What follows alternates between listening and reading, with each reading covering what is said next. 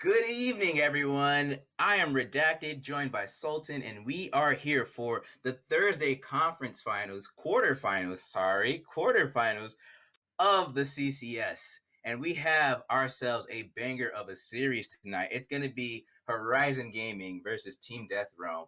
Sultan, how are you feeling tonight? What do you see? What do you think so far? And, I already got a little bit of our stats showing up on the graphics here. So let's get right into it, talking about these two teams as they head into the quarterfinals here.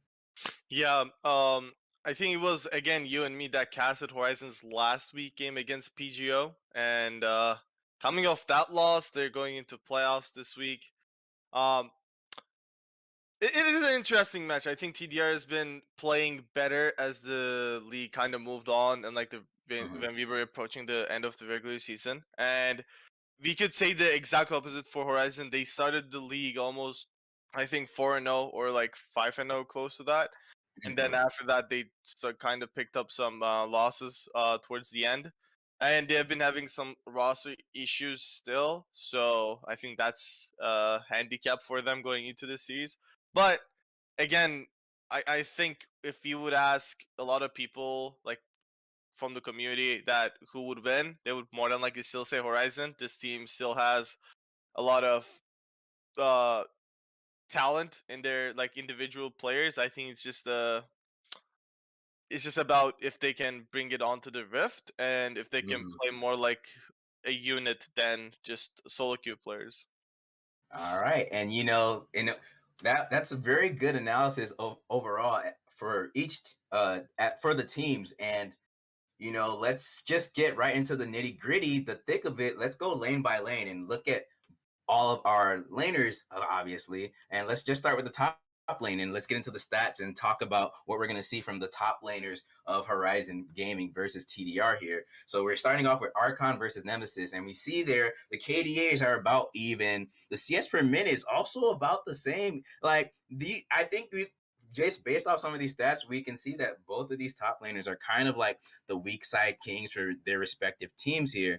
As we look at the damage shares, about almost even, the death share that they have, and I would say where Nemesis has favor is definitely in the kill participation. That's a 10% gap he has over Yeah. Archon there. I think when you compare these two, I think the difference comes in with the KP, obviously, but Yeah. especially in the game and how they play. I think Archon likes to play more lane dominant champions that can just like bully the enemy laner and then kind of like just keep playing in the side lane with his lead, kind of open up some space for his own team. But on the other side, Nemesis can also do that. We've seen him, but he also can play towards his team and kind of again open up some space for his teammates, but more Mm-hmm. like in team fights rather than like through split pushing. Uh, I think Archon's KDA has like took a big hit, especially last week when he was against Puffzone. But again, Puffzone is probably the one of the best top laners in the league, so like it's nothing big. I think Archon and Nemesis, this is going to be one of the closer matchups, like in this team versus team comparison. Yeah, so you would say this lane matchup here favors Nemesis, so one for TDR so far? I would say so, and that's just because like how he tends to play, than Okay. like a little bit more helpful towards his team. No, that's totally fine. And then yeah, we can move right into the next matchup here, which will be our jungle. And we actually have a treat for both of you all, as both of our junglers here aren't really jungle mains per se. Perky is being subbed in for Horizon Gaming. In Vain is the jungle for TDR. I believe he was the ADC or support. I'd have to, or I think he was a sub. I can't Mm, remember the uh, exact his exact role, but as I looked up the stats, in both of these junglers only had 2 games that they played for both of their teams respectively. So not a lot of stats to pull from. So I had to do some quick dirty math here. So yeah, but uh, and as we can see, that KDA for In Vain over 2 games is just yeah. a bit ridiculous there. So don't take that to heart, viewers at home. I think the rest of the stats though can be a bit more accurate of how these junglers will be. But what do you think, Sultan? As far as I'm aware of, Perky is an ADC main. He was AD sub when I was playing for Horizon, and they had to like eventually sub him in for jungle because of like some of the roster problems that they had. So I'm not Mhm. really I can't say I have a lot of hope for him. Like on the other hand, I think just the overall stats kind of shows it. It's just like the KDA being much better on the side of Invixen. I guess that's how Oh, we is it say it. in Vixen? Is that how you say it? Not in vain? I have no idea. I just because the X, I just said it like that. The CS per I minute like it. so the one thing is CS per minute in the jungle, I think, is a really interesting thing because like you can obviously be more proactive on the map, getting more KP and like kind of going down in CS. But like when you look at these two junglers, like Invixen is just like up in almost every single thing other than Perky picking up a first blood. Like Invixen is farming better while having more KP, while doing more damage, while having more gold. It's just it looks like in vain has a it is in vain. You were right. It is in vain. Yeah, correct. So Correct. my bad on that, but yeah, it looks And really hard favored. and another hot take, just fresh off the Rift here. Well, not the Rift, but the client. Sultan, I don't know if you're paying attention, but we have another sub actually for the side of Horizon Gaming here. It's actually going to be Septi starting as their jungler. I have no idea who he is. I don't even know if there's an op GG for him. I'm sure there is because, Oh. you know, otherwise that would be big trouble with the CEO of our wonderful org. So we'll Oh, definitely get back to you all. I'm sure Sultan's going to do some research and find out who Septi is. But let's just move on real quick here into the mid lane as we look at our matchup between Kaiser, Uwu, and Matt.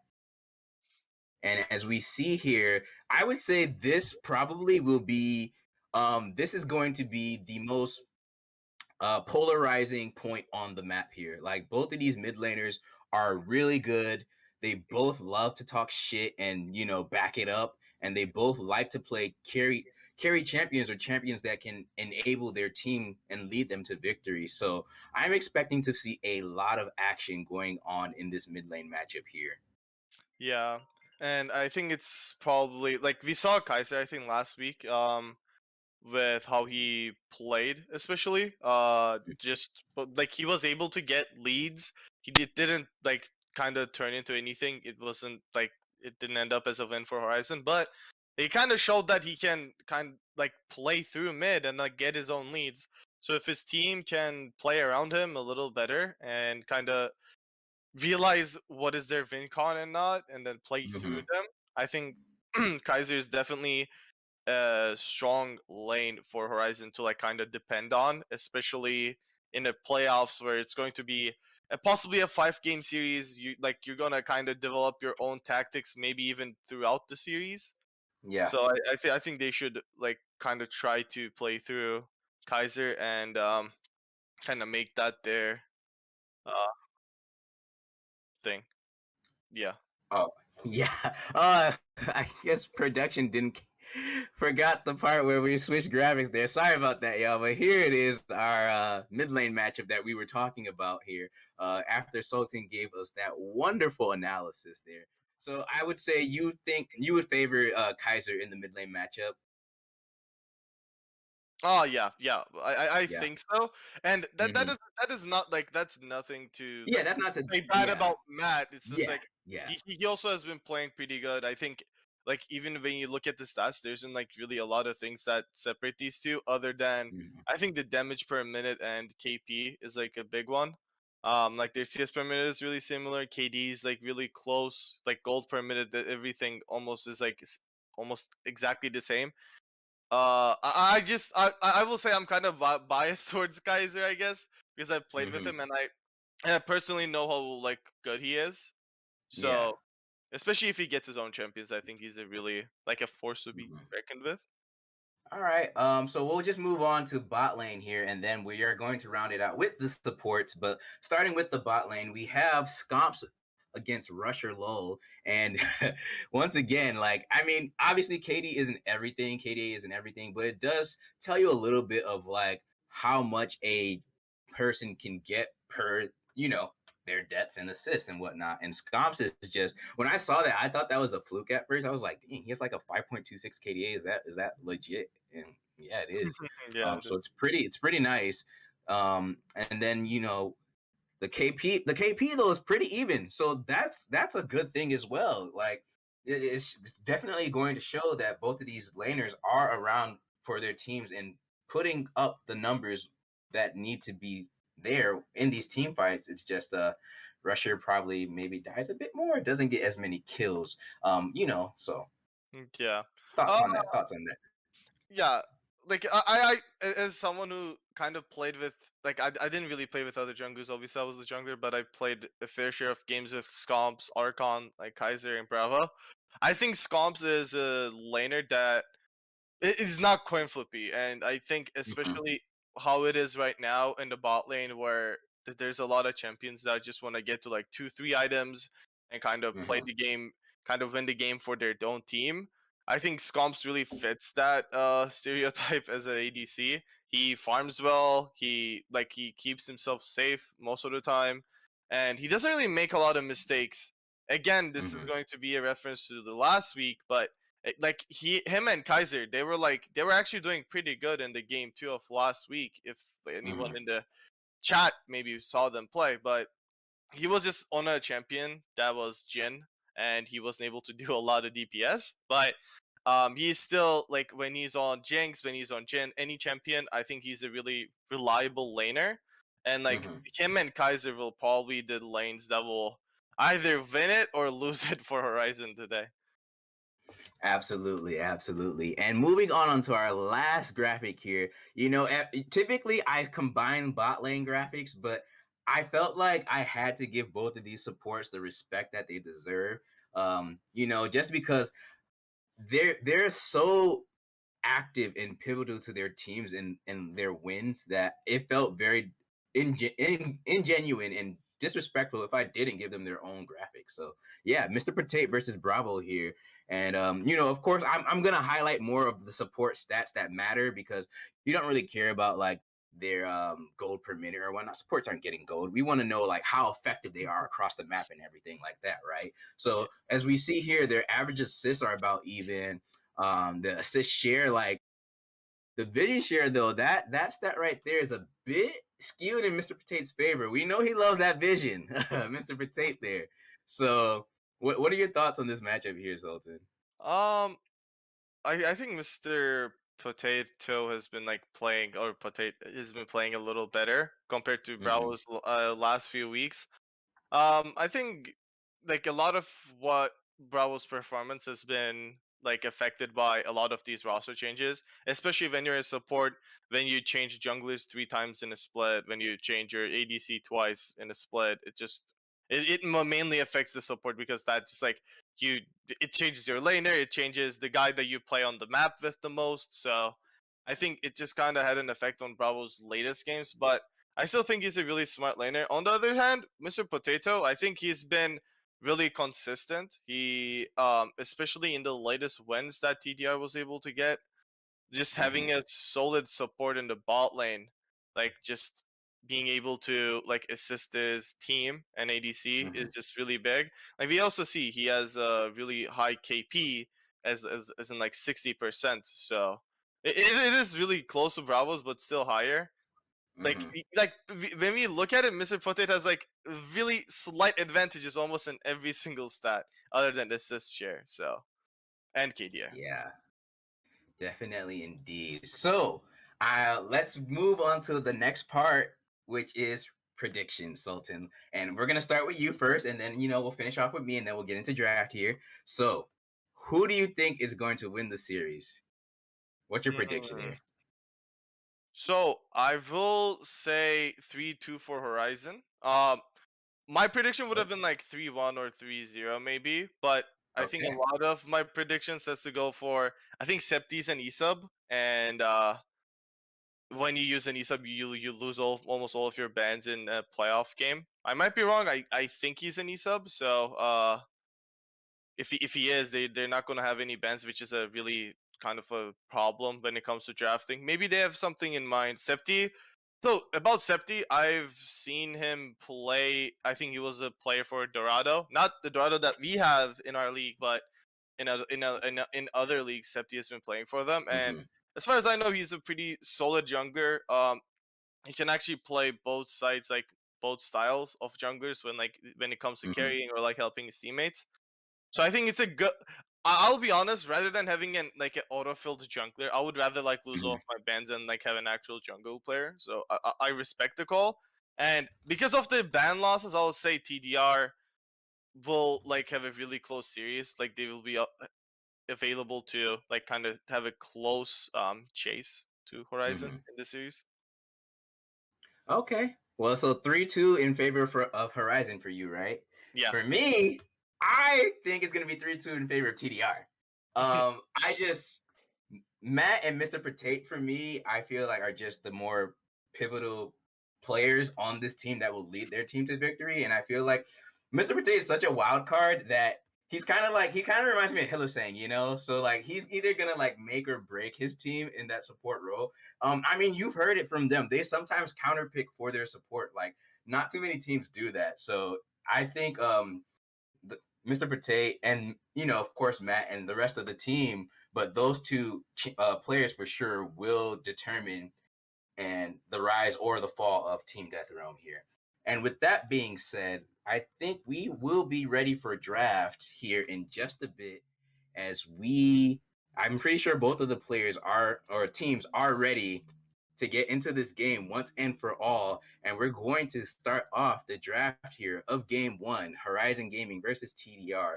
And we see some bands coming out from Horizon here. I'm pretty sure um They're just like they're just did they lose all bands? Like what's the rules on this? Can you explain to me, Sultan? I think it's just placeholders. Like they probably asked the enemy team about like what 5 champions we can ban so the draft would go faster. Which is for Okay. the sake of us, I guess, like waiting 30 seconds for every single band to go out. But they still are able to get the Jinx pick, which is it's been like kind of fallen out of popularity after the few nerfs she got, especially the auto attack range early on. But she's still like I always said this about Jinx. If you have a Jinx and it hits 2-3 items, like the game will be always winnable, even if you're down 5-6k gold. So like they're able to pick that up, but it also gives Nautilus to. Okay, so just to inform everyone at home that is watching, due to their last minute e-sub as well, Horizon Gaming will occur or they're getting a 5 ban loss for all games used basically. So I guess as long as Septi's in the game, they do not get real bans. Okay. To be So honest. Oh no. Please. Oh what? Okay. There's a problem here. They picked MF and Orn into Braum, but mhm. that is so Braum E actually blocks MF shield. I think a lot of people Yep. know this by this point. Yeah. But it also blocks the Ornhorn if you try to send it. It's not even like the second phase. You can literally E the other way and like the Ornhorn just goes off. And picking it into Braum, it is maybe they have a plan in mind. I guess if they can force Bravo to burn his shield early on, Mhm. it is a pretty good what's its name? It's a pretty good pick, but Mhm. other than that, you're not gonna have the initiation with the Orn. Maybe they picked it so that they would force out the Braum shield to be able to use MF. And okay, you can speak over this draft for a while. I don't know what is going on at this point. Okay. Yeah. Wait. Is that actually a Katarina locked in? Yeah, I, to be Whoa, Matt on a Katarina in game one of our quarterfinals here. This is going to be wild. to be I don't know. To be fair, Katarina is a pretty safe pick against Veigar because he's like her Shumpo jump is actually a blink, so you can Yeah. just like jump out of, yeah. Okay, so the thing is, Katarina can jump out of the Veigar cage, but what counters Katarina the most is point click CC, and they just picked the most point click CC's champion in the game. Would here when Katarina goes in to ult, Yeah. Would here just bear slaps her, and then Katarina is just stunned and can't do anything. Yeah, this is Um, and the Shyvana to round it. We didn't even really get to talk about bans or anything because like this is just so quick and everything like that. But hold that thought though, as man, Sultan, like this is wild. Like we see the Ornn in the top lane, Nautilus MF bot, um Katarina in the mid lane, which honestly I haven't seen in such a long time. I kind of forgot she was actually a champion. these are And a Shyvana, that should be a Shyvana jungle. Yeah, I think, to be honest, overall, I like Horizon's comp a little better. I think they have really good answers to what TDR is trying to do. Like the Veigar cage, yes, Katarina can jump out of it, but not the rest of your team. So it's still going to be a decent pick. You have Udyr to kind of counter the Katarina.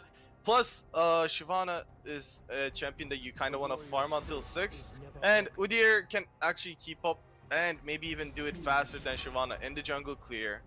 They have Gwen versus Ornn, which, like, Ornn doesn't really win that matchup almost like at any time of the lane. Like, Gwen will have more true damage, more sustain, and like that side lane will be really hard for Ornn as the game goes later on.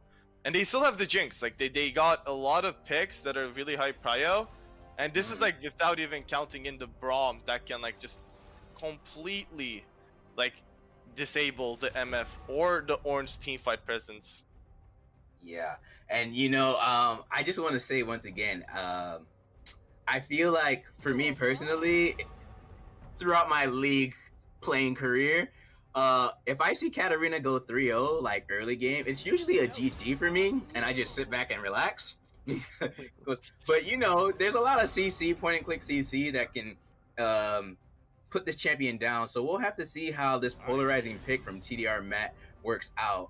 But as of right now, this draft is just really exciting, especially seeing the Gwen and Udyr back. I mean, we didn't really get much time to talk about the patch, Sultan, because there's just so much we were covering and whatnot. But it's gonna be a long series, so we'll have more time to talk about it as the series goes on for sure. But Gwen, once again, I know she got a buff. I actually haven't even read patch notes myself. I feel like such a bad caster right now, but I don't know what she got buffed on. But I heard she got buffed.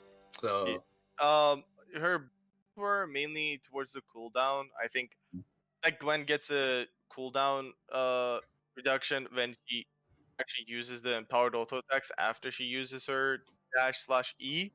So I think that got buffed, plus the ultimate cooldown got buffed. So those will be like impactful in this match, because like we're gonna look mainly big team fights on like probably objectives. We have the Gwen, Veigar, Jinx, and then on the other side we have the Misfortune, like the Ornn, Shyvana. These champions can team fight pretty well.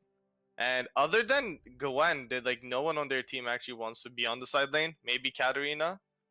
So definitely Katarina. She's gonna be looking for Veigar and Jinx like majority of the time. yeah. It's gonna be really hard for her to catch them out for sure. And speaking of catching people out and having a really great draft, did I ever tell you all about Pro Comps, which is the first of its kind drafting tool aimed for competitive and solo queue play? Pro Comps allows the user live feedback and analysis on drafting, giving them recommendations on picks, notes on matchups, and analysis on enemy teams' win conditions. In TDR's case, it's probably the Katarina. These features allow the user to gain an edge on their opponent and improve their drafting skills. You can use this code CCS25 for a 25% off on your first 6 months. Once again, that's CCS25 for 25% off on your first 6 months. You don't want to miss out on it. And with that being said, we're going to take a short break here as we prepare for Game 1 of Horizon Gaming versus Team Death Realm. Stay tuned.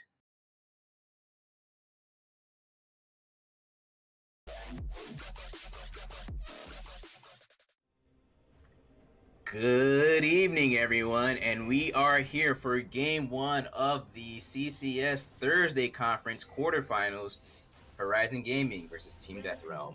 And to start off the bat, we looks like we're just gonna have, standard 5-point matchup or lineup here. Sultan, while we have no shenanigans going on, let's take a look at runes and summoner spells. Hey, anything interesting, anything out of the ordinary, anything out of whack? We haven't seen Katarina. Well, I haven't seen Katarina in a very long time, so she has the Conqueror rune Yeah. there. I do. Is it electrocute? So, Typically, there are a few builds that you can go.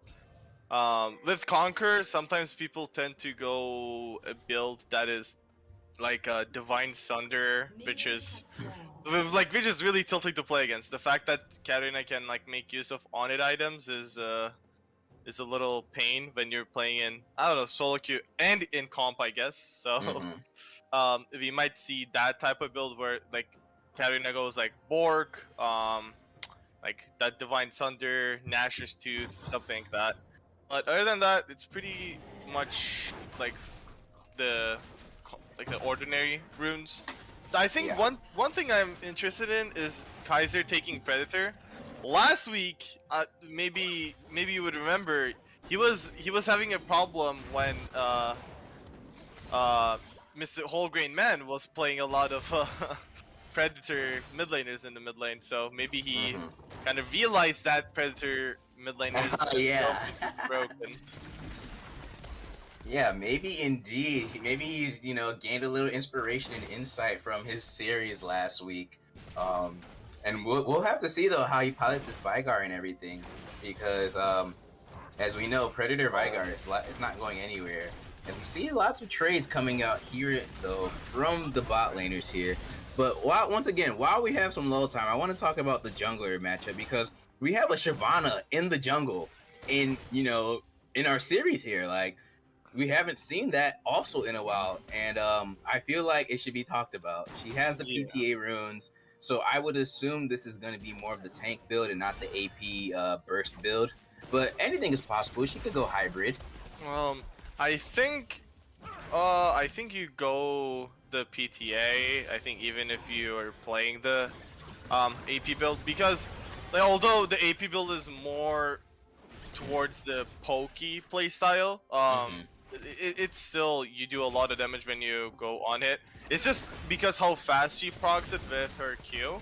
As far as I remember, it was like the ability is called Twin Bite, which it basically just says she auto attacks twice with one ability, like one auto attack animation, which makes it super fast, like proc the PTA and then do some extra damage to the enemy champion that he's fighting.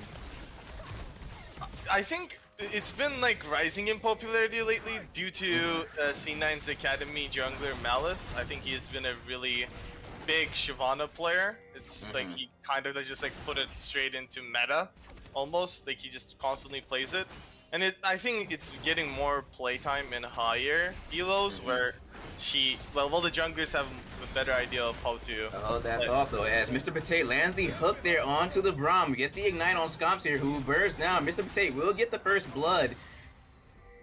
First blood over to the side of Team Death Realm. Mr. Pate playing that really well and aggressively, but I don't think our action is done here. Is Matt using the Shumpo there with the preparation to just get himself out of the range of the Udyr there and ensure that no other action is taken against him. Yeah. That's what we kind of talked about in the pregame. It's gonna come down to Mr. Potato kind of playing this early game really aggressively and trying to get the leads, because when the team fights comes, Braum is better. My god. Sorry, go ahead. I was just laughing at him. Yeah, he was just BMing with you. Oh, you have to be careful. Mr. Pate is okay. He's a little baiter. Did you see that? He's baiting the Udyr there. He led him right to the Shyvana. A little BM in the game 1 of the series. Yeah, but when we look at the lanes right now, it's generally especially in the soul lanes, there's a small lead, small CS lead for the side of Horizon, we see Shyvana kind of having the farm lead in the jungle and also Rusher in the bot lane, especially after the death that Scomps had like a minute ago. After that death, he was able to go up in CS for a bit.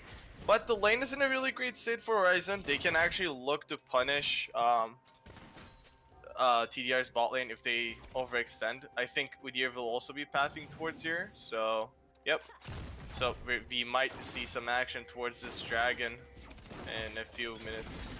Yeah, definitely. And honestly, even if it's not a soul, if I see an Ocean Drake as an individual Drake, I love getting it because the health regen is just, it's so great. You know, it's a great stat to have just passively and throughout the game for, you know, a stat to have permanently throughout the rest of the game. So I always try and get an Ocean Drake. You know, and obviously if it's Ocean Soul, I'm definitely trying to get that as well. And as we see Septi here, looks like he's working on that Drake here, and I think it's just gonna go over to the side of Horizon Gaming for free as Cornchip Fiend, who is also Bravo, by the way. Just for our viewers at home, that is Bravo, so he's not a different sub. It's just he had some account issues, so he's on an alternate, but that is Bravo, so not a different person on their team. So I'm gonna call him Bravo or Cornchip Fiend, whichever one comes to mind. But just so our viewers are aware at home, in case you're like, wait a minute. But going forward from that, so yeah, Horizon Gaming got that Ocean Drake free of charge, and our next Drake will be a Hextech Drake. So not either of those souls on the table. And we see the Vigar here roaming in that mid lane, kind of no man's land, and In Vain is aware of this. I think the Predator is active though, as Mr. Potato lands the hook onto the bot lane of the Horizon Gaming squad members, but he will be punished for his aggressiveness instead. And we're not done, as Nemesis using the Forge God there onto Archon here, gets the knockup, gets the Brittle proc. Oh my god, Gwen just chipped him down with the scissors though, and both top laners are going to walk away respectively, but they're both playing on thin ice here, Nemesis, and nothing will come of it. Nemesis auto attacked the minion, I think, after getting his Brittle on Gwen, which would have probably killed Archon, but it was really close. It is actually nice to see some fighting early on to the game, but yeah, and we do have replays too, by the way. Oh yeah, and we were watching it. It was a super close fight. Like it was. If Gwen was able to get that kill, to be honest, I think it would have been really bad for the side of Ornn. Like when Gwen gets the snowball faster, it kind of turns Ornn's life into hell in the side lane. But I think the important thing about like what you said about first dragon, I think the side of Horizon kind of scales really good with the Jinx, with the Veigar. So especially them getting the dragon stacking kind of like going early on with the first dragon is huge. And like this is considering the TDR bot lane got the first kill on the bot side, and like Horizon was still able to get that kill, so it is always helpful for scaling teams to have like early dragons.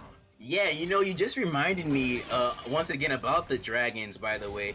Because they have a Shyvana, you would think TDR would really want to place a lot of priority on Drakes here, but hold that thought, as Archon is using the needlework here, but In Vain is here to back up his top laner, using the ultimate there. Flash out from Nemesis, they're trying to burn down this Gwen. One more hit and it will be secured. In Vain gets the kill, but more action is coming as we see Scomps just punish them MF. But now Septi is here, flash on the Ornn, flash away from the Shyvana. I don't think she's gonna get out though. She burns. Oh, and the Udyr was punished instead due to the burning from the Shyvana there. He got a bit too close to the dragon and tasted the fire. Yeah, I think Archon played that fight really bad. I think he missed like almost all of his needles like from his ultimate. And then, like, if he landed even one of those, like, he would have just killed Nemesis. The first one. You know, he could have killed Nemesis and then maybe even got out from, like, In Vain. But instead, he dies and then Septi trades the kill. But, yeah, and, like, In Vain just, off the 2 kills that he picked up from topside, he just finished his work already. Yeah, and you know, Sultan, it's been such there's been so much action like everywhere else across the map. We haven't even got to talk about really the Katarina and Vygar matchup yet. But now while we have some time, I want to. Do you think that would you say Kaiser U is winning this matchup right now because the Katarina is down in CS 1 but also has no kills yet? Yeah, I would say Like that's not good for Katarina, right? well, I would say Kaiser got off a really like a better early game. It's hard to farm better in a ranged versus melee matchup. So like it's hard for Matt to kind of walk up and get to CS all the time, which which is why he's down in CS. But Kaiser also made use of his Predator really good, especially in the bot lane roam. And he. But don't you think then that Matt should maybe look to roam? Like, you know, you always hear. I'm sure we all have heard that phrase like, "Oh, if you can't find something, hold that thought." Though, as Archon gets the brittle and the knockup. Or Nemesis gets the brittle and knockup onto Archon there, but it looks like they're both just gonna back off for the time being. Okay, they trolled me. I think Nemesis could have looked for that kill, but it's fine. Anyway, back to what I was saying. Don't you think we've heard that phrase like, oh, if you can't find anything in the mid lane, you should try to roam and like punish the bot lane. So I mean, I think Katarina with Rusher and them could fit. But we'll have to answer that later as Mr. Bate, Invade, and Rusher here are now on the back foot, but they walk right into a Misfortune ultimate there, and it doesn't matter as Braum just blocks a lot of it. Scomps using the zap and rockets to poke down Rusher low, and Bravo flash forward with the Q, but Rusher flashes as well, and he will ensure that he lives a bit longer. Rift Hero will be launched now though, and they're just going to give all this gold over to Scomps as they look to secure this Hex Tech Drake here next. Yeah, this fight is really crucial. Okay, we're going to see the replay here. Scomps almost got the kill. Bravo trades his flash. Like that is a good trade because like it ends up with Scomps taking the full first turret by himself, and then Rusher also burning his flash. And against the Veigar, when you can't really have a way out of the cages and Misfortune, you're gonna need your flash most of these like situations, and like not having that is kind of makes it super hard for MF to have another fight in the next 5 minutes. We also see Horizon taking the second dragon, which they're strong. Scomps has a lot of gold. He's actually up like 1,000 gold on this counterpart. So the next dragon fight will basically be favored for the side of Horizon for now, and Matt still having like two problems with farming in the mid lane, and Kaiser picked up another 2 kills in the bot side. So it's just getting harder and harder. The fact that the gold is going towards the carries in the side of Horizon, like we saw, yes. Oh boy, as Mr. Bate is out of position once again and punished for his aggressiveness, it's coming back to bite him. So, you know, instead of Hilla carry, we're getting Hilla int, but just the Mr. Bate version. Yep. Mr. Patent. Well, that's how Hylissang goes, but you'll never know. Hylissang sometimes pulls a play when he's like completely inting the game. He just like gets the game-winning play. Oh, Rusher! Oh no! Rusher out of position, or just Septi and the rest of Horizon just taking over the rest of this map already. Not even 15 minutes into the game, and they might not even be able to walk into their own jungle here in just a bit. As In Vain using the ultimate there, Dragon's Descent, I believe, to try to surprise this Gwen here, but there's just not enough damage between the two of them. I mean, y'all are both basically like tanks trying to kill a Gwen. Yeah, especially when Gwen is like out of puts a decent distance between himself and Ornn.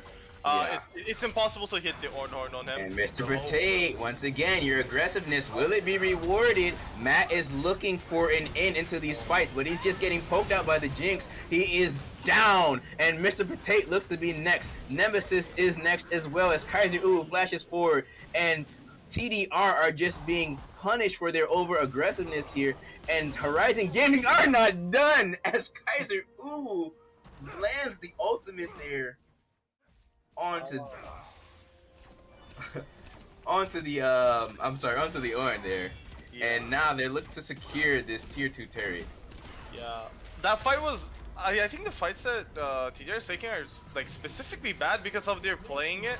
Like they're like just staying really close to each other. Where like they're taking so much AoE damage from this Jinx rockets, and it's just making it so that like Scomps is doing way too much damage with like only for an one item Jinx. So like especially when they stick together, and like now we finish Rune Ends. Now if they stay close like that, like how they did in that last fight, this fight like they just don't have a way to win this. Like they didn't have the Ornhorn since it was burned earlier onto the team fight, onto the gank in the top side, and like this Veigar is just super strong, sitting on 10 stacked Magi's already. Like Kaiser knows that he's fed and he's getting like he just keeps getting stronger. They're looking for a pick here onto the jungler. The bullet time comes out and it will be able to take out the Horizon Gaming jungler. That is a pick they definitely needed, but now will they be punished for it instead? And the answer is yes, as Mr. Potate goes down again. Nemesis looks to be next on the menu as Archon, Kaiser, and the rest of Horizon Gaming just take down the Forge God. You're not forging anything. Go back home. And now Horizon Gaming with a 5k gold lead, and TDR are just in shambles currently in this game 1. Yeah. And we kind of saw the like Ornn pick not being really useful against the Braum. Braum just like put his shield up, and then the Ornhorn doesn't really come through. And like the only player for the side of as Bravo. in Vayne and Bravo, he lands the concussive blows onto the Shyvana here, but she's going to be taken out for her overzealousness of this tower that she wanted to secure, as Septi will pick up the kill.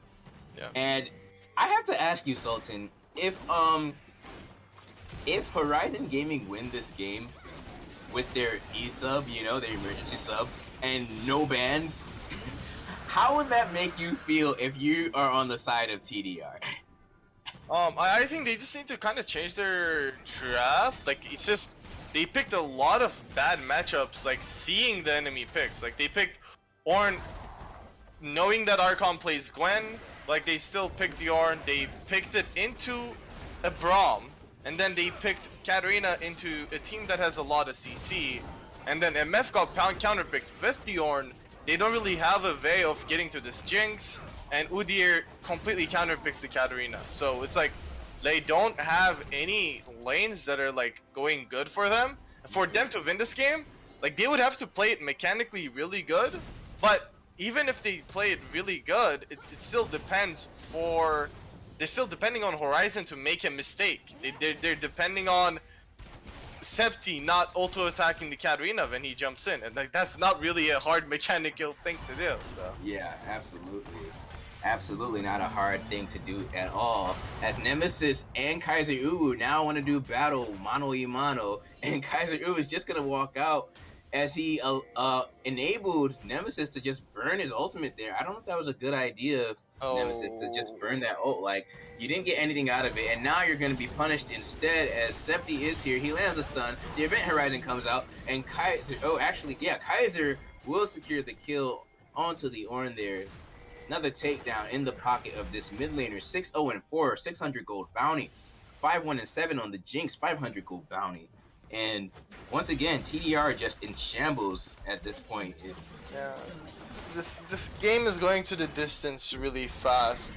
Kaiser, in not even 20 minutes in, sitting on 500 AP.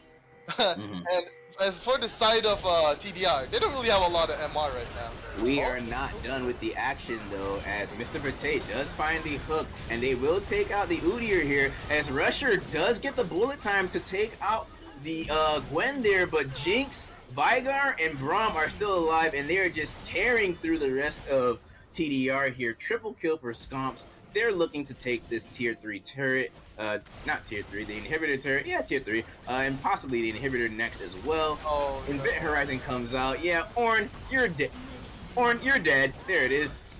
Flash is burned as well, so quite unfortunate for him, but it's not the game just yet. Yeah, well, it would be fair to call it almost a game. Jinx will sitting on 2.2. Nexus hasn't exploded. True. Yeah, no game is over before the Nexus explodes, but like, we talked about how like Horizon's team scales better, and like they're almost already skilled. Like this Veigar already almost has 600 AP. Like when he resets, if they are able to get this Baron, like unless we see a miracle steal from In Vain. Oh, Kaiser. Kaiser Uwu does burn the Everfrost there, but nothing will come out of it. I'm sure if he landed a root, I think we would have seen the Event Horizon come out next, and possibly that Primordial burst there for him to just burst one of those TDR members out.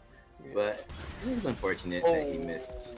Mr. Potato missing the Hex Flash, but I think an interesting thing to like pay attention to. Nemesis burned his TP for no reason, and he's not gonna have it for the next 200 seconds, which is I think give or take 3 minutes. Oh, as Rusher. Okay, yeah, definitely. I was about to say, and right now he can. I mean, he can answer the Gwen, but now he's at a disadvantage, right? Like if Horizon Gaming want to make a play for this Baron here, but someone's gonna have to answer this Gwen in the bot lane eventually, and it looks like they're sending Matt over, but I don't know if that's the right choice. And this Katarina hasn't really done much as Archon now using the needlework there onto the Katarina, but they're gonna turn around and they want to secure the takedown onto the Nautilus instead, as actually all the CC goes wide, but it doesn't matter as Kaiser Uwu just bursts him out with that ultimate there. And now, Horizon Gaming, what is next on the menu for you? This is Soul that is coming up in 30 seconds. Nemesis was able to get the top lane turret, but they're basically giving up the Soul. Nemesis doesn't have TP, as we just said. He did pick up the turret. It was a objective bounty, so it was in general 350 gold for him. Yeah. And 50 gold for his teammates, but I don't think that 50 gold to his teammates will change a lot at this point in the game. Like this Jinx is almost like three items and also sitting on a pickaxe. She's probably gonna be really close to Infinity Edge in a few minutes.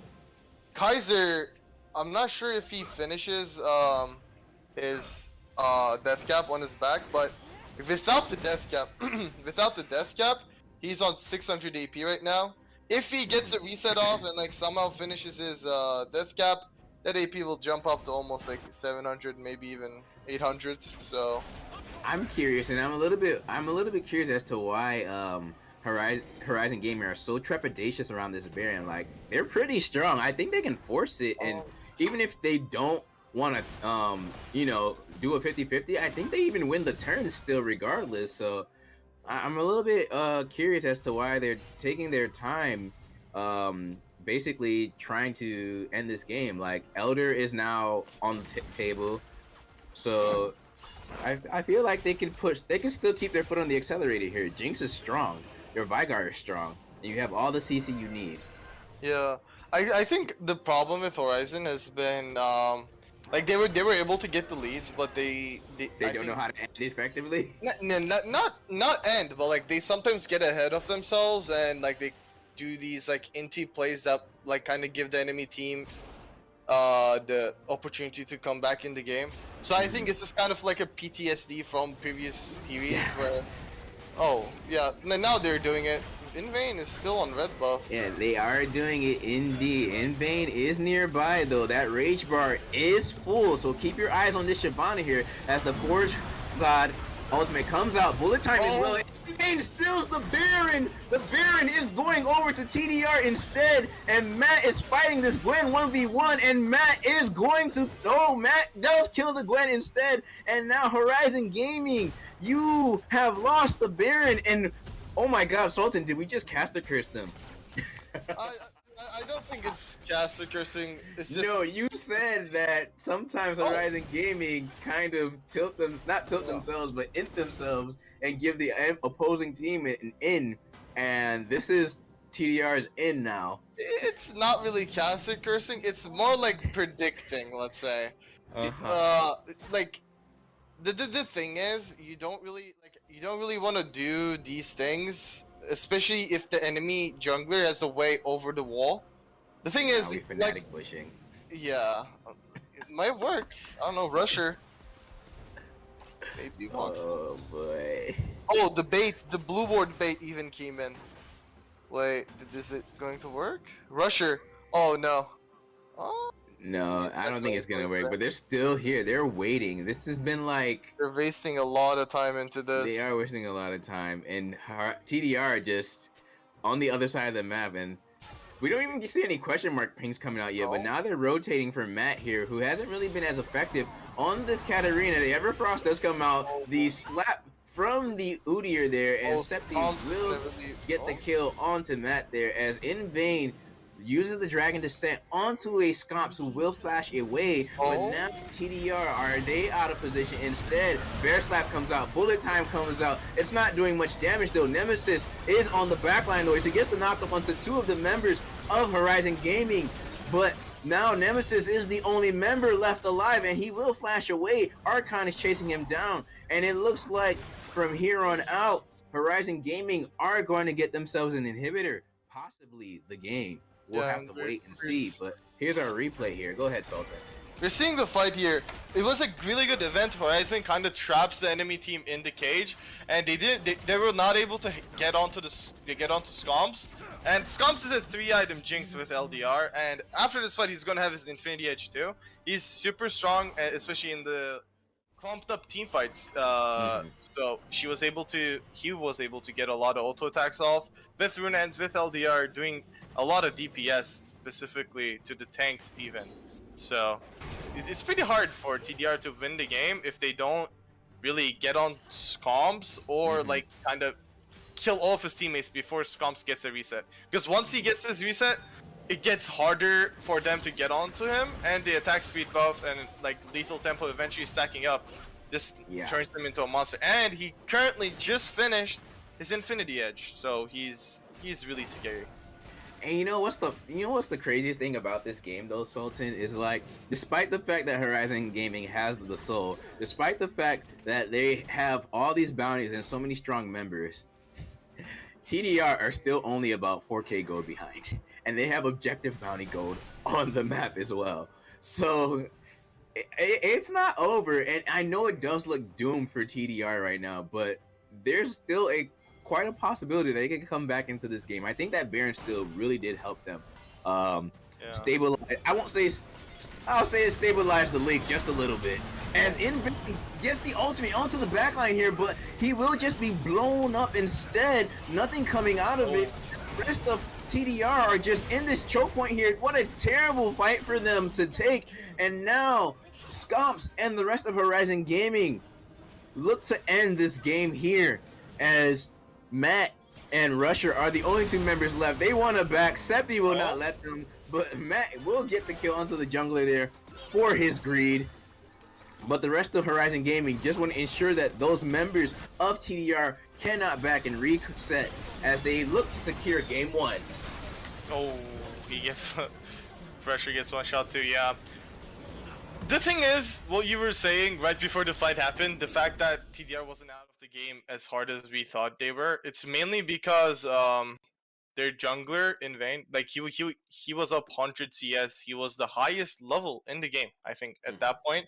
But when the fight was about to start, the problem is that the side of Horizon had the gold where they needed it to be. Kaiser, like he didn't have too much gold compared to Scomps, because Scomps was like cleaning up a lot of team fights. But like Veigar, you don't really need the gold. Like your passive gives you a lot of AP. He finished Death Cap. I think he had close to 1,000 AP towards the end of that fight. So like it's just super hard for the side of TDR to fight that. And when In Vain is the only person who is even close to being fed, not even fed, close to being strong, it is super hard for them to fight. Like the MF ultimates were doing a good job. I think he like Rusher actually used a few really good MF ultimates, but it doesn't really matter. It was like too late. The fact that Scomps and Kaiser got that far ahead that early, and they were not even able to get like even the first dragon, because like Septi was behind in the camps, and the TDR bot lane got the first blood. So they still didn't go for the dragon. They waited. Septi eventually stacked up the first two, and then after that, the team fights happened, which kind of sent the whole game towards the way of Horizon. Yeah, and I want to say before we cut to a short break here that they also didn't even try to get Katarina ahead. Like, if you're gonna pick a very polarizing pick like that, a snowbally pick, you need to try and get it ahead. Like, who cares if it's a Vigar and he's hard to gank? Let the Vigar push in and try and punish him, or you let the Katarina roam and go punish Jinx. Like, you can't pick a snowball pick and then just sit on it and let it melt. So, I'm very curious, and I hope that TDR definitely took this first game to heart and adjust accordingly in their game 2 draft here. But we'll have to find out here shortly as we take a short break and we prepare for game 2. So stay tuned, as we'll be right back.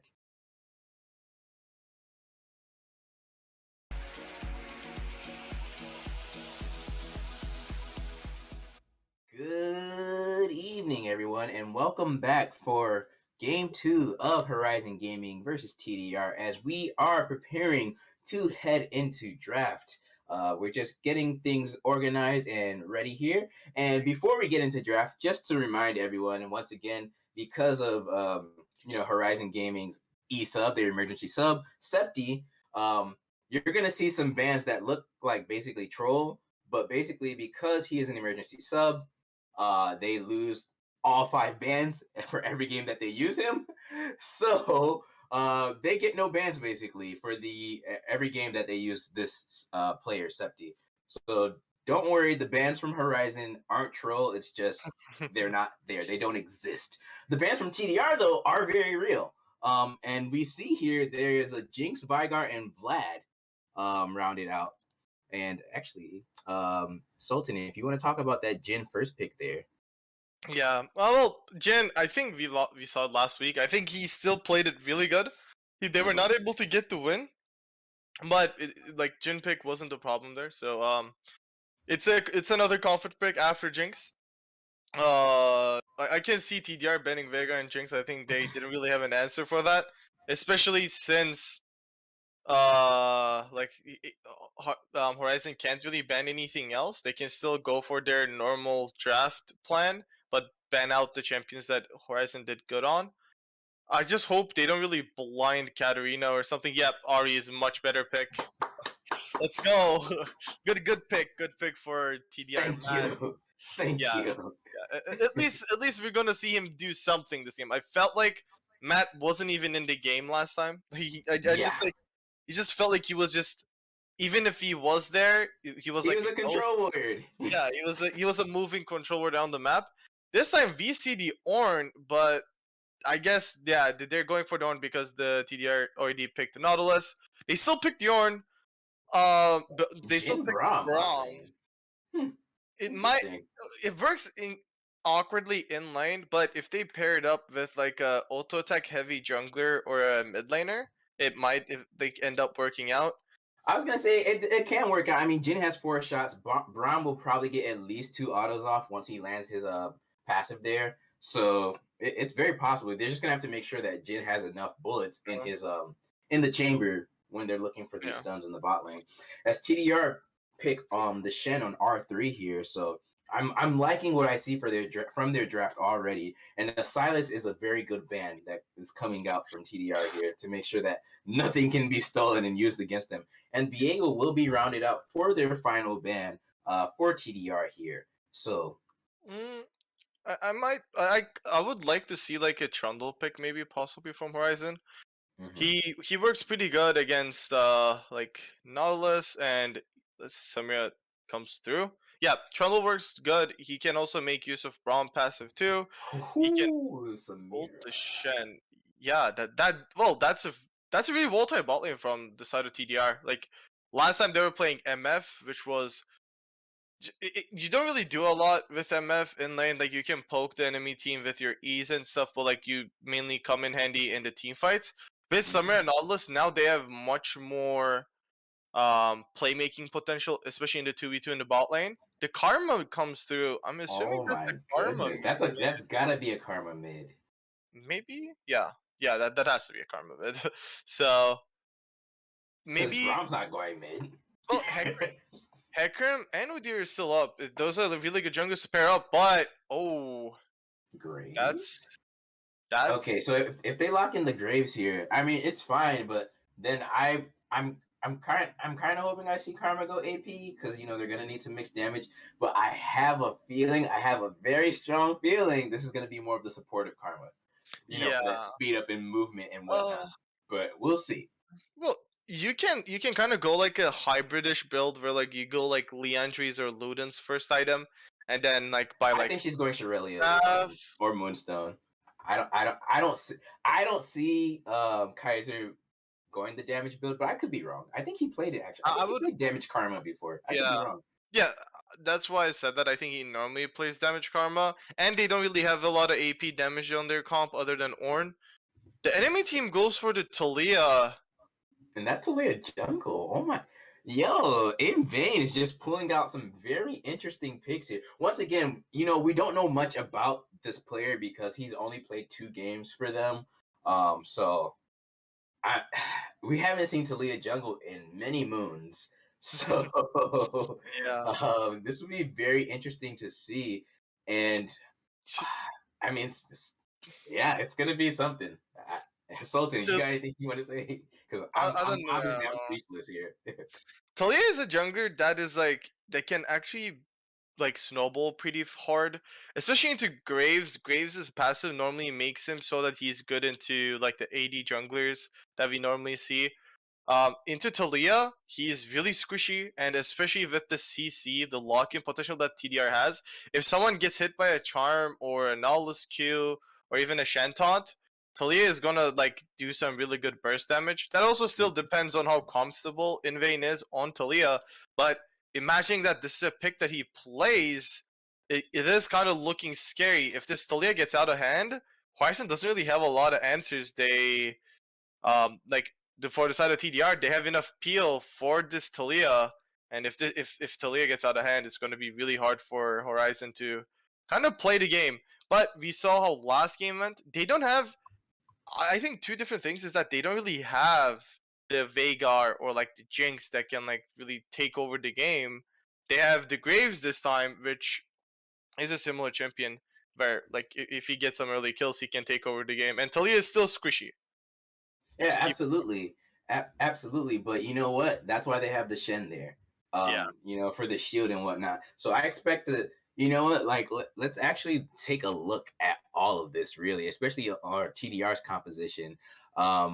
I think we can expect to see the Talia and Ari definitely look to be like a roaming hit squad eventually once Ari hits 6 there, and like start creating some havoc across the map, and then Big Daddy Shen and Nautilus to come backing up, and then Samira to just be the cleanup squad. Honestly, I think the Samira to me is the champion that's a bit most out of place in that composition because not because like everyone else wants to go in, but because it's you're gonna have to be very careful when you want to use that ultimate there. Yeah. And if she gets blown up, like what other consistent damage do you have? Yes, Ari does damage now, but I mean consistent and quickly. Well, if you're assuming that like Samira will go shield bow and like Nautilus will go lock hit, like especially if now Nautilus gets the 2 items with Knight's Wow, that Samira's gonna be really hard to kill. Like yes, the Horizon's side has damage, but it's not the highest. Like the Jin, Graves, yeah, they can do damage, but imagine a scenario where like Samira gets the ult stacks off, EQs in, and then like there's shield bow shield, there's Locket's shield, there's Shen's own shield with the ultimate. So that's gonna be really a lot of things to go through. I wouldn't, so like personally, I wouldn't mind a full lethality Graves build this game, like a Eclipse, let's say Serpent's Fang, Sheldas, like that type of build, or like even the normal crit Graves with like a Serpent's Fang included in there. Yeah. It might not be bad because like they don't really even have a champion that can build Shadow Flame, which would have like gone through those shields really fast. Both teams they have a lot of shields. The Karma, the Shen, Nautilus. So I think that, like for both teams, it's going to be important to buy those like shield break items.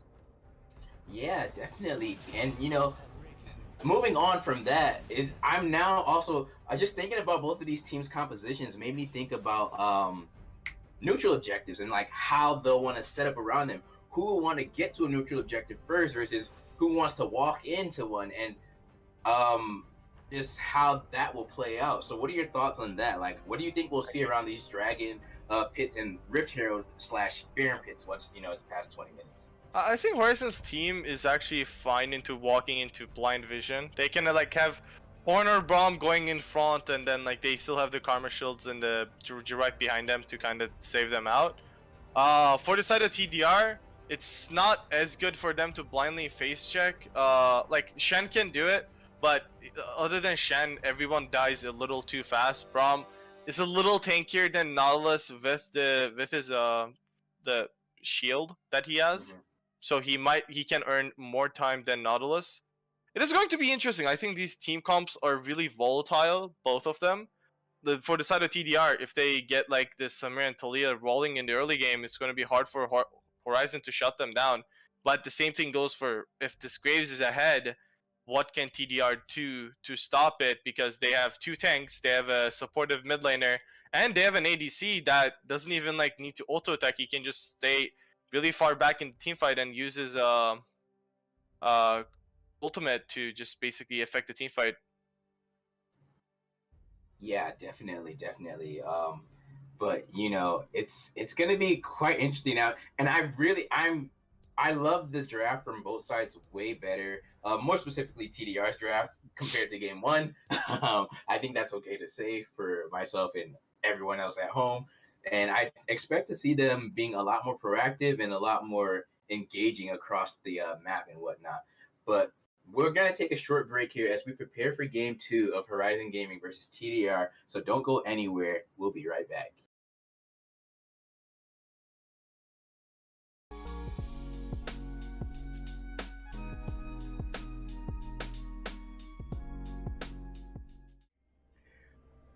Welcome back, everyone, as we are live for Game 2 of Team Death Realm versus Horizon Gaming. Horizon on the blue, Team Death Realm on the red side, and we have ourselves a 5-man stack from both squads, and we're both going to meet in the bot lane. Does either side know what is about to happen? And the answer is no, as Mr. Potato lands the hook there onto Septi, and first blood will go over to TDR. It's a full-blown bonanza in the bot lane. Flashes are being blown. Ignites are being blown. I think a couple of heals were blown too. I can't even tell. Charm lands from Matt there. Jin is hooked. Matt takes out Scomps as well. Archon flashes away. Kaiser Ubu and Bravo are running away with their tails behind their backs. And the results of that carnage: 2 kills to 1. Flash blown from Nemesis. Flash. Oh no, not Flash. Exhaust blown from Rusher. Flash blown from Mr. Potato. He has Hex, but Bravo burned both summoners. Scomps burned heal, and Flash blown from Archon as well. So we can expect to see both of our junglers looking at the top lane and the bot lane for some tasty treats. Yeah. And now Sultan, I will pass it over to you for the runes and summoners. Yeah, like runes and summoners, they're basically the same. Well, no one has any summoners almost. They blow 50% of their summoners, but I think, yeah, there's nothing like just out of ordinary. Maybe the Dark Harvest from Scomps just kind of shows he wants to play a little more aggressive. But one thing about the fight about in the bot lane, I don't know why Septi was trying to lead the charge. I think if like Bravo was in the front line, they would have had like a way better one, because like he got hooked and then he just got CC chained and he wasn't able to do anything. At least Braum is a little tankier in that sense. It turns out as a early 700 gold lead, but like most of the gold lead is in the support role because Mr. Potato is like up 400 because he got the first blood. We saw this happen in the first game. Like the first blood is not bad, but like you don't really want it on the supports most of the time. Like early game it's fine, but like later on to the game it kind of bites you back to have those like early kills on the supports. Oh, we see. Yeah, definitely. But let's not also discard that Matt also got a kill, so he had the corrupting pot as well as boots, and that's actually, I would say that's pretty good for Ari in the mid game. You know, the W gives her movement speed plus the boots, so she's gonna be a pretty mobile fox here in this early game, and hopefully Matt will be able to capitalize and propel this Ari even more forward as Horizon Gaming no in vain is down here due to that ward in the bush, but he doesn't know. So how much of his time will they waste? This is really bad. Event for a 3 in vain went for a 3-cam clear into bot side, but it just he gave up his Raptors. He's pretty slow on his clear right now. It's just Kaiser has to be careful for this gank, but like Septi is like way ahead of him, and clear wise, he's up like 8 CS, like basically 2 camps, and like Talia is not really actively doing anything right now, so it's just a net win for the side of Horizon for now. He wasted a lot of time in the bot lane. Definitely net win in terms of tempo as Nemesis lands the taunt there onto Archon, but unfortunately he wasn't in range of the tower, so no tower shots to help him out. But you know, a little harass here and there. And I wanted to also talk about right now the jungle, you know, to talk more about the jungle differences we see here, as we see Septi there on his Raptors now, and I'm pretty sure he's gonna path towards his Krugs next. As meanwhile, Inbane is just doing wolves. He's gonna find out his Raptors are gone, and he's only gonna have Krugs. But he could look for a gank onto the Ornn there once he, you know, gets his Krugs and whatnot. Since Archon is pushed up pretty close. Actually, matter of fact, he's just gonna ignore that, and he's pathing towards it now. But he should be spotted out due to that ward. Yeah, he's gonna clear out the vision. Well, he's just wasting a lot of time to get these early ganks off, but isn't really. Archon there. Nemesis, I'm pretty sure Ignite does land the Q from In Vain though. Nemesis, I'm sure he has that taunt. He does land it, the Q shield, the knockback, and In Vain will get the takedown onto the Ornn there. Yeah, that was just greedy. Like you know that Talia is still topside, and like I guess trading is fine, but like just using his E aggressively there, it's just it leaves you without any way of getting out of there. You burned your flush earlier in the like level 1 team fight, so like he gives up a kill, especially towards the Talia that they don't really want to who wants to snowball. They do get the dragon in return, and I think Septi will be able to. He's just gonna reset. He could have maybe went for the Gromp, but I think he just assuming that it's also gone. It's a good reset. Like he's up 12 CS. He's up in tempo for now in the jungle, and Archon, although he gave up the kill, he's still fine in lane. Like he's still the stronger one. He is up 21 CS almost, plus the kill that he got from the earlier team fight. But he's in trouble again. He is in trouble again as the Shadow Dash from Nemesis does land. Archon will have to blow his flash again after he already just got it back up. But wait, we're getting some pings coming out from the side of Horizon Gaming as Septi flashes over the wall, uses the E. The smoke screen does miss though, as this Talia is going to walk her way out. Matt is here to back up his team, and now Horizon Gaming are being punished for their overzealousness. Matt does still have a charge left on his Spirit Rush there. The Q goes wide. Charm lands onto Kaiser Ubu here. One more Spirit Rush here as the Shen Shield now comes out to back up his mid laner, and this Karma should go down to the Ari, but instead it will be gifted over to the Shen instead, and the action is not done as Bravo is now caught by the hook from Mr. Potate. The Ignite comes out. Mr. Potate flashes forward, gets the root onto the Braum there, but it's not going to be enough as Samir was not there to back up his support, and they're just going to walk out. So right now, a 2-for-0, I believe, in favor of TDR throughout that entire skirmish. Right, Sultan? Yeah. Did I count right, or did somebody go down? It was 3-4-0. Like correct. Yeah, it was 3-4-0. Like it kind of makes it really rough for Horizon because Septi was at least ahead in tempo in jungle, but after those kills given over to Talia, although he's down in CS, he's actually up in EXP from the kill EXPs that he was able to pick up. Has completed boots now too. Yeah, and he's up like 1,000 gold like compared to Septi. Like even in the top lane, we see like a huge CS difference, but the gold lead is only like 300.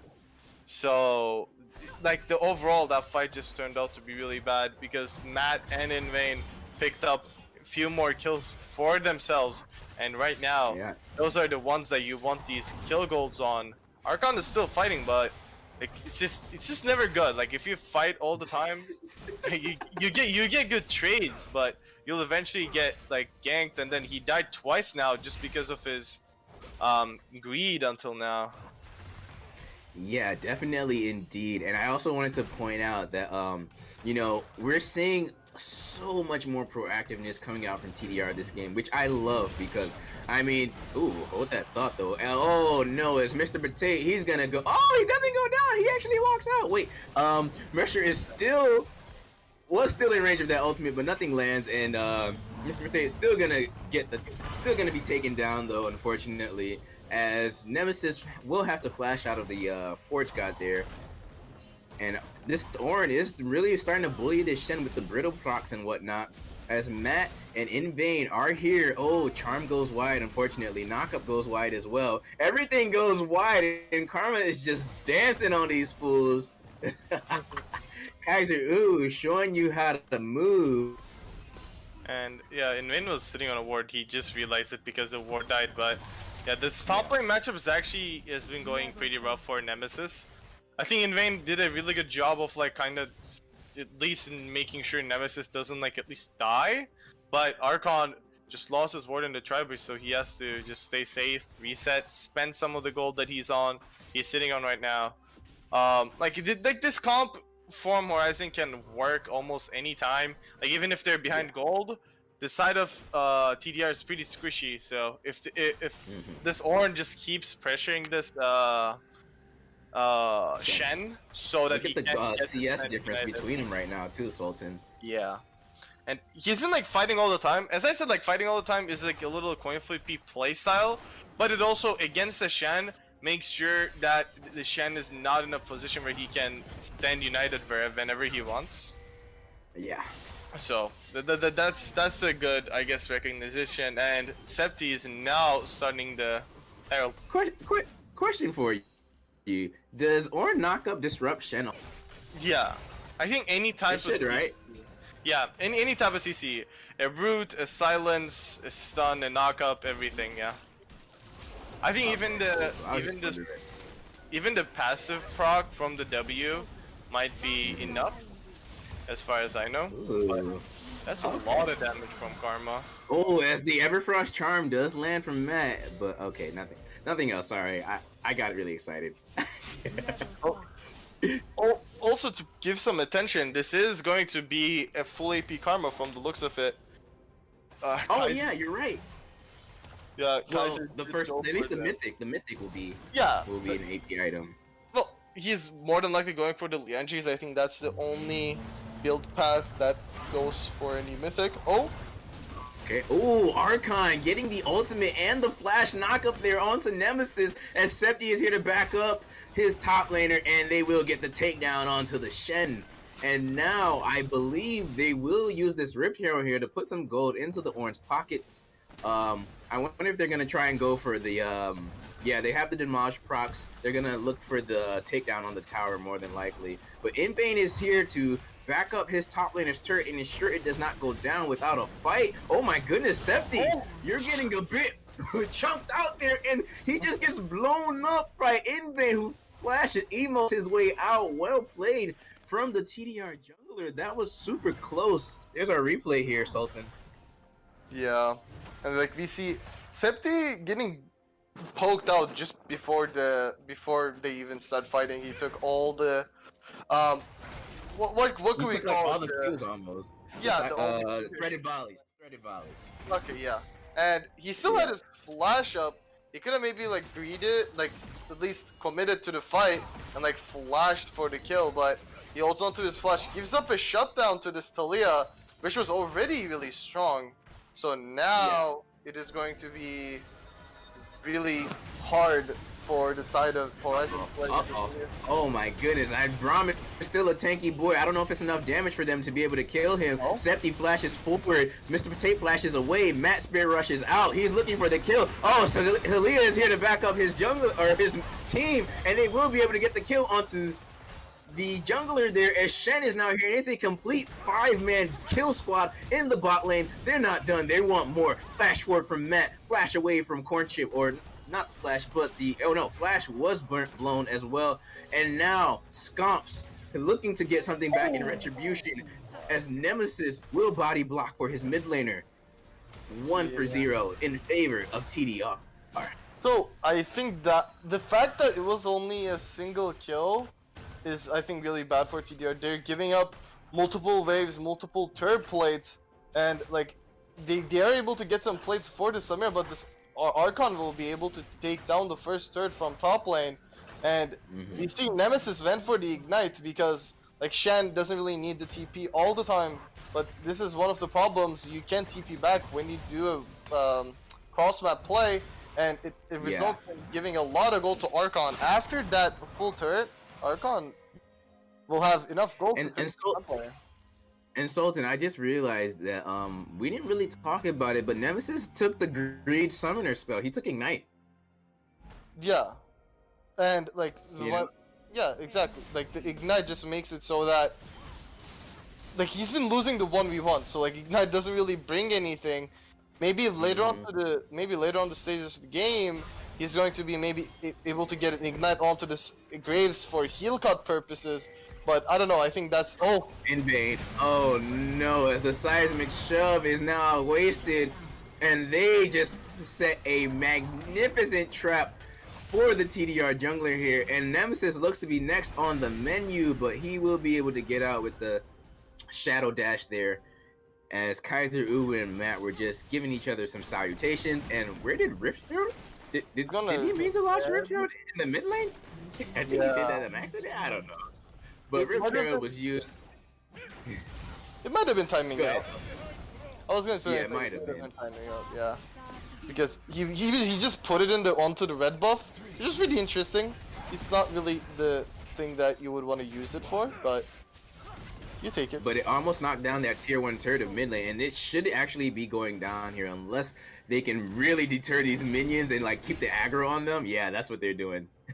As that tower is just living with how much health is it? I'm about to find out. 24. It's got 24 HP. It does regen though after a while, but it's gonna take a while. Does it?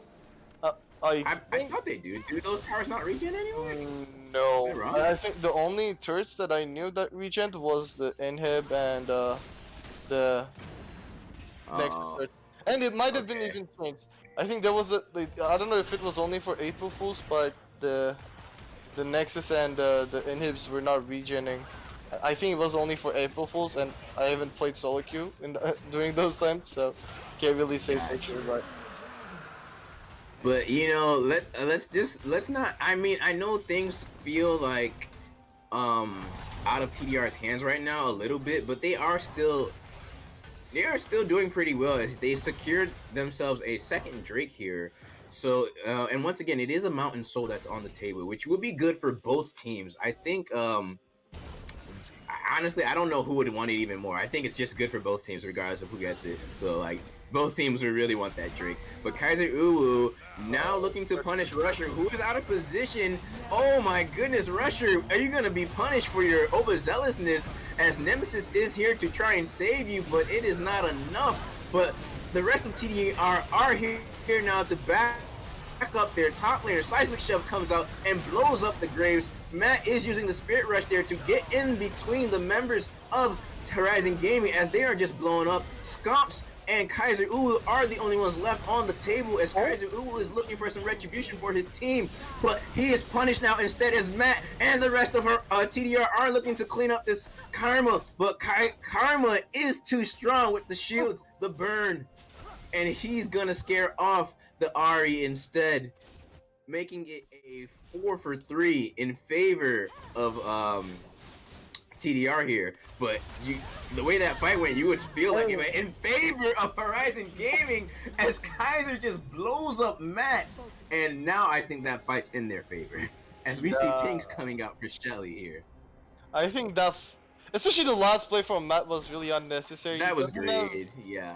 He didn't have flash, he didn't have speed rush, and the fact that there was a minion wave, which would make it harder for him to land a charm, it's just like he just gifted a shutdown gold, which was a fight that eventually ended up as a 4-4-4. So like it was not the best for TDR, but it was also not the worst fight that they could have taken. But like the last, especially the shutdown gold going to the Karma, like this is not support Karma, this is like AP Karma. So like the gold is pretty much she does damage Kaiser right now. But that fight looked like doomed for both teams at certain points. I think at first I thought it was just like a for sure win for Horizon. Then TDR turned it around really well. But Scomps and Kaiser, strong, bro. Yeah. It is super strong. The amount of damage that he did to Septi with one combo, he almost one-shot it. And like Scomps and Kaiser, they played it really well. I think it was like a 2 versus 4. They were able to like pick up almost every single one of them, just trading Scomps in the process. So the things are looking fine for Horizon after going down a lot of gold in the early game, especially in the jungle. Now things are seem pretty much like in favor of Horizon right now. In vain though, being a bit aggressive here, using the threaded volley and seismic shove with the work ground combos. Mr. Potato Axe Flash. Oh no, they really want this kill here. And Scomps will have to flash away. They are looking for this pick so bad. They wasted quite a few resources here, and now we see the curtain call coming out from Scomps here.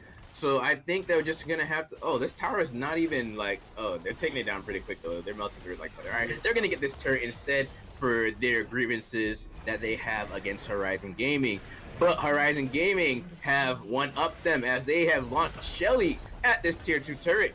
And more than likely, it will be launched at the inhibitor turret as well. I don't know if it's going to go down, though. Graves does quite a bit of damage. And TDR is now responding, though. And the turret actually, the turret does go down. Mr. Potato. Oh my goodness. Can you imagine a Karma chasing you? Yeah. But it's a damage Karma, so I would be very scared. I would be too. Well, there's a thing when you use your drench line onto the walls, you get cooldown cooldown refunded to you as Nullus. So running away is not that hard, but like that whole trade doesn't really go as intended for TDR. They did burn Scomps and Bravo's flashes, which are really nice. We're gonna have a dragon fight in 30 seconds, but they gave up mid tier 2 and tier 3 the inhib turret. So that's just a lot of pressure being gone. Like, yes, they have the setup for this dragon fight, but like the wave someone has to answer the wave. As the orange just goes headfirst into this choke point here, and TDR are going to have to back out. We see Rusher flashing away as the ultimate from Graves there. Collateral damage does not pick up anything, just scatters a bit of shrapnel on the backs of the TDR members' backsides, and they will be able to secure this Drake for themselves and secure themselves mid-prio as well, as Karma is manning the mid lane there to make sure that TDR doesn't try to, get a bit ahead of themselves. Yeah, and we see the dragons are now equaled out by Horizon, 2 for each team. If you look at the gold, actually Rusher is ahead in gold. Like Rusher is actually ahead in gold, but it just doesn't feel like it. Oh, that was smart. Oh yeah, good use. Ultimate from In Vain. Sorry, I didn't mean to cut you off, but he was caught out and he was like doomed if he didn't. Good use of Weaver's Wall. There's some time. Yep. I was gonna say quick tangent. If Talia ultimates and Ornn is there and Ornn runs through the ult, she'll just fall off right at that point. Like if she's on her way, because he can break through the wall. Oh yeah, I think if he easily breaks the wall, so she'll just fall off because she can't continue on the wall there. Uh, I don't know how it works. I've never seen that interaction work, to be honest. But Oh, I guess. and Braum can block it too as well. Just FYI, little league tips for some of you players out there. If he sees the ultimate coming, he can block it. Oh That's yeah. something I. Yeah. But Sorry, Salty. I'm gonna let you go ahead with your analysis again. I just had to get that out. yeah. Oh, never mind. Oh, never mind though, as we're gonna have to hold that analysis as, oh my goodness, Compton just exploded on the map, and Braum goes down as well.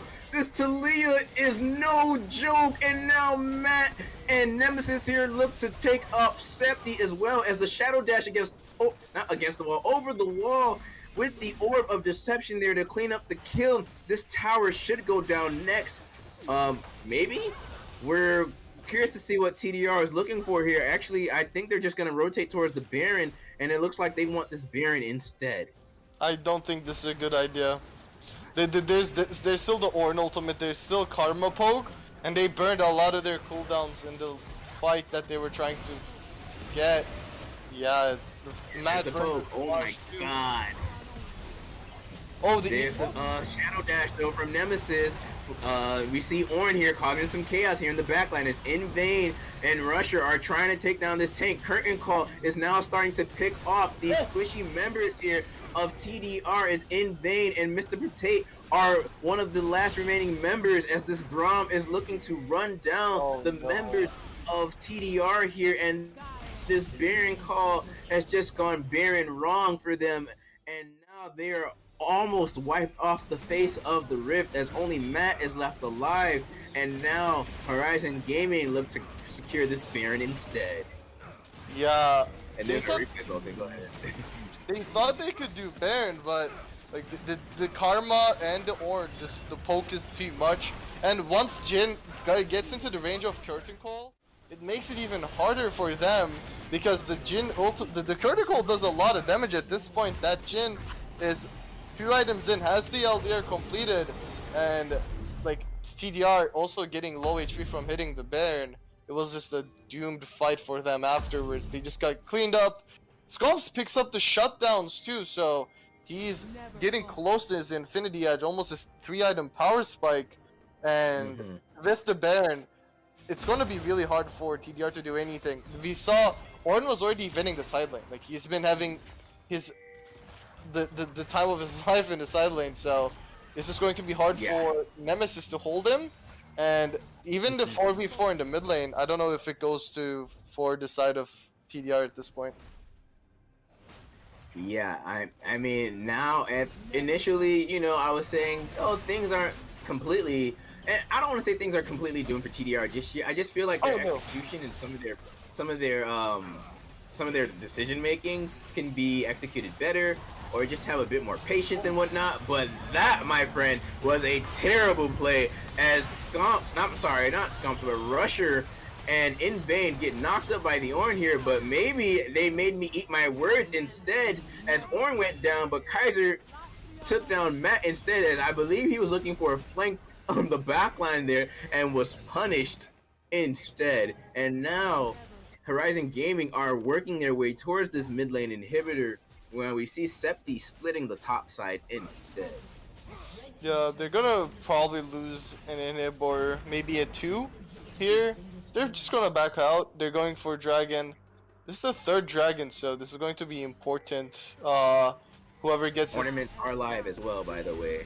Oh, yeah. And I think, I don't know how many people know this, but Orn has a passive. Oh, the fight is pretty He has a passive indeed, but I don't think that matters right now as TDR want to be active across the map as Rusher gets in the middle of all the TDR members there, using that Inferno trigger to try and burst the members out, but it was not enough as Septi gets a double kill, but Matt is now here to clean him up off the rift.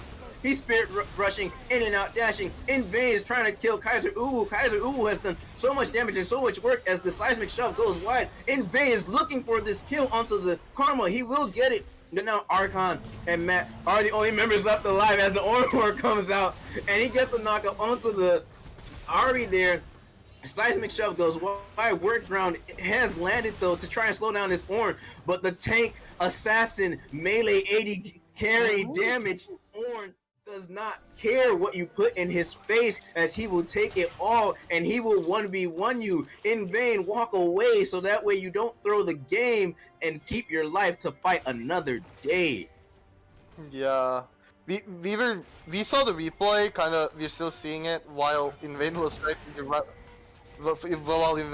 to run for his life. We'll maybe get another replay of the fight. Yep, here it is. The team fight actually started really good for TDR, but then when Archon came in, he was just full HP, just beating down these TDR players. And as we said, the Giga Chad Ornn, Assassin, Bruiser, okay. Yeah, I'm gonna have to cut you off there, Sultan, though, as Nemesis uses the Shadow Dash there to get the taunt, as we see the hook coming out from Mr. Potate here, but Rusher is already bursted out so much due to this Karma poke, and in vain, and Rusher are gonna have to back up. Matt wasn't even here, and now he's gonna have to retreat, as we see the flash root coming out there from Sconce, but it doesn't land, and that third Drake goes over to Horizon Gaming. This game is really close, and you know what? So much better than game one. I'm here for it.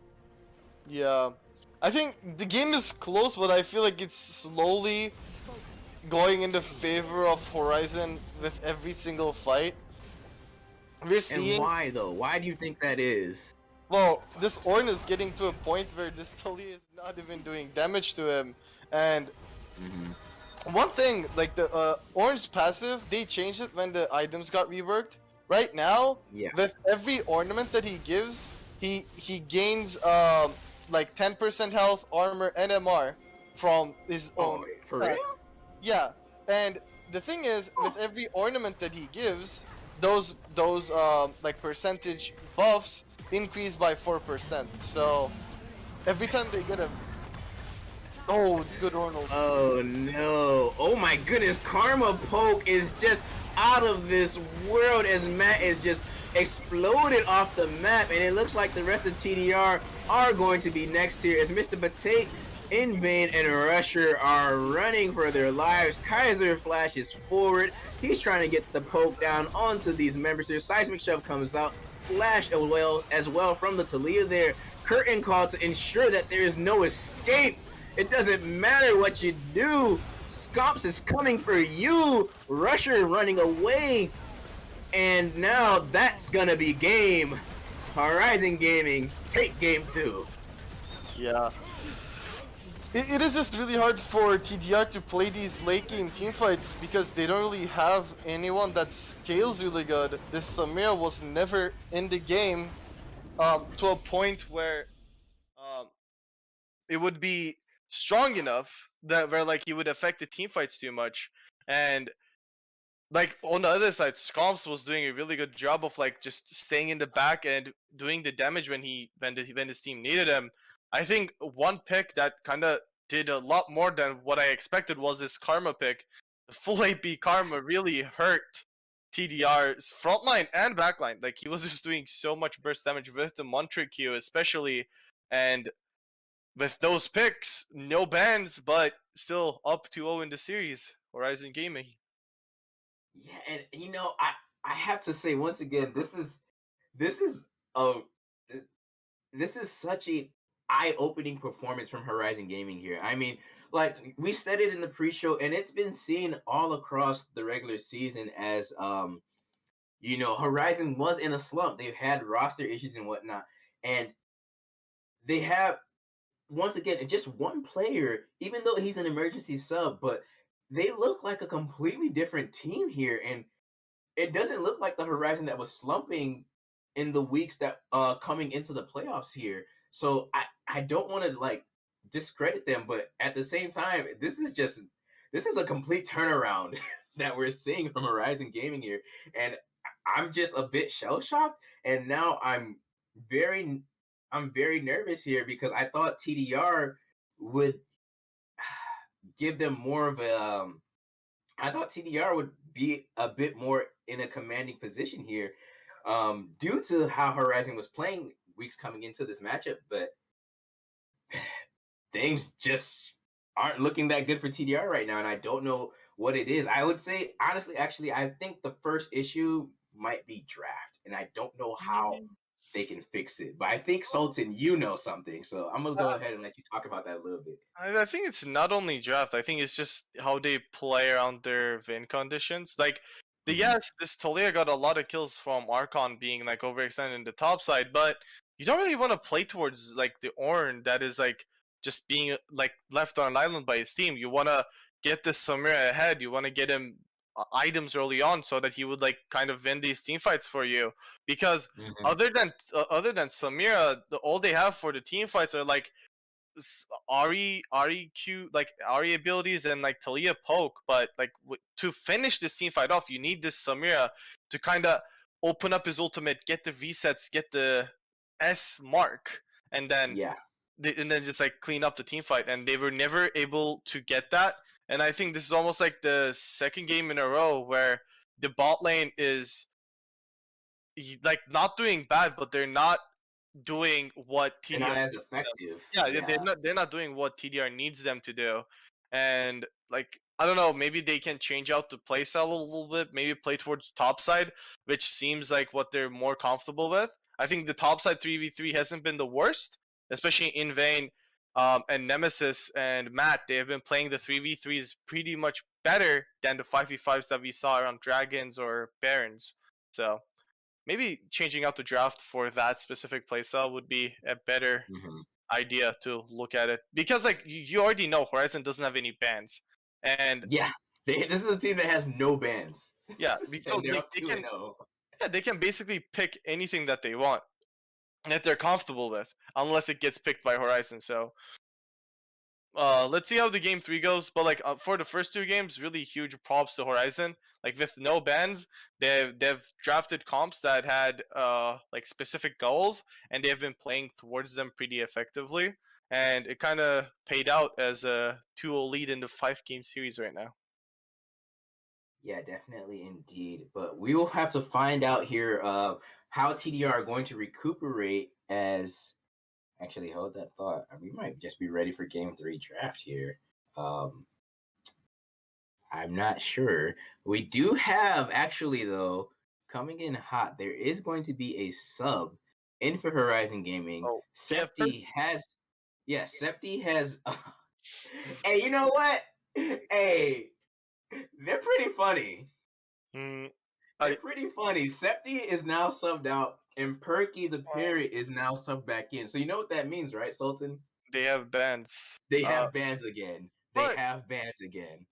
Okay, so the thing is, I think having now no bans is effective. But as I said, I would rather lose all my bans to like what if I'm gonna get like a jungler, like an actual jungler.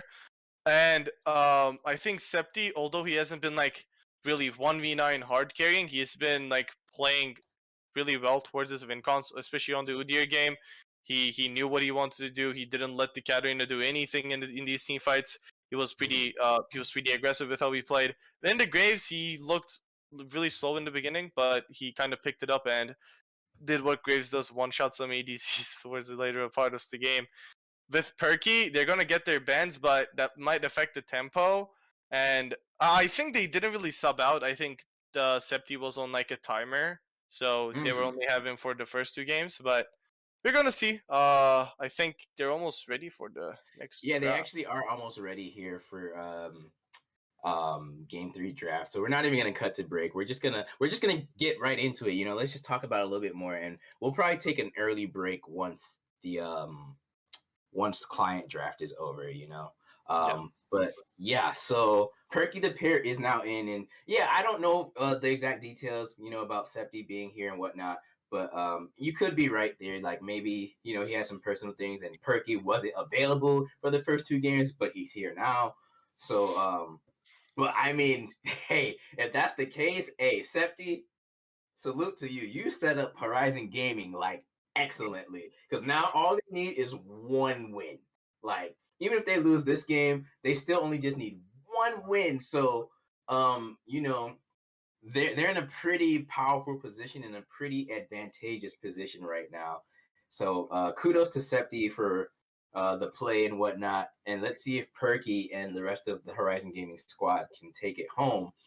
But that also has me wondering a little bit, like, I wonder how this will play out for Horizon Gaming, because once again, Perky, on the one, I feel like I saw him 1 or 2 games, and you said he's an ADC main, right? I believe you Yeah. said Sultan. Yeah. So yeah, like it's a completely different mentality and play style being a jungler, right? Yeah. Like, I'm not saying that he doesn't play jungle, but if when you play a main, some things are not always as easily translatable over into a different role. Oh, So exactly. Maybe they go for like a easier team comp to execute. Like yeah, let's just press our ultimates and then just like win the game. But uh I don't know, like they can just do something like J4, something like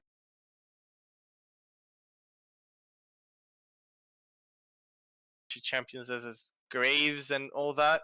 Maybe they like jungle champions are not that hard. I think jungle, rather than the champions, it comes down to how much you're used to playing jungle and your decision making. And yeah. maybe Perky is good at that. So um I think they can still win. Like, although, as I said, Septi had a really good job of like playing towards his lanes. I think the Horizon in general played really good, and like even if we take Septi out of the equation, I think they're Uh-huh. still playing much better compared to TDR. And yeah, finally they're having their bans. The Talia being banned from Oh, Horizon.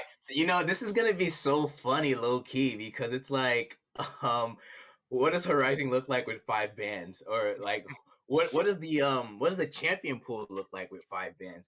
And Talia being banned first from Horizon Gaming is kind of interesting to me because I mean it was only picked once, and yes, it was pretty strong, but was it that strong that you are Mm, afraid of it and you don't want to see it anymore? I think they're banning it because Perky might not be comfortable with the matchup. Like Okay, that's like fair.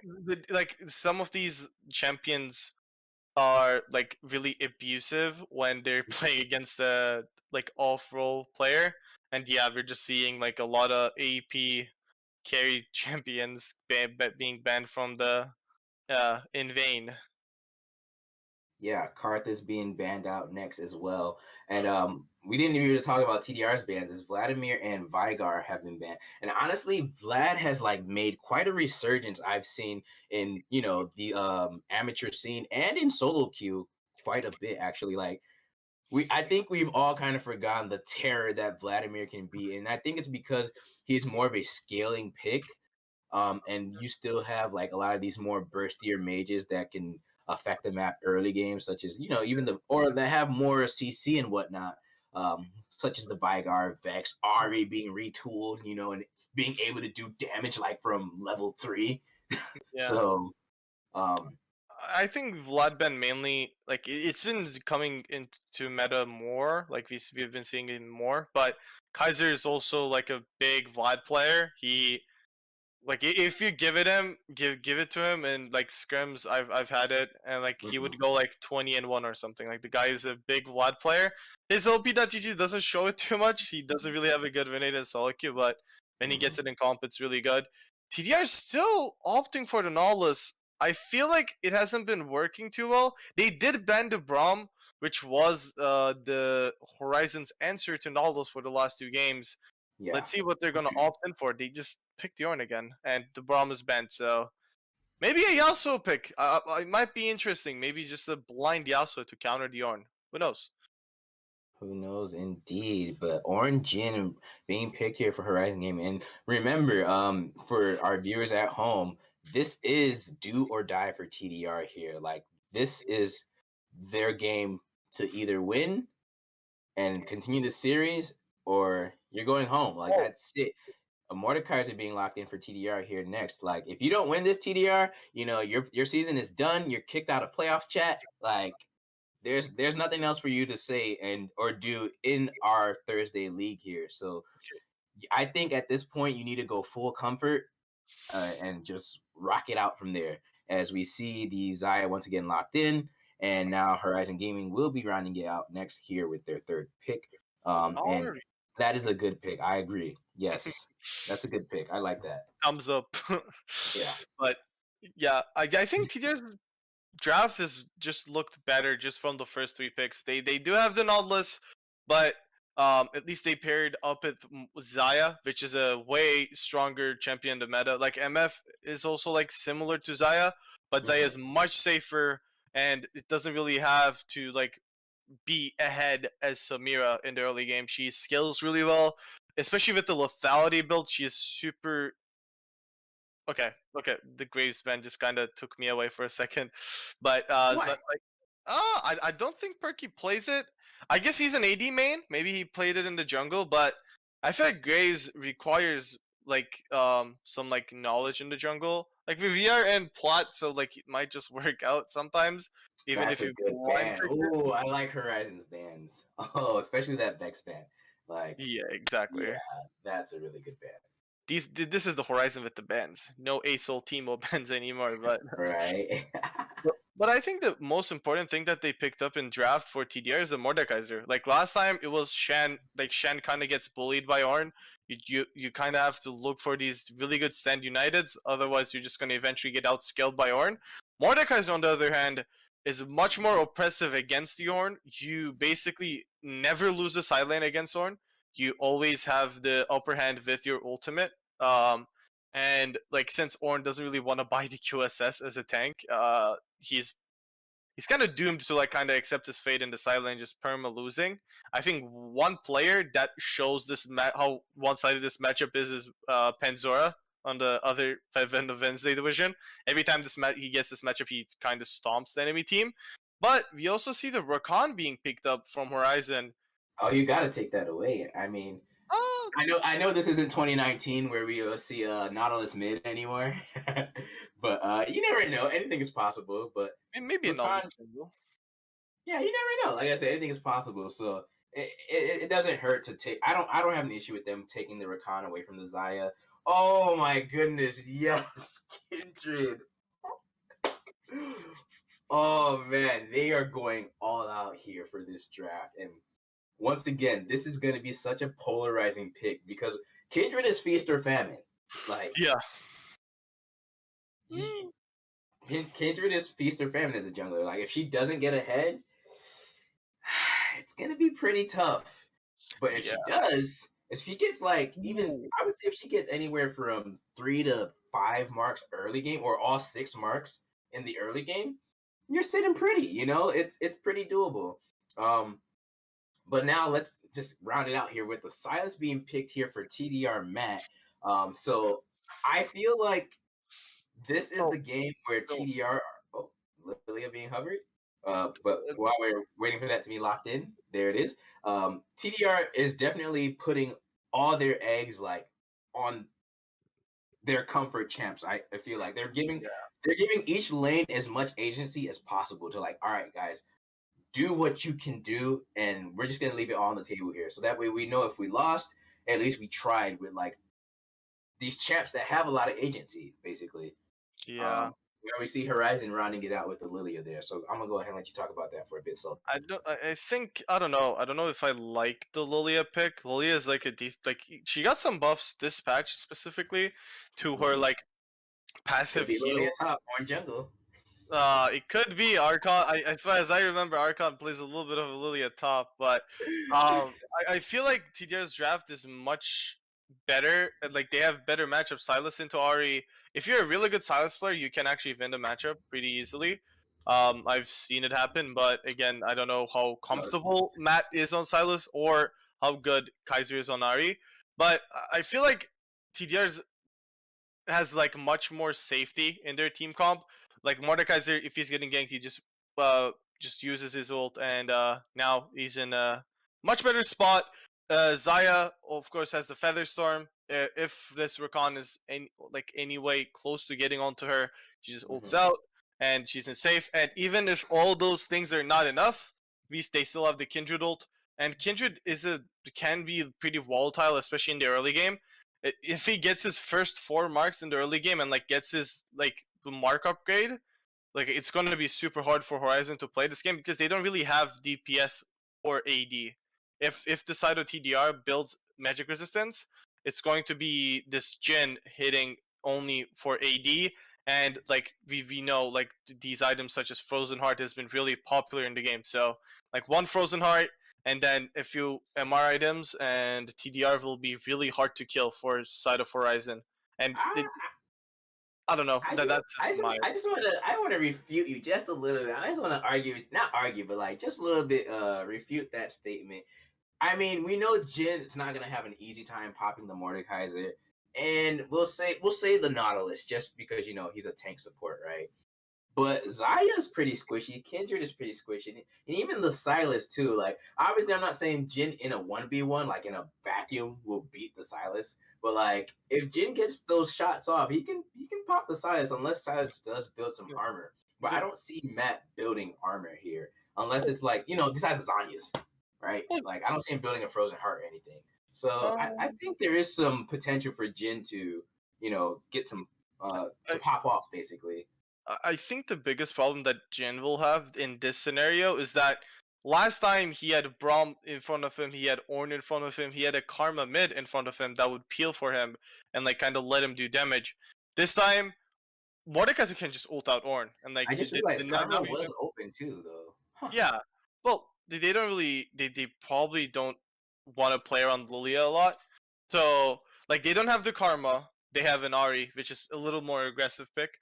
They're not going to have the Ornn in the team fights a lot because Mordekaiser can just ult out Ornn, or he can just literally ult Jin into his ultimate, and if this Jin doesn't have QSS, he's going to be just dead because of how low mobility the champion is, and he can really kite out really well. Especially like QSS, people are saying, yeah, I buy QSS, Mordekaiser is useless, but like that's 1,300 gold. That is like almost like 1/3, almost like even more than that for an item on Jin. So forcing him on that either delays his power spike for a decent while, or he just dies to the Mordekaiser. Mordekaiser can ult take out Ornn. He can take out one of the players that would normally peel for Jin, and when Nautilus just ults on top of Jin, it's just going to be super hard for him to do damage as freely as he did last game. I think that would be my main concern for Jin in this scenario. Like they could have just picked way more, like they could have picked Zeri. Like I feel like Zeri in this team comp, if they just blinded, like Zeri gets countered by Nautilus in lane. I think the laning would be awful. But if they can actually get out of lane with this team comp with Zeri, like there's like TDR would have hard time because all they have to do is peel Zeri through Nautilus ult, and after Nautilus ult hits up, and if they can peel him through that, Zeri just takes over the team fight. And Zeri was nerfed though. This is once again 12.7. I personally haven't read the patch notes, but I heard that she was nerfed, and I heard it was pretty bad. And I think they were trying to get Zeri to be more of a crit build. So I'm not entirely sure if Zeri is like viable right now. I don't know. I haven't even looked. I literally have not looked at the notes or anything yet. I just patched in today, so it's a point to look at though. When I think it was Danny. Was it Danny? I think it was Danny. When he picked up his pentakill on Zeri, he was already going crit like at the start of the season, and since then Zeri only received buffs to her crit build, which is like I feel like it would have been fine. I don't know. I think this bit like with how they've been playing for the first 2 games, I can't really say Horizon is like in a bad situation. I think they can still win this pretty easily if they just play better. I think this will like for the previous games, it's been pretty much on in vain to kind of win the game for his teammates. I think it will be on him again a little bit to get this Mordekaiser ahead, get it rolling, make sure this Ornn is like not as strong as he was last game. But we're gonna see they have way more volatile picks this time, like the Silas, the Kindred, Mordekaiser, and the Zaya. I think even Zaya is like more volatile. So before we cut to a break here, Sultan, I wanted to ask you, do you want to change your prediction? I'll just change it to 3-0. 3-0 Horizon? Yeah. All right. 3-1 maybe for you. I don't want to do it to him, but the way things are looking right now, I'm sorry, TDR. Y'all got me kind of trepidatious. Maybe you can just I think it's gonna be 3 on Horizon. I think it's gonna be 3 on Horizon. I'm gonna switch right now. I know my bracket says otherwise. I hope y'all prove me wrong, though. I really want you to prove me wrong. But right now, it's looking like a 3-1 Horizon to me. Okay. So you give this game to TDR, and then Horizon will win the next game. Yeah. To be honest, if they reverse sweep, it is just caster curse. We just changed our predictions to Horizon, and then they lost. Maybe that's the point, but yeah. I can see TDR winning this game. I feel like their draft is much better this game. So, like, I think for the last few games, they've been forced to play better, and even then it wasn't enough in every single scenario. This time, they actually have a chance to win if they're actually playing better. Yeah. And this is just like Horizon. It would be interesting, like, if they just like win the first 2 games with no bans and then lose the first game that they actually get their bans. So, but we'll see. Yeah, we will see indeed, as we are getting into our client draft here. So we'll just see once and for all where these champions are going to be rounded out. Okay, so yeah, Ornn in the top lane for Archon there. So that means Lilia will be in the jungle. No shenanigans here. Hey, look, man, you never know. All right, we've seen Ornn jungle. It's a thing. We've seen Lilia top. That's also a thing. Yeah. I've seen Nautilus jungle more. Like I've seen so many Nautilus jungles for no reason. I don't even know why people pick it. But I want to ask you while we're speeding through this client draft real quick. Which matchup do you think here will be the most pivotal or the most polarizing? So I think pivotal will be mid, because like whoever gets ahead in that matchup just kind of turns the other's life into hell in the lane. But I feel like the top lane matchup is like so hard for Ornn to play. So it's gonna be interesting, because we saw Archon, even when he was winning, he made a lot of mistakes. He would like overextend, he would die when he shouldn't have. And if he does the same mistake here, like it's not going to be, he's not gonna have like a free laning phase. He's just gonna be already losing the lane. So if he loses this lane, it's going to be like almost game over, because it's going to make it that much harder for his teammates to play into this Mordekaiser. All right. Yeah, I was thinking the same thing. But I just, man, I'm excited, but I'm also nervous for this, because I personally would really like to see at least, TDR fight back. But anything is possible, but we're going to have to find out here shortly, as we are actually going to cut to a quick break as we get ready for Game 3 of TDR versus Horizon Gaming. Will TDR survive for another fight? We'll have to find out. Stay tuned.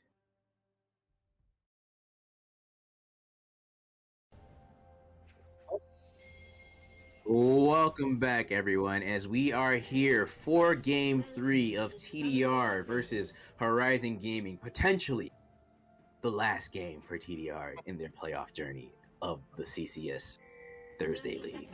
And we see TDR making a brazen play into the jungle here of Horizon Gaming. They're just strutting their stuff, trying to bully Perky the Parrot out of the jungle here. The hook will land, and Perky the Parrot will be taken down. Oh my god, first blood is given to the Kindred. Oh boy. It's not only... That's not good. It's not only the kill, he also got the mark too, and like, Perky had a flash. He could have walked any other way and he would have been fine. He literally took the one route and he didn't flash, and that's the only way he dies there. And he did. He gave the mark to Kindred. Also, I think the kill also went to Kindred. Yeah, the Kindred went to Kindred too. Yep. Hey, and remember what I said about Kindred getting like 3 to 6 marks early game? Yeah. What could happen? Yep. But anyway, while we're getting away from that kill and whatnot, let's look at runes and summoners real quick, Sultan. Let's break it down, yeah. I think the one interesting thing is the Conquer from Lilia. Maybe he thinks he can sustain team fight, which is like it's not the worst. It's just I would assume he would go for. I haven't played it in such a long time. Is it Dark Harvest? You go with Dark Harvest mainly because of like she does a lot of damage to Squishy still, and especially into like Kindred, Zaya. Even Silas is not that tanky, so like I would Yeah, you he wish just you would has deal to Dark go. Horse. But Conqueror's not that bad. We might see. Yeah. Oh, the pink's coming for invade. Yeah, and I also want to just, I know this has nothing to do with the game, but that Arcana Ari skin is just pristine. If anyone wants to gift it to me, hey, just let me know. My IGN is still the same thing. But anyway, back to the game. Mr. Potato lands the hook here onto Perky the Parrot. Ignite coming out. Invade flashing forward. He gets the kill once again. 2-0 for this Kindred here.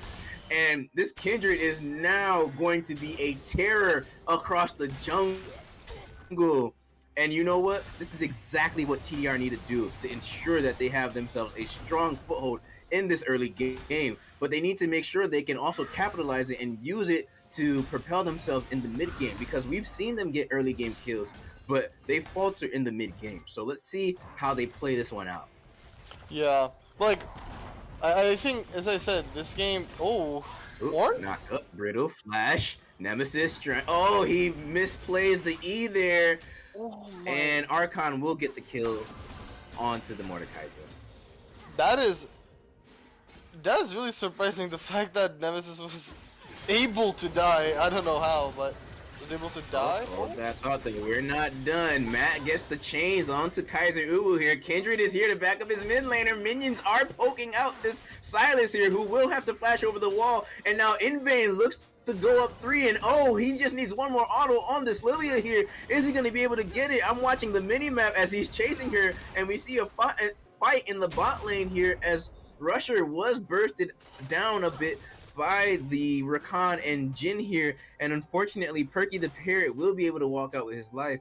I really wanted Kindred to get 3-0. I'm not even gonna lie. I was like, please, let it happen.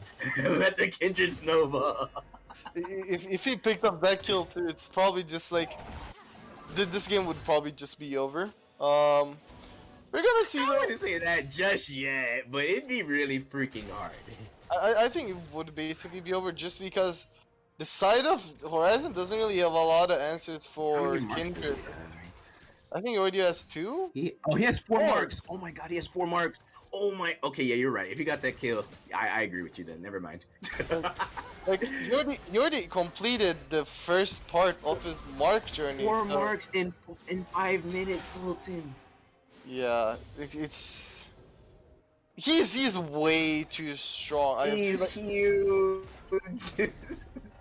And he still didn't reset. He's sitting on like almost 2k gold. And like when he resets, that's when the problem starts. Because like right now, with how the game is right now, Horizon can't do anything.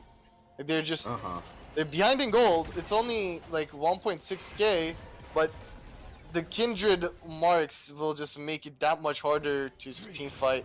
Not only the the gold lead right now. And I think, definitely indeed. Oh yeah, go ahead. I'm sorry, I thought you were. I was gonna just say, I think this kind of comes from like Perky not knowing the matchup. Like Kindred has a lot of early game potential if played right, and like when you're not like a really like an active jungle player, it kind of like happens when like you underestimate what Kindred can do. And this is what happens when you underestimate, and Kindred kind of just gets ahead of you.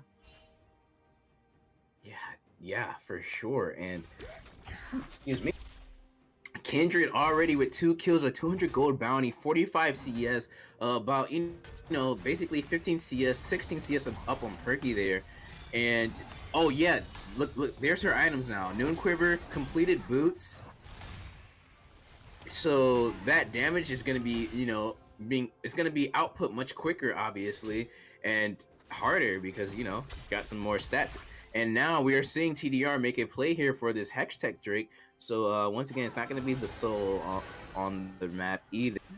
But TDR definitely just using this early game tempo very well to their advantage. And I love, and they are bullying Perky out of the jungle, especially like on this bot side. This is the 2nd or 3rd time I think we've seen them now in this bot side jungle, but I think they might be punished here as Mr. Potato now has stepped a bit too far forward. He does get the root. Oh my god, onto the Ari there with the Ignite who burns down, and now In Vain is just going forward. Heal comes out to ensure that he has more health to be aggressive as he works down that Rakan there. Perky is running away, but the hook from Mr. Potato lands, and now it's an 0-3 Lilia. TDR are not here to play around.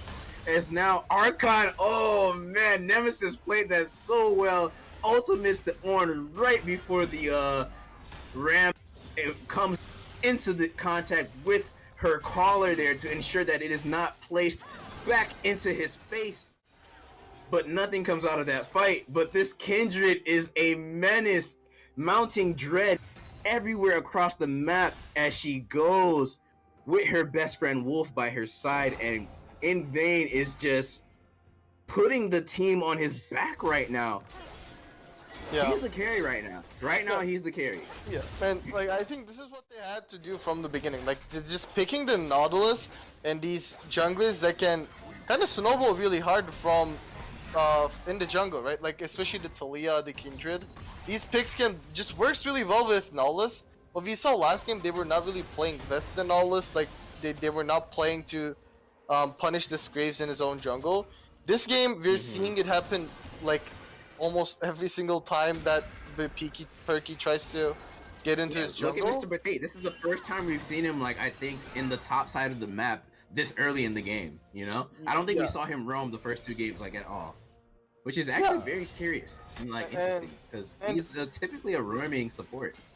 Oh, exactly. And, like, this Kindred is on, like, 6 marks right now. And 1 more, he's gonna finish the first part, like the first 2 levels of his like range upgrades, like almost like 9 minutes in. That's ridiculous. Like I know like Kindred sometimes doesn't even finish 7 marks in 20 minutes. Sometimes people struggle to get the first 4 marks in 20 minutes. But like this Kindred is like way ahead of the curve right now. Yeah, way ahead of the curve so early, and like. This is now actually terrifying as Perky the Parrot. I don't know what you're doing near the red side jungle of your opponent's base, but you are out of position as Matt, the chains go wide. The flash comes out from Bravo there, but now Horizon Gaming are going to be punished as the Featherstorm from Rusher cleans up Perky the Parrot. And, you know, Sultan, I remember we said a little bit about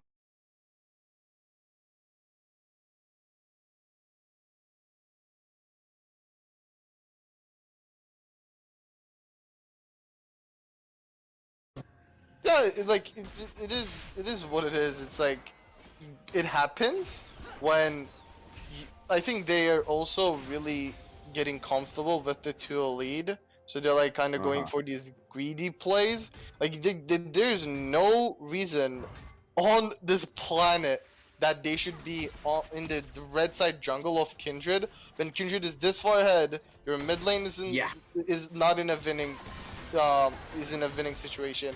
And even though you're like up CS and mid and bot, you're still down kills, and like they're just currently getting zoned out. Possibly the first third being taken in the bot lane, and In Vain is just still picking up a lot of gold for himself right now.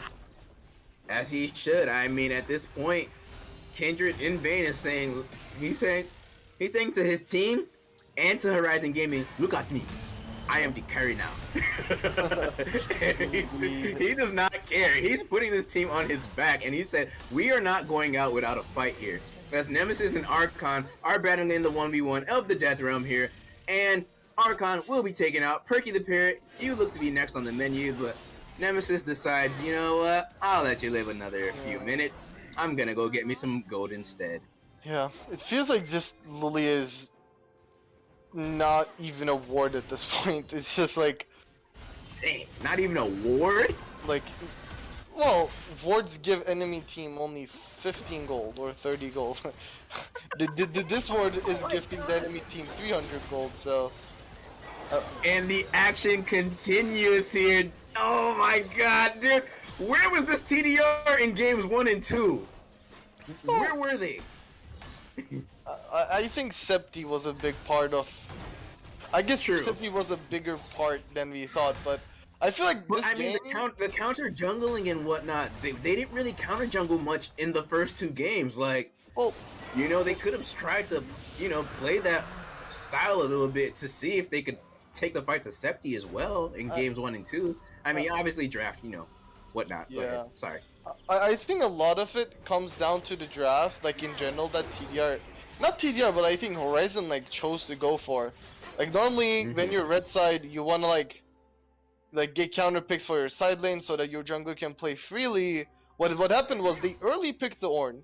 Ornn got counter picked, and then there was a and then the bot lane also got counter picked because like they showed Jhin and Ornn, and then the answer was Zaya Mordekaiser.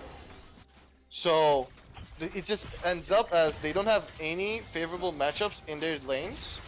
Plus, even the mid lane is not even favorable for the side of Horizon, and they don't even like they literally left R5 for the jungle pick, and it went to Lilia that is currently 0-4 and almost down 50 CS, 34, 44 CS.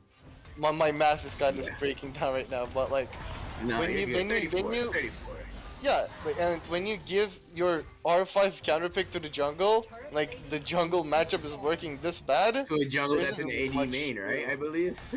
Yeah, and like I feel like they should go for much easier champions. Like Lilia is not a hard champion, but like it still requires you to like effectively jungle clear and know what to do in your free time. And like when you don't know that, it's so predictable. Like in Vayne, every single time they invaded, they knew where Perky was.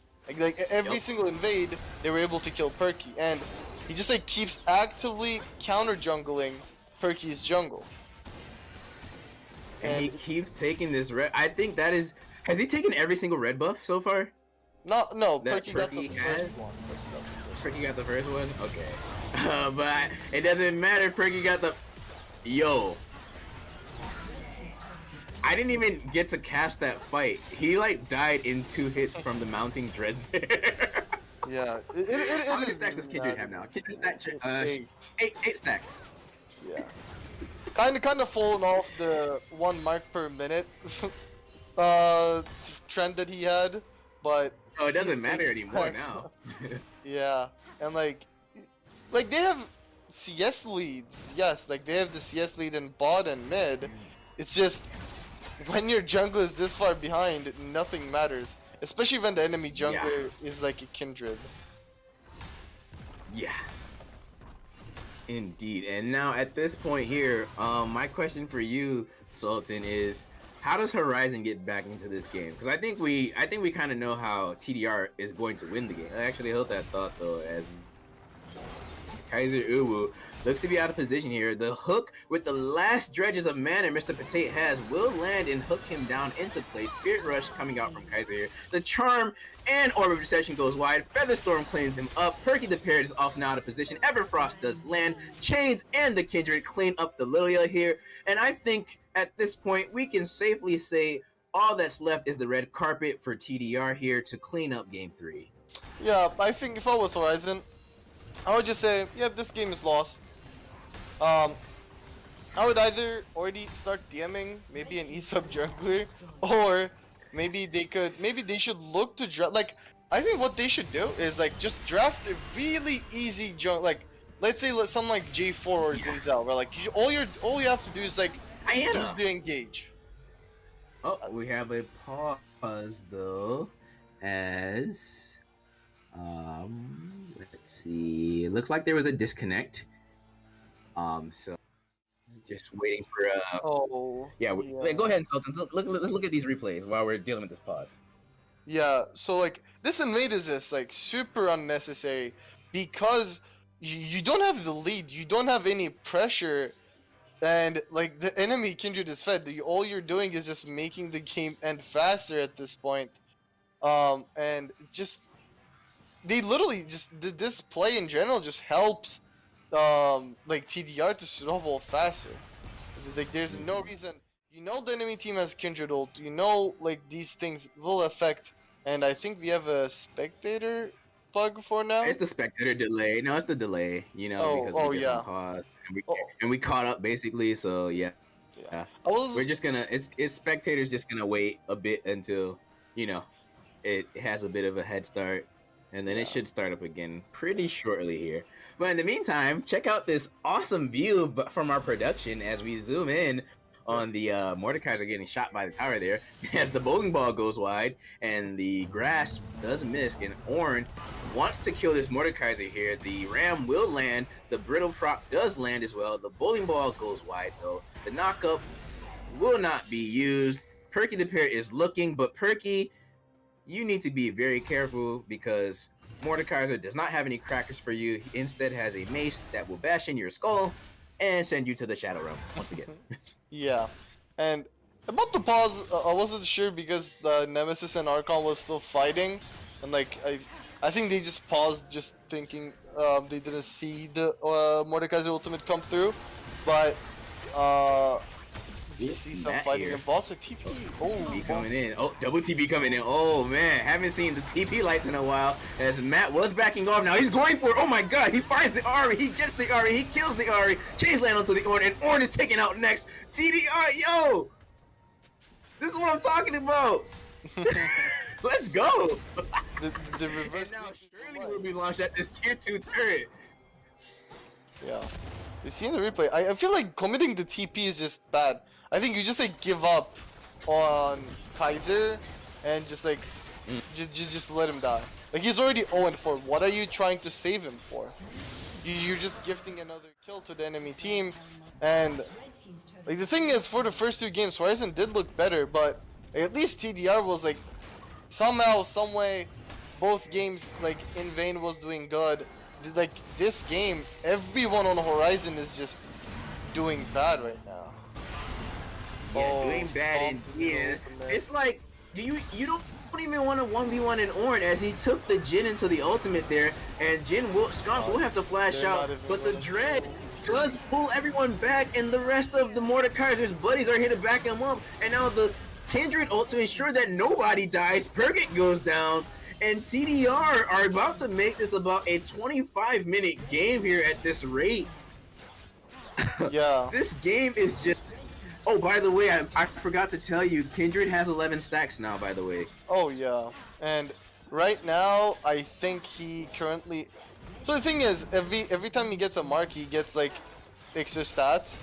So right now, when he uses his Q ability, he gets 55% attack speed. I think his W right now does 11% current health damage. Like, much more. Oh, as Bravo Flash misses the knockup there, but the bowling ball does land on Invade. It looks like he's going to be snapped. The Everfrost comes out. Shutdown. No shutdown. Instead, it's Matt blows up the Ari, and now Rusher is blowing up the Lilia instead, and Vayne actually gets out and lives. This game is a miracle. Yeah. In Vayne has given TDR a miracle, literally from the realms of death, as TDR are just styling all over Horizon Gaming right now. Yeah. The mid jungle, like we were talking about how Septi and like Kaiser was kind of taking over games for the first 2. This game, like Perky and Kaiser, they're all 14-0, just all combined. 0 KP, and yeah, I don't think it's mainly Kaiser's fault. You can't really do much when the enemy team has like a fed Kindred as a mid laner that is supposed to roam, but yeah, maybe they can't even go for Baron steal. Yeah, they're just gonna pick up the Baron. If they go for a Baron steal and they lose the Baron, that's the game basically. Oh, I mean, it's already kind of game anyway. We're just waiting, you know. We're just doing the courtesy calls at this point and whatnot. You know, getting the rest of the inhibitors and whatnot. But yeah, as Ornn looks to be next on the menu here. Abscond Abduct, Everfrost to keep him in route, Mounted Dread, 3 stacks procced, In Vayne is godlike, Ornn is dead. Yep. there's not much else to say. I don't know. I feel like it is pretty self-explanatory at this point when you look at the game and how it is going. Like, I'm not gonna lie, TDR kind of got me crying right now, like tears of just like, yo, this is nuts. This is a shellacking. Yeah. Like, I don't know. Horizon Gaming's wins were like really dominant. Or not dominant, but like they were good wins. But this is like dominant. This is bullying. Yeah, like, they're not even TDR, don't get too ahead of yourself here. Let's end the game. Guys. As the shutdown will come out from will go into Scomp's pocket here, and yeah, once again, there goes the hubris of flat leagues and every solo queue player. You're feeling yourself. It's the end of the game. What do? You greet for kills. And let's say at least Perky got his first KP of the game. Unlucky for Kaiser, he's still sitting at a 0 KP, but even getting the 1,000 gold shutdown doesn't even matter. So and they still lose their inhibitor turret. Yeah, now it's an open nexus. It's an open nexus. Double supers coming from all lanes. Mountain Soul in 20 seconds. I don't even know if they have enough wave clear to deal with all the supers that will be going into just flowing into their base for the next, like, I don't know, 4-5 minutes. Yeah. I'm not even talking about the fed enemy champions. Just even the minions alone will be hard to deal with. Yep. Dragon Soul will be claimed. Mountain Soul will be claimed for the side of TDR here. I was told there is a spectator bug on OBS, so our viewers can't see the Drakes at home. So yeah, they have claimed Drake. So an Elder will be up in about well, you got the timer on your screen there for that. Big TP coming from Archon. Yeah. But TDR here are looking for the end. They are looking for the game, and they are going to take us to a game 4. Ladies and gentlemen, we have a series on our hand. GG, game 4 goes to TDR. Yeah. And this was a game that kind of changes everything, I want to say. I got a little tear coming out my eye, bro. That was beautiful. I think this just changes a lot. I think this changes what changes the most is, I guess, Perky is not what Horizon needs right now, and I don't know if they can do anything without an actual jungler, because they just seemed lost when they didn't really have someone solid in the jungle, because they were also worried about this Kindred invading Lilia all the time, and they were also losing the 1v1s. Like they didn't know if they should go help their jungler or just kind of play for their lanes. And when you're in that situation, they were not able to do either, and it just ended up as a giga stomp. It was just it was not even close. I think exactly, and I feel like a lot of it actually has to do with draft. I think the draft shows only Teemos right now, but if you actually think about the draft, how it was, let me see if I can pull out my. Oh, okay, there we go. So we see the Nautilus pick comes back, right? The Nemesis, Potato has been going for it almost all series until now. We see the gen. I feel like Ornn is just such an early pick for no reason. If you see the enemy top laner and if it's, and then you can pick it. But when Mordekaiser is up, it's a really it's a really bad blind, because you don't have the laning phase, you don't have the later on the team fights. You're not going to be able to use the Ornhorn really effectively. That's a big problem. The enemy team has the Xayah, which is a much safer champion compared to what they had in Samira, right? And then their answer to that is Ahri, which is another takeaway from Matt. I think Ahri is a really one of the few good picks that they had. and then they leave the jungle counter pick to R5, which is still fine, but they used a support counter pick for no reason. Like they used the support counter pick at R4 after Nemesis picking his champion B1. That's a really late support pick, and I guess they just would want to take away the possible Zeracon in a situation where like the nulls can be flexed, but why? Like there's not really a reason. And then of course the R5 Lilia didn't really work out as planned, and it just ended up as what kind of lost the game. Like I think if this was me drafting, I would pick the Jhin. I think Jhin is fine. But like instead of Ornn, you pick the Lilia second, or you pick like something like J4 that is much safer. And then the enemy team doesn't pick Mordekaiser here. They don't have the free matchup in the top side. They can still pick Xayah. And then if they pick Xayah, then you pick Rakan on R3. So now you can leave your mid and top picks for the R3 and R4, where you can actually ban some of the champions that you're thinking that the enemy team would pick. Plus, you can also give counter pick to either top or mid, which has been going pretty well for the side of Horizon. Like Archon has been playing good first 2 games until this series. Like he was able to beat Shen as Ornn. In game 1, he played. What did he play game 1? I think it was. Archon played Ornn in game 1. Oh no, he played Gwen. Oh yeah, and Gwen game 1 against Ornn, right? So he has been getting decent matchups, and he's been making use of it. Same with Kaiser. Yeah. Like the Veigar pick popped off on it. He literally popped off on the Veigar pick, and then game 2, they were forced to ban it, the Veigar. So I just want to see better drafting, kind of like understanding that they don't really need to give counterpick to jungle so that he would feel safe. They could just give it easy champion, because you're not gonna make use of the counter. You're basically vasting your counter pick so that your jungle wouldn't lose as hard. But that is still pretty coin flippy.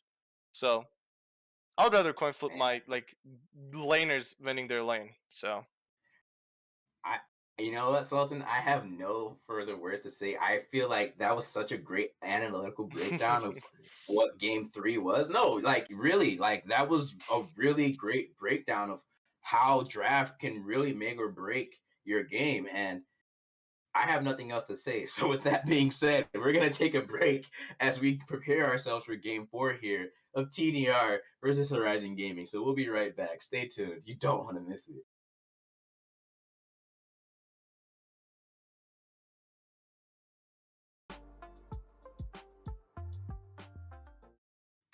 Welcome back, everyone, and I am in a chair now because my legs are tired, but we are here for Game 4's draft of Horizon Gaming versus TDR, and yeah, Horizon Gaming banning the Kindred, Graves, and TDR rounding out their first 2 bans with Jinx and Vladimir, and oh, they banned the Nautilus this time, so they said, Mr. Patate, we want to see you play something else.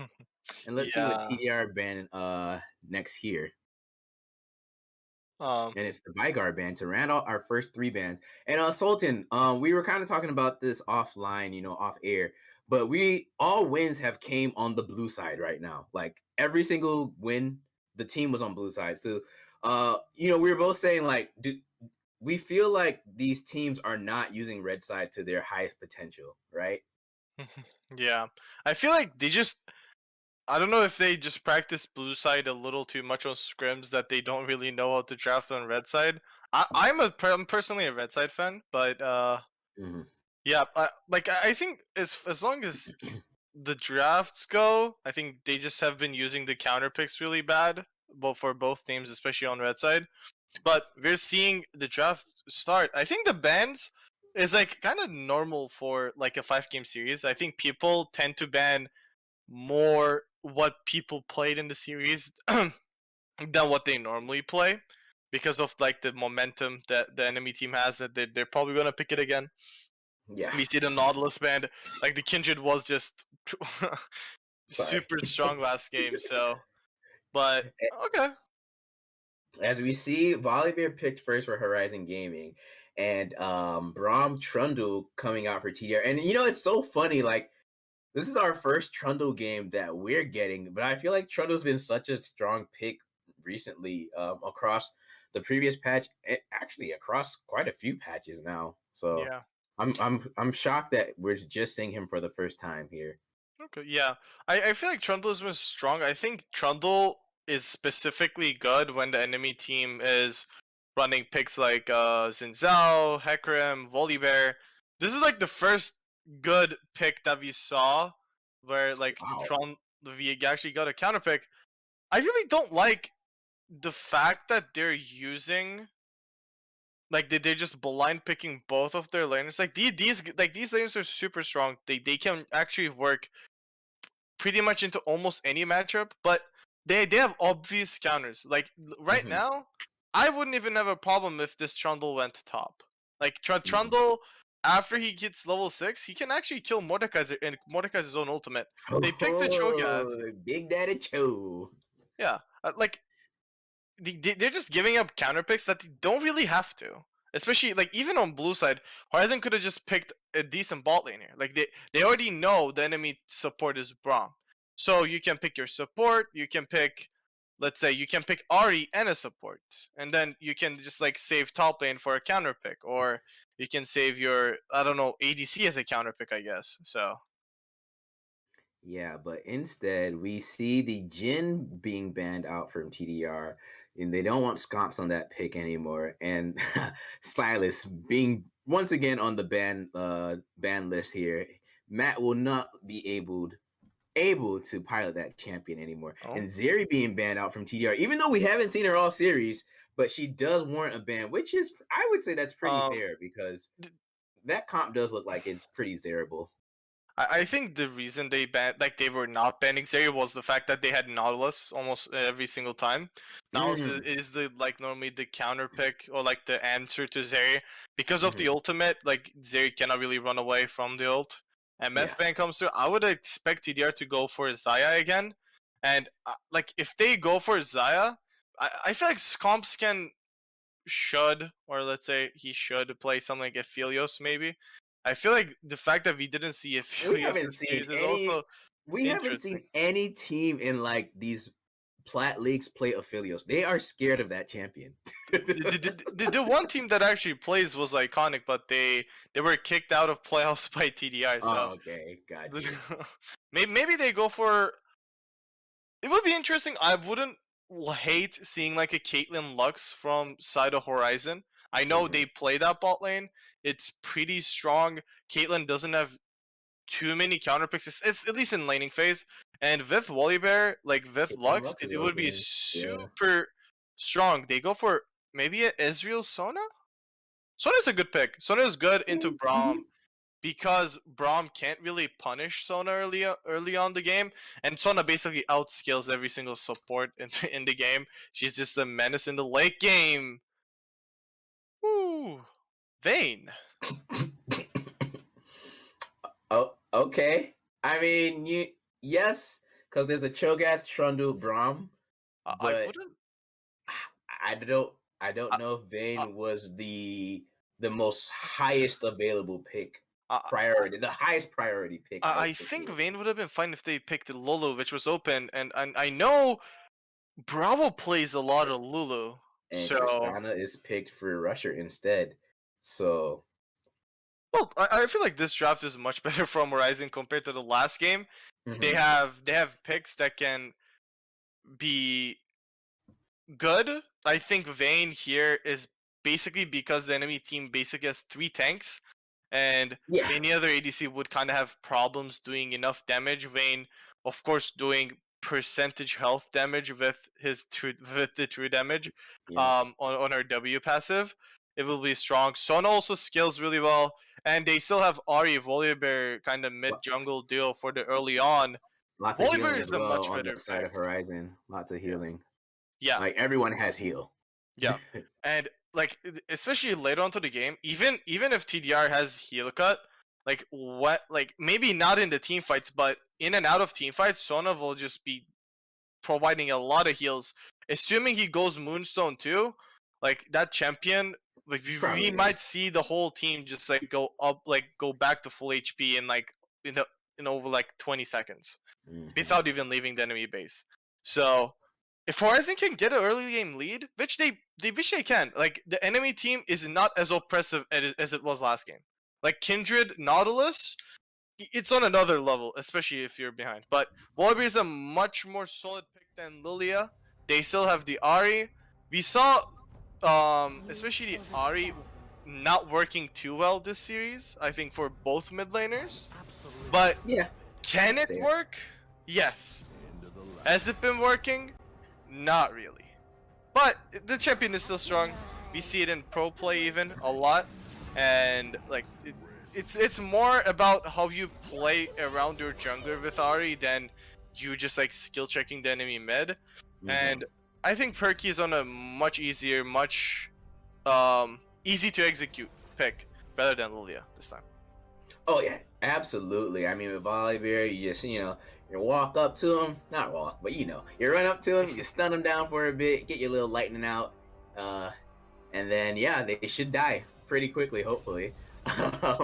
As we see the champions being locked in here, and yeah, so far everyone's going where we expect them to be. Cho'Gath in the top, Trundle in the jungle, that should be a Victor in the mid lane, and then Tristana Braum to round it out here. So, Sultan, my question for you once again is, which lane is the most pivotal, and which one is like the most polarizing one that we could expect to see? All right, which lane do you think is the most pivotal one here that could affect the game? Last game, it was the jungle. Like, I know that's not a lane, but that's the role, right? So yeah, you know what I'm saying. I feel like this game, it's a lot going to be about this. I would say jungle and bot lane. I want to say bot lane, but it also in the sense that both junglers will be playing towards that side. In fact, top side is just like an isolation 1v1. Mordekaiser farming it out. He can look for 1v1s on Cho'Gath, but Cho'Gath also has like a lot of sustain in lane with his passive, and he sometimes kills you when you don't expect it. That ultimate does a lot of damage, and the execute sometimes is not really easy to react as a Mordekaiser. But is it winnable for Mordekaiser? Yes, I think Mordekaiser just wins the matchup after like 2 items, 3 items either way.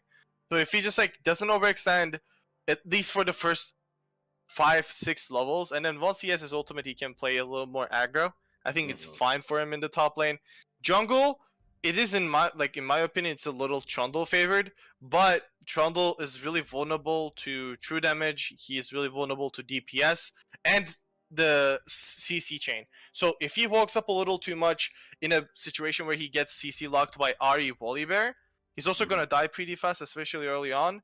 I think Victor is a really good pick here, coming from TDR. A really good zoning mage against the low, not really long range team comp coming from Horizon. Like he might actually be might be the person to kind of take this game over if he can get ahead with that Victor pick. Alrighty, so with that being said, Sultan, my question for you is, who takes game 4? I'll say Horizon. Although last game looked really bad, I feel like they have a much better draft. Also, I'm kind of believing in the blue side blue side win rate right now. 100% blue side win rate. Indeed. Alrighty, I'm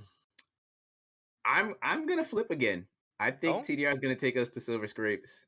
Okay. Yeah, I'm gonna go back on my original prediction. Do you expect like a reverse sweep? I'm not gonna say that yet. We gotta see game 5 draft. But well, actually, yeah, I do.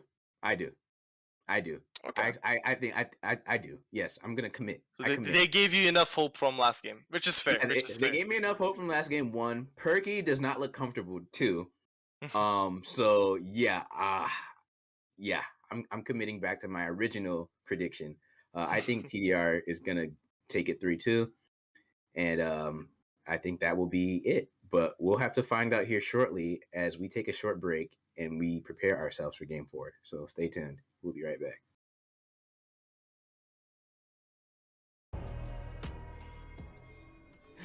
Welcome back, everyone, as we are here for game 4, Horizon Gaming versus Team Death Realm. And it looks like we have ourselves another 5-man stack coming up from the TDR champions here. Let's see if anything's gonna come out of it. Who knows? But in the meantime, Sultan, Summoners, Runes, any thoughts? Everything looks fairly normal. I personally like PTA on Trundle, but yeah, I think that's the only thing. We see both mid laners going for the TP. We have 4 TPs in the game. I'm assuming we wouldn't see a lot early on the game, but maybe both of these teams have been like able to surprise us both times. So, oh, we still have the invade going on. Yeah, just the back from Nemesis there, but the rest of TDR are here, and we see Scomps and What would they know? Bravo along with Perky. They seem to be unaware. Well, but they do know, as the ward will suss it out, and they are just going to back off and give that red buff over. Perky's going to do his Raptors and more than likely path towards the rest of his blue. Oh, he doesn't want to contest it, I guess. Nah, he's not going to. Yeah, he's not going to. That's fair. But yeah, so, you know, once again, it looks like, I don't know if it's going to be vertical jungling here for the side of Horizon. I don't know if Perky feels that comfortable walking into the enemy jungle here. And it looks like I'm going to eat my words as he is pathing towards that red side, actually. So I guess he is somewhat confident and comfortable. The important thing here is that, like, Horizon's laners are pushing for the level 2 advantage, which they were able to get. Matt is walking here, but, like, Matt might just get punished for his roam indeed, but it looks like instead Perky and the rest of, not the rest of, Kaiser are bullied out of that red side jungle, and he will not get the red buff instead, as it will go over to In Vain. So 3 major buffs for the TDR jungler here to the 1 major buff for the Horizon Gaming jungler. Yeah, interesting pathing, taking enemy red, taking his own blue, and then taking his red again. It does, I guess, work out because he picked up all 3 and he hits level 3 earlier. But Perky's camp cooldowns will be a little more aligned. He In Vain still didn't go to his blue side, which Gromp is Gromp is the camp that you want to cycle the most because it gives the most gold EXP and fastest to clear compared to faster to clear compared to the Krugs. Archon needs to be. Archon does need to be a bit careful as he is a bit forward in this lane here. The knockup does miss. Frozen Domain comes out, but he's already out of range. And we see Perky the Parrot. He's also on the top side, as I think the Trundle and Volibear will see each other in that river there. But right now, our observer just wants to have us focus on the spot lane skirmish here. And now, can we go back top, please? You know, we're just seeing the poke coming out from Scomps onto Mr. Potate there, but not much action. And now Nemesis will go ahead and recall back home, and In Vain will continue on his Raptors here. Perky is on his Wolves. Yeah. Although we saw In Vain start with the 3 buff start, he is still not really ahead in the clear. They're going to have around the same amount of CS going into their bot side quadrants, but yeah, the top side, the top lane specifically, Archon is just bullying Nemesis on their turret right now. Already up almost double his CS, and oh wow, Kaiser also. Oh, Matt getting low from the exchange. Yeah, Matt getting really low, and Kaiser Uwu putting the damage down onto that Victor there, as Matt will now have to seek a recall back home to restock that health in Matt. Oh. And Kaiser is not going to let him.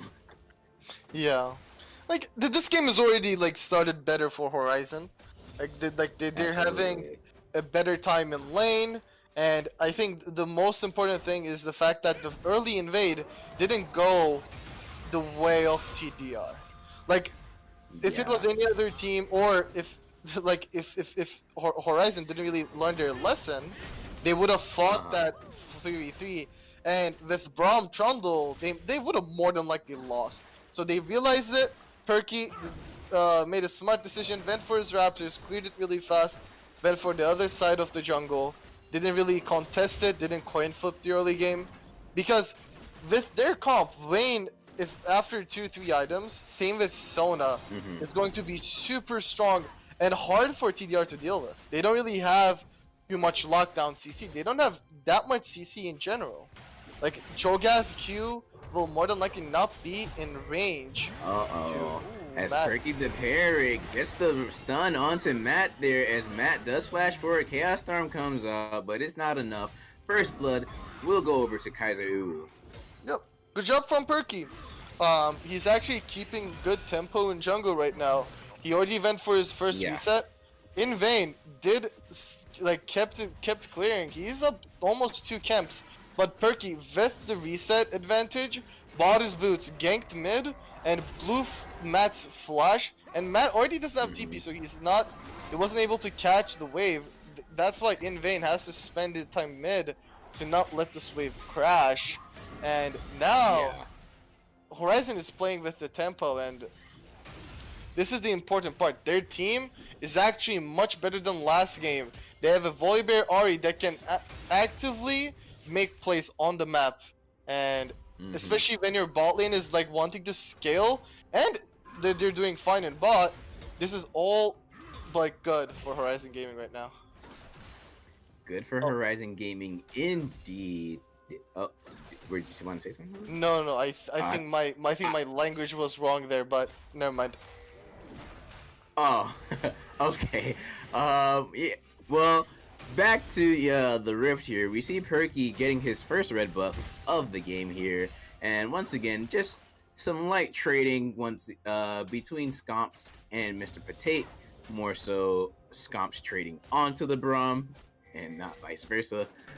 This Tristana though, as the rocket jump explosive charge comes out from Rusher, those Scomps will have to flash out, and I believe exhaust was used as well, as now the procs are being placed onto the Tristana there.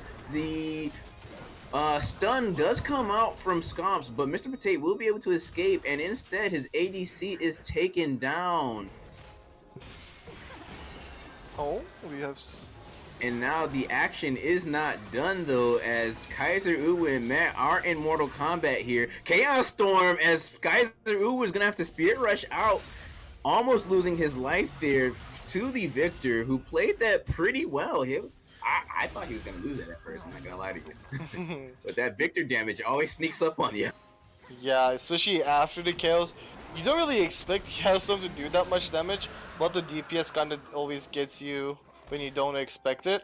Like, this game is going really good for side of Horizon. Getting an early kill on Vayne in a lane where Tristana would probably... You would expect Tristana to be more on the bullying side. He's up CS, up a kill. I think not turret plates, but like up in other sides, other ways in lane. And the mid lane is also more going the way towards the Kaiser because the ganks that Perky has been able to get off. And like, this is what I meant when he should have played easier champions, because Lilia, you're full clearing, and like the things you can do are really limited, and when you have limited things to do, you kind of have to come up ahead with your decision making. It's hard when you're like not a jungle man. Like when you're playing Volibear, what do? You clear your camps, and then what do? You just gank. You burn your flash. You press Q, you kill the enemy team, and you disable a turret every now and then. When you use a Stormbreaker and you make a Cho'Gath flash away from you, as your Sky Split their head wide open, and then you maul a Trundle down too, maybe.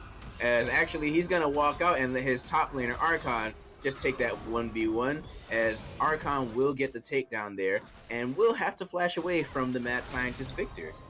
And it looks like the action will continue as Scomps and Bravo just trade back and forth with this Tristana here. Yeah. But nothing much will come of it. Yeah. Like the small trades actually go in favor of Horizon because of the amount of healing that Sona can provide after the exchange is over, and we're seeing Braum is not having a good time here. Like they tried to pick it away from Bravo, but this is the problem that Braum faces. If you're not really against an aggressive lane, then you're just gonna get outskilled by an enchanter, and you can't really do a lot in lane either. And there isn't even a specific counter, like specific reason to pick Braum here too. Oh, Kaiser. Ooh, definitely getting a bit overzealous here, as he was looking for the roam onto the TDR bot lane here. Spirit Rush to get the dash out and reclaim some positioning, and he will just be able to walk out with his life here. Yeah. I don't know why he walked in that deep. His jungler was topside, and the dive would have been pretty hard. Thinking that it's still a Trist Braum, and they both have their ultimates, the Exhaust and Ignite is still not used and was available, but the game is looking really good for Horizon. Like this, especially in the top side, Archon is just bullying Nemesis right now. Not the best trade there, but he's up what 40 CS and also a kill, and I think like 2 plates. So he's just super strong right now. Yeah, definitely. Archon is showing that top lane advantage that he has over Nemesis right now, and you know, just some trading going back and forth here though, as we put our cameras back on the bot lane here. Actually, we're on the top lane now instead, as Archon has used the ultimate there, and we'll just whack the Cho'Gath over the head, securing that kill. And no kills came out on the bot lane side, but just a whole bunch of summoners were used. Crescendo, heal, flash, exhaust. And now Horizon Gaming with a 5-0 kill lead over TDR, a 3k gold kill lead as well. And yeah, no bias here, but really this game is looking Horizon favored right now. And for TDR, what do you want to do to try and stabilize this early game or get yourself back into a position of balance in the mid game here? I think they should. I don't even know a lot. Like, I don't think there's a lot of things for them to do right now. Especially the fact that Tristana is behind is really bad for them. It's bad. Because, like imagine you're the Trundle. You can't really gank top. Mordekaiser, most of the time, is going to have the Realm of Death. So, it's going to be really hard for you to gank. If you gank, he can ult to you or the Cho'Gath and just turn it into a 1v1. And he's strong enough to kill either one of them, like, pretty fast. And, like, you can force maybe 1v1s with Volibear, but again, you don't really have pressure from your own lanes. Ahri is really slippery for you to gank. The pillar doesn't really affect him too much. And Vayne Sona, we just saw, right? Like, you don't really have a dash, so you just get kited, and your Braum is not able to provide you with any good CC unless the enemy team is super overextended. So for now, they don't really have a lot to do. They have to kind of capitalize on mistakes that Horizon might do, like the space that they give. This was a good dragon pickup. Perky resetting a bad, not a bad time, but they're not really looking to stack the dragons too early. They don't want to fight around dragons too much, because that's how Horizon kind of loses the game right now. They're not a really good team fighting team, and especially when Archon like just got his ultimate back. So when he doesn't have the ultimate, it's really hard for them to kind of fight these objectives, and you might just throw this lead that you've worked really hard to get right now. Yeah, and that was actually TDR getting the second Drake there, the Ocean. Oh yeah. Yeah, no, all good, all good. Silver Bolt's coming out from Scomps though, and Mr. Pate is Mr. Dead, and he's just placed into the grave there, as Kaiser Uwu and Perky the Parrot now looking to get a tussle in the red jungle, and they will be punished for their overzealousness. Instead, Kaiser Uwu using that blast plant to, as his jungler was already placed into the grave there. And now Archon though, just whacking the Cho'Gath over the head, letting him know, hey, you don't win lane, I do. Yeah. Get gapped, buddy. Yeah, the lane dominance is really showing up right now. On the other hand, Nemesis has been like doing a good job for at least like keeping up with the stacks.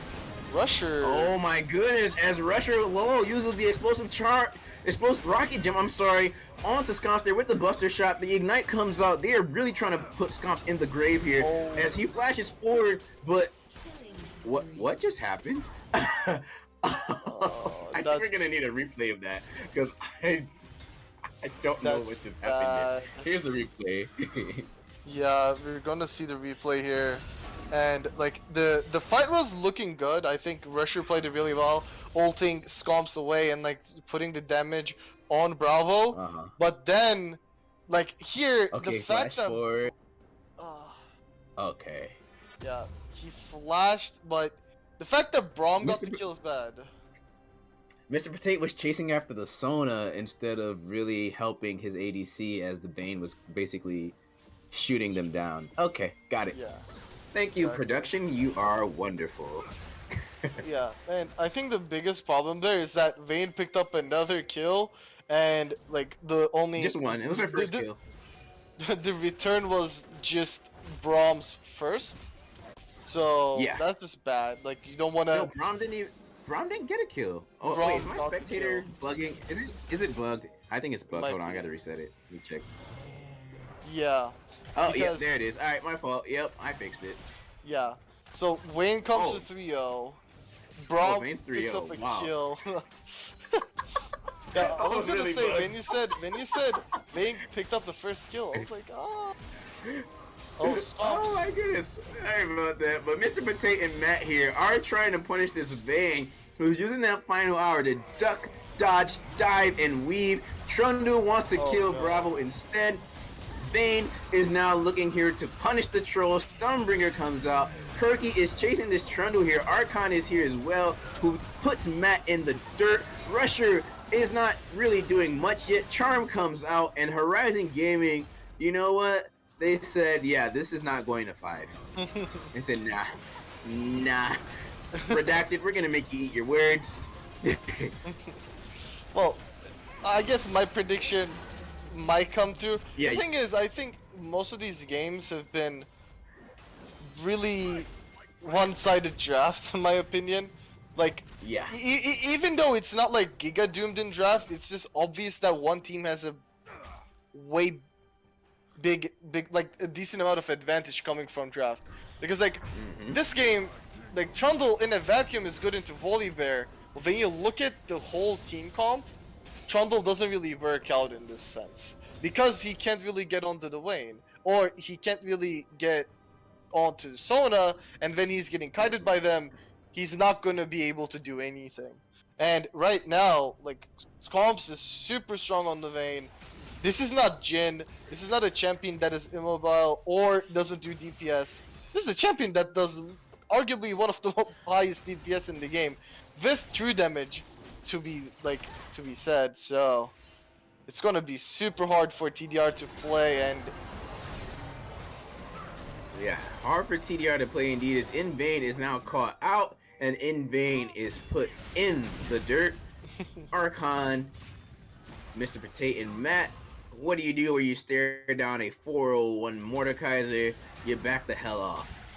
yeah, this is probably the first time Invane has been not having a good game. I think even in the first two losses on Shyvana and Talia, he's been super he's been the only player on his team that was doing good compared to Horizon. And like this game, him not being able to perform due to the draft mainly is going to be really hard for TDR because they were mainly playing around him. Like on the Kindred game, he was the carry. Although his teammates got fed, they got fed off the Kindred having that lead and prio. And now they don't have their main carry in a spot where he can kind of 1v9, and the rest of your team is also kind of falling apart on the other side. Yeah, falling apart around you as Shirley is now being launched into an inhibitor turret at 20 minutes in the game here. TDR, like, the map is just closing in all around you. Yes, they have top lane pressure there, but they don't have mid pressure, they don't have bot pressure, and Horizon Gaming are just choking them out of their jungle, out of the map, one step at a time here, as they really want to secure this game here and ensure it does not go to a game 5. But In Vain and Nemesis and the rest of TDR are here. They're trying to take down this Mordekaiser who flashes ults the Cho'Gath, who then noms him instead. Mordekaiser, you are gone, and that overzealousness is punished.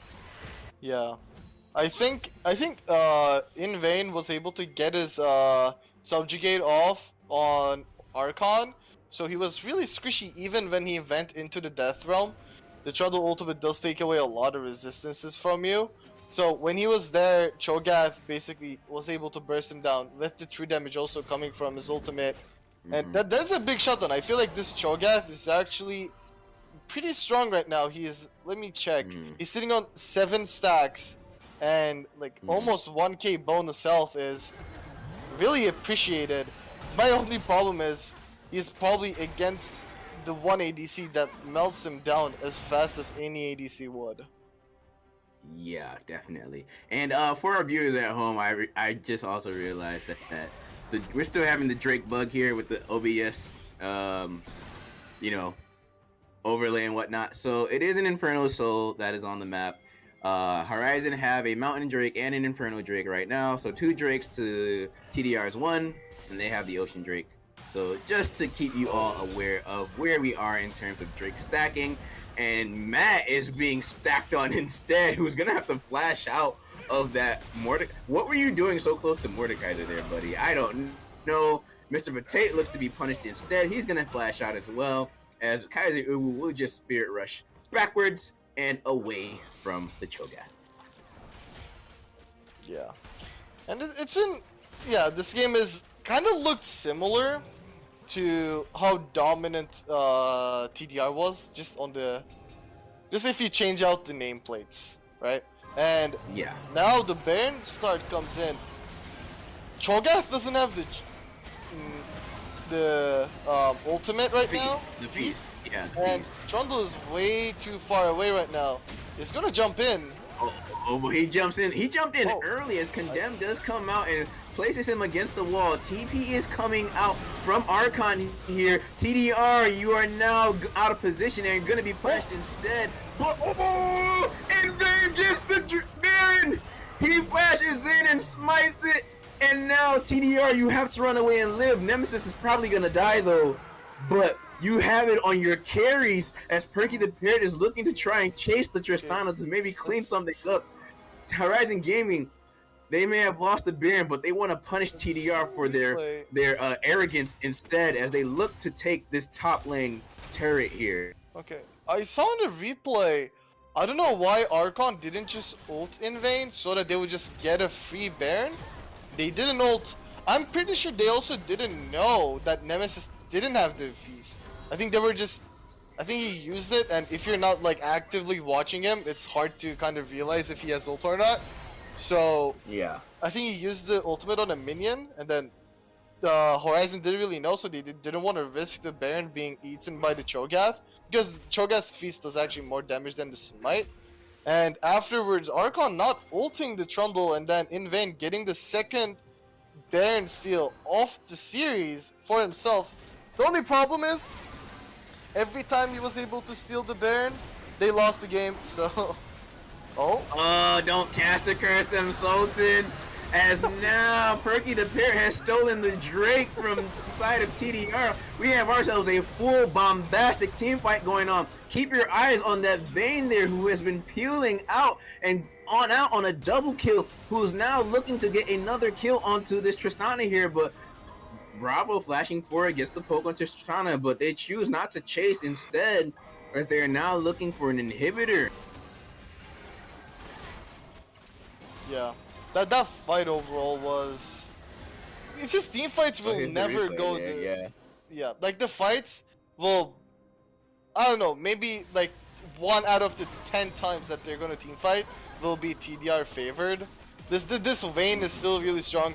Like, they were able to steal the Baron, but that doesn't mean that you're gonna just start winning team fights all of a sudden. there's still like Horizon still is sitting on a close to 10k. I think like more than like the 9k gold lead. But this Vayne is like 2.5 items in. He probably has enough gold to finish Pork right now.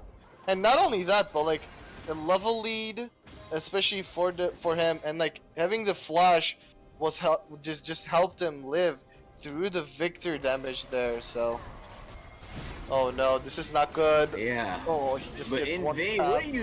what are you doing? You are a trunk. You cannot run into a Vayne like that, especially with no backup. Yeah. That was very arrogant from the TDR jungler there.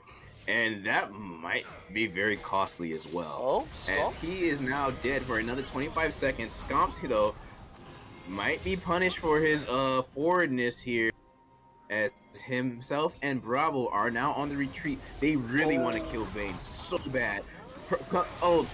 The Q lands conclusive proc, and Victor will get the kill onto the Vayne here. Rusher using the rocket jump to get away from Archon here, but he's now stuck between a Mordekaiser and a Volibear, and Rusher looks like, yeah, he's just gonna be maced down by the Mordekaiser there, and the rest of TDR was cleaned up as well, and now they will be pushing forward in this bot lane for an inhibitor. Yeah. Archon came in super good in that team fight, really clutch, because the side of TDR was able to shut down Scomps and give the 1,000 gold shutdown to Victor, which is like... It is a 10k gold lead, by the way. Oh yeah. Right now it's 10k gold lead, and like especially shutdowning the Vayne was important, but at the process, like in the process they burned almost all of their cooldowns. Like the Braum ult was burned, the Victor ult was burned, and like all of their CD, all of their normal abilities were also on CD. And when the enemy team, when the Horizons team collapsed on them, now they didn't have an answer, and it's still a 7-1 Mordekaiser that is really strong. A 3-0 Ari, and they were also not able to kill Sono, so he was just keep the healing going on in the backline. So we saw, like, even if you kill the Vayne, if you burn a lot just to kill Vayne, it's not going to be a good scenario after that. Yeah, definitely not a good scenario indeed. I mean, in Vayne, like you can't chase down a Vayne like that. You should know that your name is literally her. You should know what that champion does. Yeah, especially this strong. You gotta be a 8-1-1, 250 gold bounty. Ari is 3-0-8, and she has Leandris, by the way, with a Shadow Flame and 10 stacks Medjai's, 7-1-5 Mordekaiser, 300 gold bounty. He has 3 items. So this is a very tough game right now for the side of TDR, as they were looking for a bush play here. They're gonna chase down this Volibear here, but he's a bit too quick as he just runs away there. And now we're seeing some poke coming out here from Kaiser Uwu. Volibear actually using the Stormbringer to ultimate himself over the Baron Pit, so he was almost bursted out. But look at that, Archon is just split pushing in the bot lane here, making TDR choose between a rock and a hard place. There are no neutral objectives up just yet, as Baron is spawning here in 5 seconds. Drake is spawning in another 20. And you have a Mordekaiser staring down the barrel of your base. Oh, really good pillar from Vayne. It's kind of... Oh, Nemesis walked up too much. Yeah, decent pillar, but now Scomps and the rest of TDR, this is probably the fight of their lives here, and the fight of the game, as they are just blown up, as Kaiser Uwu gets a double kill. He's looking for the triple as Matt runs away. The charm, the orb, does anything land? Nope, the charm goes wide. The orb does hit though, as the Victor is doing plenty of damage. Chaos Storm is coming out. Perky the Parrot is rooted up a bit in the gravity field there, but you know what? TDR don't, or Horizon Gaming don't care. They said, you know what, Matt, you can play with our bear. We want the game. We want the Nexus. We want to go to the next round. Horizon Gaming are looking to take Game 4 here and the series, as they will play on the next round. GG for Horizon Gaming.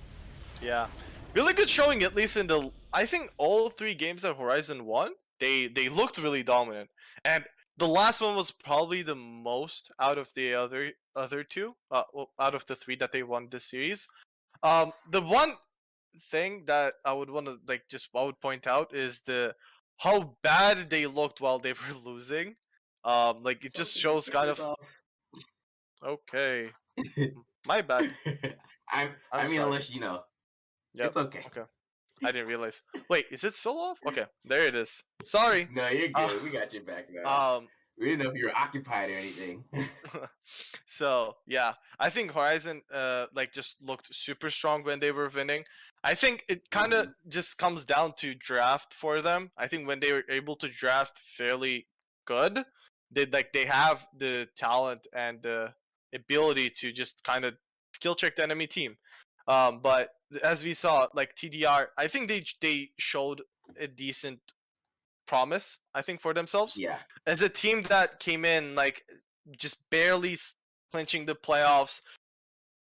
It was pretty. I don't think a lot of people expected too much. But like that single win that they had this year was pretty impressive. It was like a 23-minute stomp, and it was like just so one-sided. Like Horizon wasn't even able to do anything, and yeah, I think there isn't like too much else to say about the series. I think specifically game-wise though, I think especially on Horizon's side, Scomps had a really good series.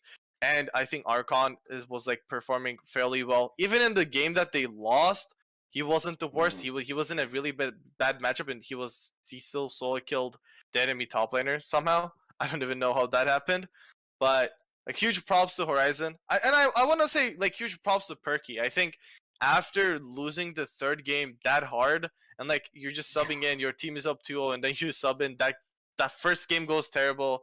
Some people would just like mental boom. I think like props to him for like keeping his mental straight, and actually like he was the reason why like Horizon actually got the early game leads, like really good ganks, being more active than in vain, especially early on to the game, getting kills bot and mid to get this get his lanes rolling, and I think that was the most important thing. Like that's what you want to see from your like auto-filled sub jungle, like to keep his mental and then like being able to actually perform when you need him to. Absolutely. And, I agree with everything you said.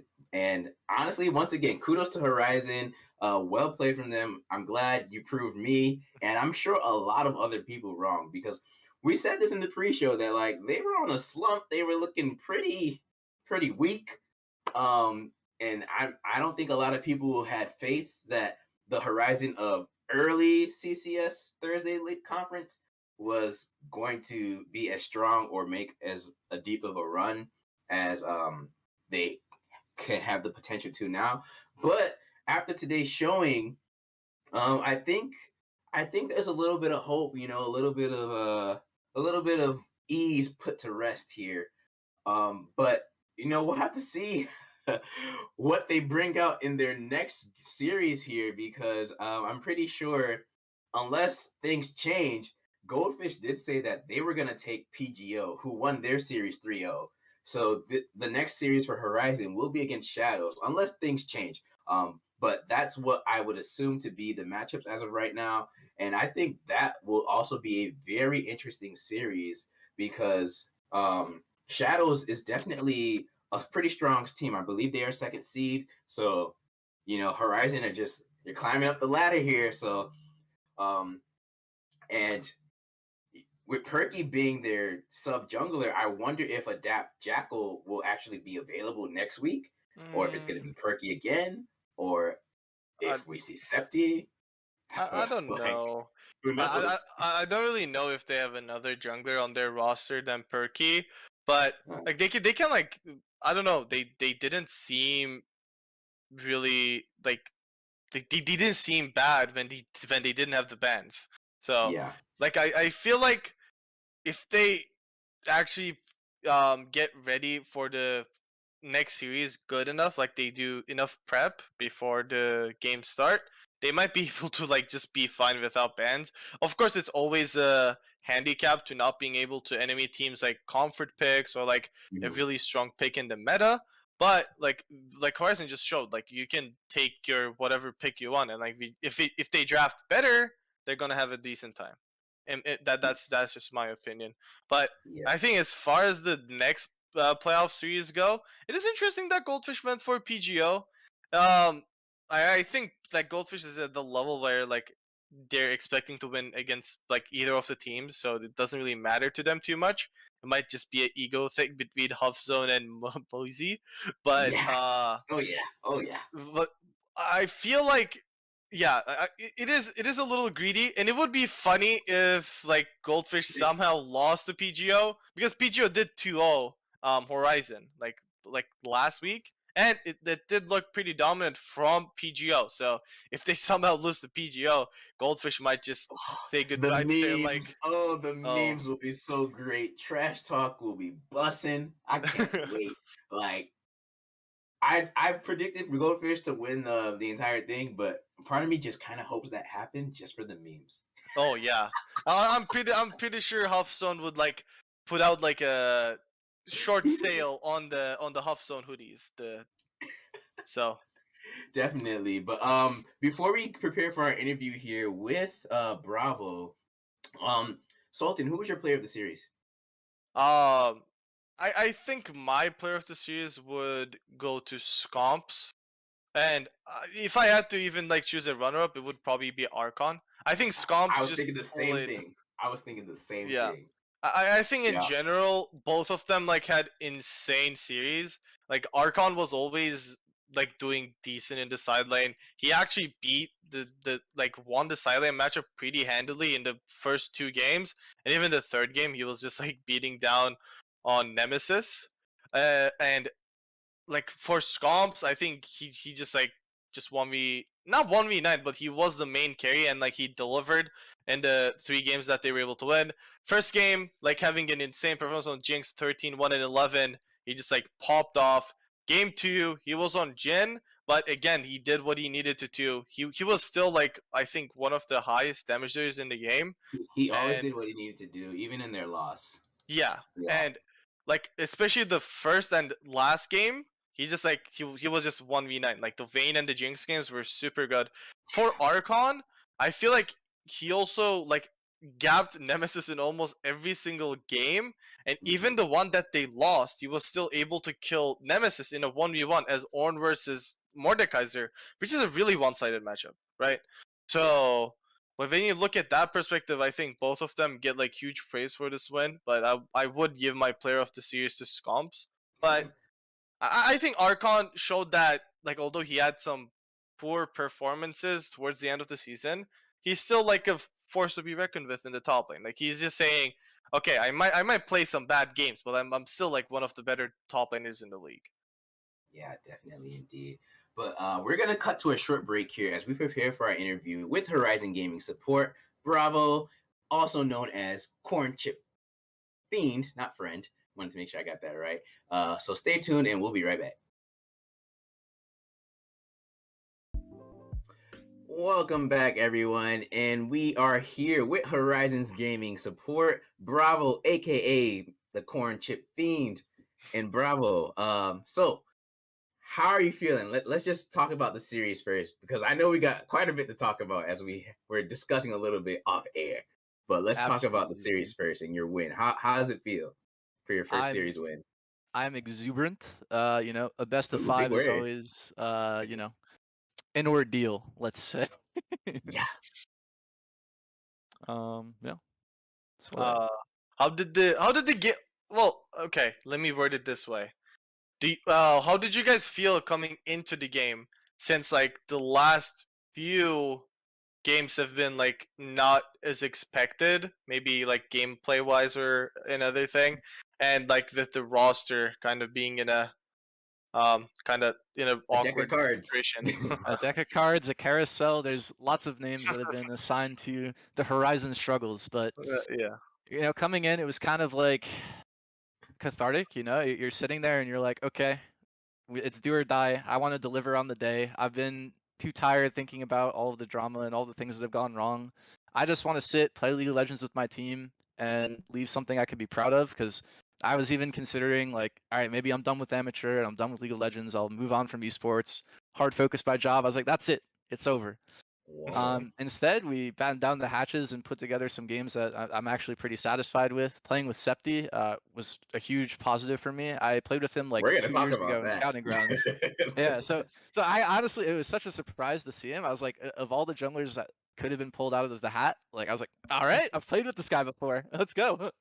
And let's get right into that actually, because initially, I believe the lineup that production sent me was I think it was I think Perky that was it was supposed to the be Perky. starting.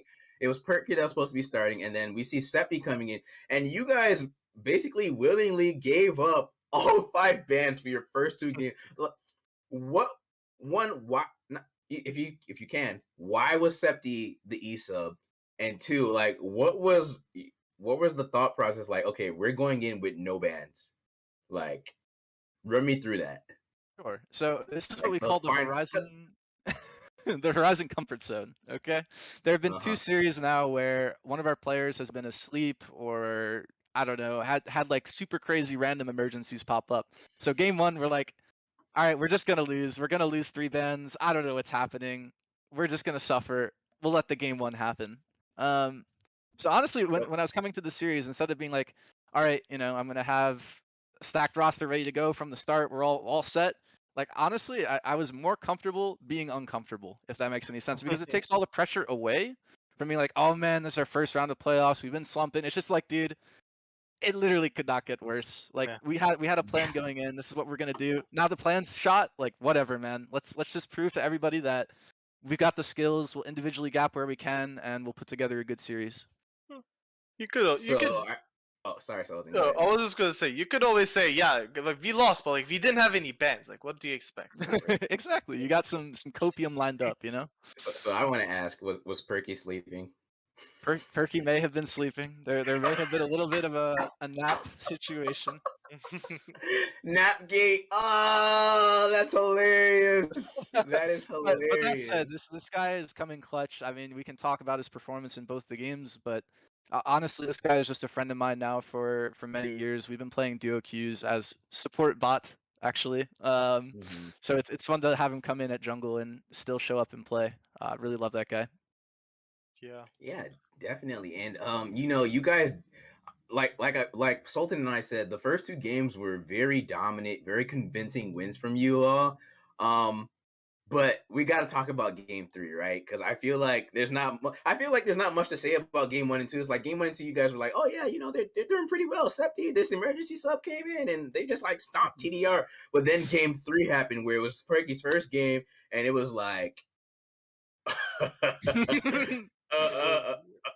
okay, I think this is the Horizon everyone was expecting to see lose, and that's what was happening in game 3 there. So what was that about? Snapgate part 2. You wake up out of your nap and you come into a series that's hot. I mean, it's 2-0. We've been like hot out of the gates. Everybody's firing, and he's like, dude, I play, Volibear and a couple other champs, and we're like, okay. And we're like, what about Lilia? And he's like, all right, let's do it. We load into the Rift, and it's like, okay, the invade. This is not good news. Okay, maybe he'll flash. Maybe he's dead. All right, that's a little rough. And then, Wave gets pushed in. I'm like, yo, they might invade. Kind of rough here. And then, yeah, I mean, I don't know how you play after you die level 1 and then aren't able to get your blue buff as Lilia. It's like it's really, really unplayable. I think Sultan could probably speak on this. I was about to say Sultan had a lot to say about the draft. So, Yeah, I'm gonna let Sultan go ahead and take it. Well, I think the main problem was like, like you gave Lilia R5 and it didn't work out. But also like blinding Odin when Mord is on the table, and then like also like I think you guys were on red side, but you also got counterpick in every lane other than jungle. So I think that was like what I was talking about as long as draft goes. But I think you, not specifically you. I don't know if you're this. I think Kaito Kid, your coach, like helps you guys with draft a lot. I think you guys just like play better when you get your like prio champions, but like picking them on red side doesn't really reward you all the time. So that's what I thought in general about the games. But also like it's hard to play a game when the Kindred has 11 stacks at 15 minutes. So Yeah. It's pretty 4 rough. stacks at 4 minutes. It was like a stack per minute almost in that early game. But I also wanted to ask and talk about it. Crap. Oh, there it is. So no, both teams in this series could not win on red side. Why? That's a great question, and I'd love Like to we'll elaborate. we'll focus on y'all because not TDI, right? Like they lost. We don't need to ask them why they couldn't win on red. Why couldn't y'all win on red side? Like what's up with red side? Is it hard to pick counters? Like what's going on with that? If blue side was 100% win rate. I think there's just some picks in this series that, as far as the draft phase is concerned, that we both wanted to prioritize. So blue side really gave us the opportunity to grab whatever we thought was going to be what we needed for that particular game in the series. Hey, I hate to give a boring answer like that, but I really don't want to reveal too much about why we may or may that's not have fine. lost the game we lost on red. Okay. It happens. No, that's fine. Okay. Yeah, definitely. One question then. What do you like overall think about the amount of roster changes that Horizon went through? Me being one of them. Me being the first of them. What like do you think like how much did it affect around like the team, and especially like the I guess the latest one that a lot of people thought was interesting was Gregorio leaving after like going like after like keeping the I think you guys winning were like streak 5-1 continue, at right? that point, 4-1 or Yeah, something. they're like 5-1 in game score, like just undefeated until Gregorio left, I think. Or like did the thing happen? I think mid series, right? I think if I'm not wrong, with the Yeah, it was. He was supposed to play in game 1. I remember because I was casting that game. Yeah, he was supposed to play in game 1. I think he had some internet issues, and then a sub came in, and then he came back for game 2. They lost. He came back for game 2 and 3, I believe. I don't remember if he won that series though. Yeah, I think he lost that series.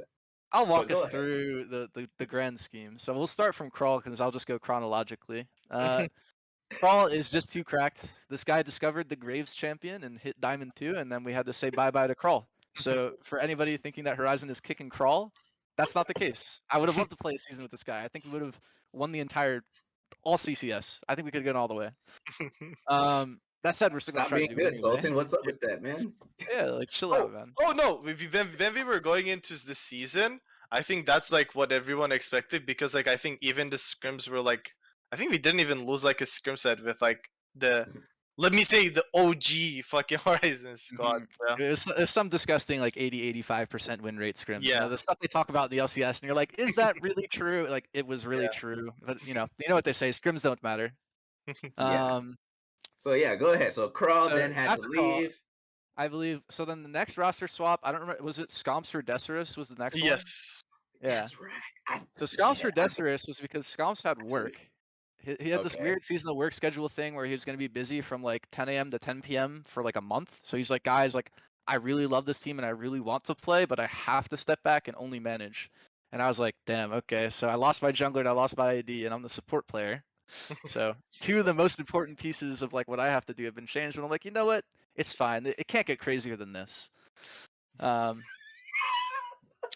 we play on, right? So we pick up Decerus, and that guy's mechanically gifted. I believe we're going to be playing him maybe in the next round. And I'm excited to have that matchup because I think he's a great player and a great dude. But you know, you mentioned Napgate. It's not the first time. Some players have had just issues with availability and timing, and it's a plat league, so I understand. You know, we're not getting paid to be here, so stuff happens, stuff comes up. And that was part of the issue that we had. Plus, Scomps' like work situation changed. And because of that, we were able to get him back, and I was excited to have one piece of the OG Horizon magic, I guess we could call it, back. So that addresses the second roster change. The third big one that everyone keeps throwing hashtags in Twitch chat, trash talk, like all over the place. is free Gregorio. So let's talk about my friend Gregorio, because he is my friend. He's 15 years old. He's a great player. Love that dude. He's also like talented at other IRL sports. Man is like in a Dominican Republic combine for basketball. Actually cracked on the sticks. But yeah, we had to let him go for similar reasons. Except it wasn't like he's napping, right? In his case, it's the fact that he's 15 years old and certain things came up that required him to be in other places at other times. and he was a little bit late on some of the logistical notice for us getting subs and working things out. And it was like, we're getting jerked all around, and we just wanted some stability, which is why we intended to move him to our substitute role, right? We're like, listen, man, like, we're just going to let you cool it on the bench for a bit. We'll bring someone in for a little while, sort some things out, let it coast. You'll get to like through finals or whatever sports you got going on right now, so we can like bring you back when the time is right. That was my understanding of the situation as a player and not, management. And then like at some point I saw him on Red Pandas Gaming, and I did the math, and I was like, wait a minute, this guy's on 3 teams. Oh my God, we can't get him back. Yeah. But we really did try. Because you said you wanted to e-sub him too, right? I did. I called Gregorio last night on FaceTime, and I said, look, I need to prepare you for when SKT and Damwon are fighting over you in their academy leagues and you get called up randomly. This is it. We're calling you back. Horizon needs you. But how'd that conversation go when you realized that he was already on Red Panda Gaming, right? And then it was like, can't do it, bro. My hands are tied, right? Well, frankly, we didn't realize for a while. At first, we were just really excited. There was this surge of hope. There were some environmental issues behind the scenes that we don't really want to bring to air too much. Yeah, but a change was needed. And that said, like, would have been great to bring Gregorio back, but I'm very happy with the performance that Septi and Perky put up today to bring us through to a 3-1. But yeah, love Gregorio and wish I could have him back. The most interesting thing about that is, I think when he was playing for RPG, he was also like, I think RPG was already out of playoffs. So he played one series out. So there's 3 teams, right? He played one series with RPG, and he played lock-in with Goldfish, which, in my opinion, I'm putting this on the air, I do not think lock-in counts as part of the regular split. I think that's bogus that the rules are interpreted this way, but that's just me. It is what it is. Flay we might get in trouble with Flay though, but it's my personal opinion. It's just my personal opinion. You guys are fine. No, you're good. You're the player. I'm saying Flay might be like, cut the tape. Well, what I'm gonna say is, what do you expect from like a Mickey Mouse League, Mickey Mouse management, Mickey Mouse rulebook? It happens. we run into those problems. Hey, Flay. That was Sultan. Y'all can correct that. That was Sultan. I like being here. Just saying. I'm gonna keep my job. But all jokes aside, Flay, I do appreciate this league. I appreciate everything you've done, and I think you're doing a great thing in helping players develop. So, thank you. Also, let's get your opinion on who do you think was the player of the game from your team? Because you were obviously in the VC. Like, sometimes the shot calling gets into the equation. We don't see the comms. We don't see what you guys are like doing all the time. Like, we can only see a lot from the spectator. Sometimes the camera is panned somewhere else. You can really see it. But what do you think about the series? I think for the entire series, I'd be remiss without mentioning Kaiser's impact. He's a central player to how our team plays. I think that's obvious, and I don't think that's giving anything away for scouting. I think anyone who looks at this team sees, okay, Kaiser is the piece on which everything rotates around. I mean, it's mid lane. It's functionally how the game works. That said, I agree with the assessment that both of you have had, in that Archon and Scams also performed exceptionally this series.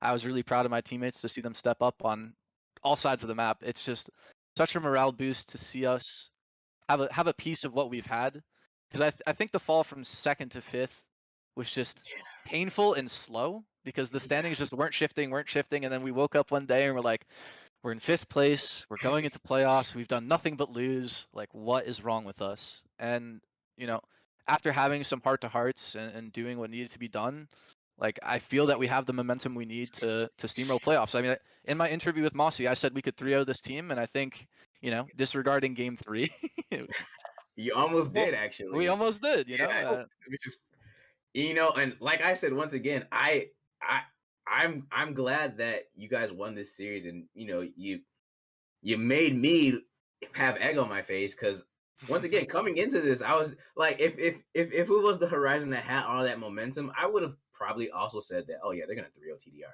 But given how things had progressed, I was like, I don't know, TDR might be able to take this. Horizon doesn't look pretty strong right now. So that was my analysis based off the series and everything, and just based off how you guys were looking coming into playoffs. So now, with that being said, my question for you, and I think this will be my last question for the night, is given once again, not things aren't confirmed yet, but it has been said multiple times that Goldfish is gonna choose PGO. So that means you all will be playing against Shadows. So let's talk about that a little bit. How do you feel about that? And what do you think that matchup's going to be like? Because Shadows is the second place team, the second seeded team. Yeah, I'd say in all honesty, I wasn't even sure if we are going to make it past today, despite predicting 3-0. Yeah. What I've said on multiplications to multiple people is that in esports, I take everything one unit at a time, which depending on the context, I'll say one play at a time, one game at a time, one match at a time.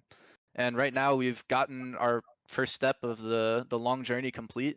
We got our 3-1, and now I'm ready to focus for the next team. But all I know about Shadow Z from this very moment, coming right off of the end of a series, is that my former AD is there, and I know what he's capable of. And I think I'm ready.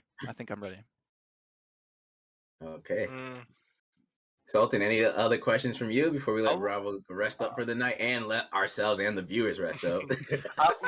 My only thing was going to be, like, I watched the game that you guys had against Goldfish, and I think this was like when Desert was there, and like I felt like personally you guys were like playing better for the majority of the time. I think it came down to like some mistakes while like you guys were trying to close the game, and then they were able to capitalize and end the game on you. But I felt like the game was way too close, and I think I've been saying this a lot, and I feel bad for myself for like doubting Goldfish almost every single week.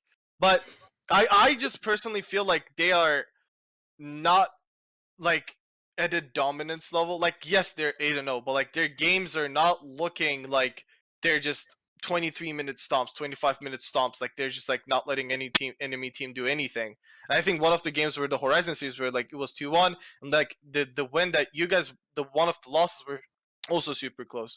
What do you think about like in general for playoffs, like having Goldfish, PGO, Shadows, and Horizon left, which was like I think the top 4 teams that a lot of people predicted before the season started? Sure. I'll give you something spicy. Here's a soundbite for you guys. I think Bossy should spend a little bit less time on content. That's my soundbite. That's all I'm saying. Wait, what did you say? Because I didn't hear you. Because production. A little was in louder my for the ear. people. Production was in my ear.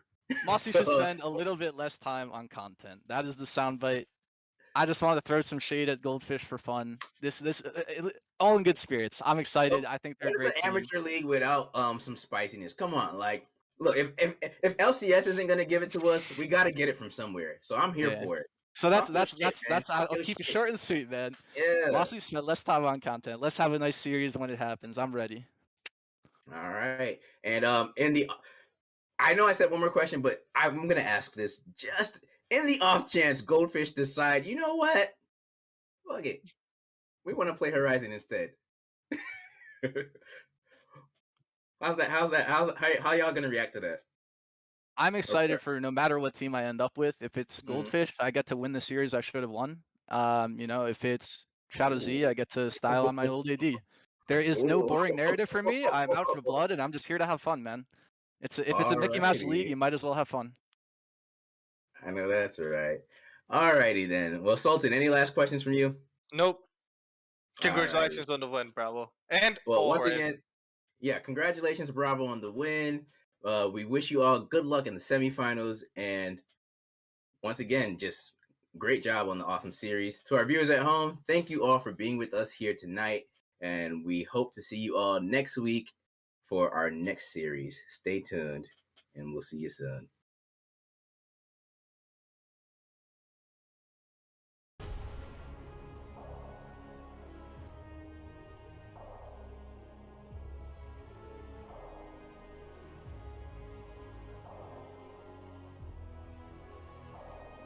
Yep. What's going on, everybody? It's Thursday, and we got some semi-final finals action for you in CCS. Goldfish Gaming taking on Predictive Gaming. Odin, I'm Rychans, joined by Elsa, the Queen. And are you as hyped as these teams are for today's matchup? I am. I'm maybe even more hyped than they are. I'm a huge fan of both of these teams, and neither of us got to cast them the first time around, so I'm really excited to be here. This is a classic CCS matchup. Yes, absolutely. Two heavy hitters going at it. And I know there's been a lot of talk before this game between these two teams, a lot of banter. So these teams are hyped up. They're ready. They've been talking smack for the entire week. So this is going to be an exciting series here. Bans coming through now for both of these squads is Predictive, taking away the Mundo and the Ziggs. Goldfish taking away the Yasuo and the Tryndamere. Both of these have some solid picks here. Dirt, a proficient Ziggs player in the bottom lane, and then obviously Huffsun in the top lane on that Tryndamere. Yeah, for sure. And with Mundo, Ziggs, and Thresh, these are kind of the three classic bans you throw at Goldfish Gaming, because these are champions that they will just pick if they are up every single time in the first rotation. On the other side, though, Trundle, I do actually expect this ban likely to go through, mostly because of the fact that Peanut just plays pretty much exclusively, from what we've seen so far, tanks. So he doesn't like to go against that Trundle, which Huffzone also loves to play. And then, like you said, too, for the top lane, that Tryndamere Yasuo, a whole grain special. But Ashe being hovered here as the first pick. Last week we saw PGO rolling over Sensei squad, and Odd Mitch's Ashe was definitely a huge part of that. Ashe is that utility carry, but he was making it look like a lot more than that last week. But they are going to pivot here. Yeah, the pivot to RA pick for Wholegrain, man, and we Yep. talked about this last week, is that this champ is something that it's as good as the player playing it, and I know we saw a lot of good stuff last week from the RE, in all of the games, but we will have to see what Wholegrain man is able to actually do in this game, and it'll be definitely good to watch. Yeah, I think that it is going to be a lot more difficult than it was last week, just because of the quality of players, and especially the quality of overall as a team, moving together, having those wards down makes it a lot harder for Ari to find those picks, as it was last week against Sensei squad. But I also would note that Goldfish is always going to be saving their last pick for mid lane for Okami.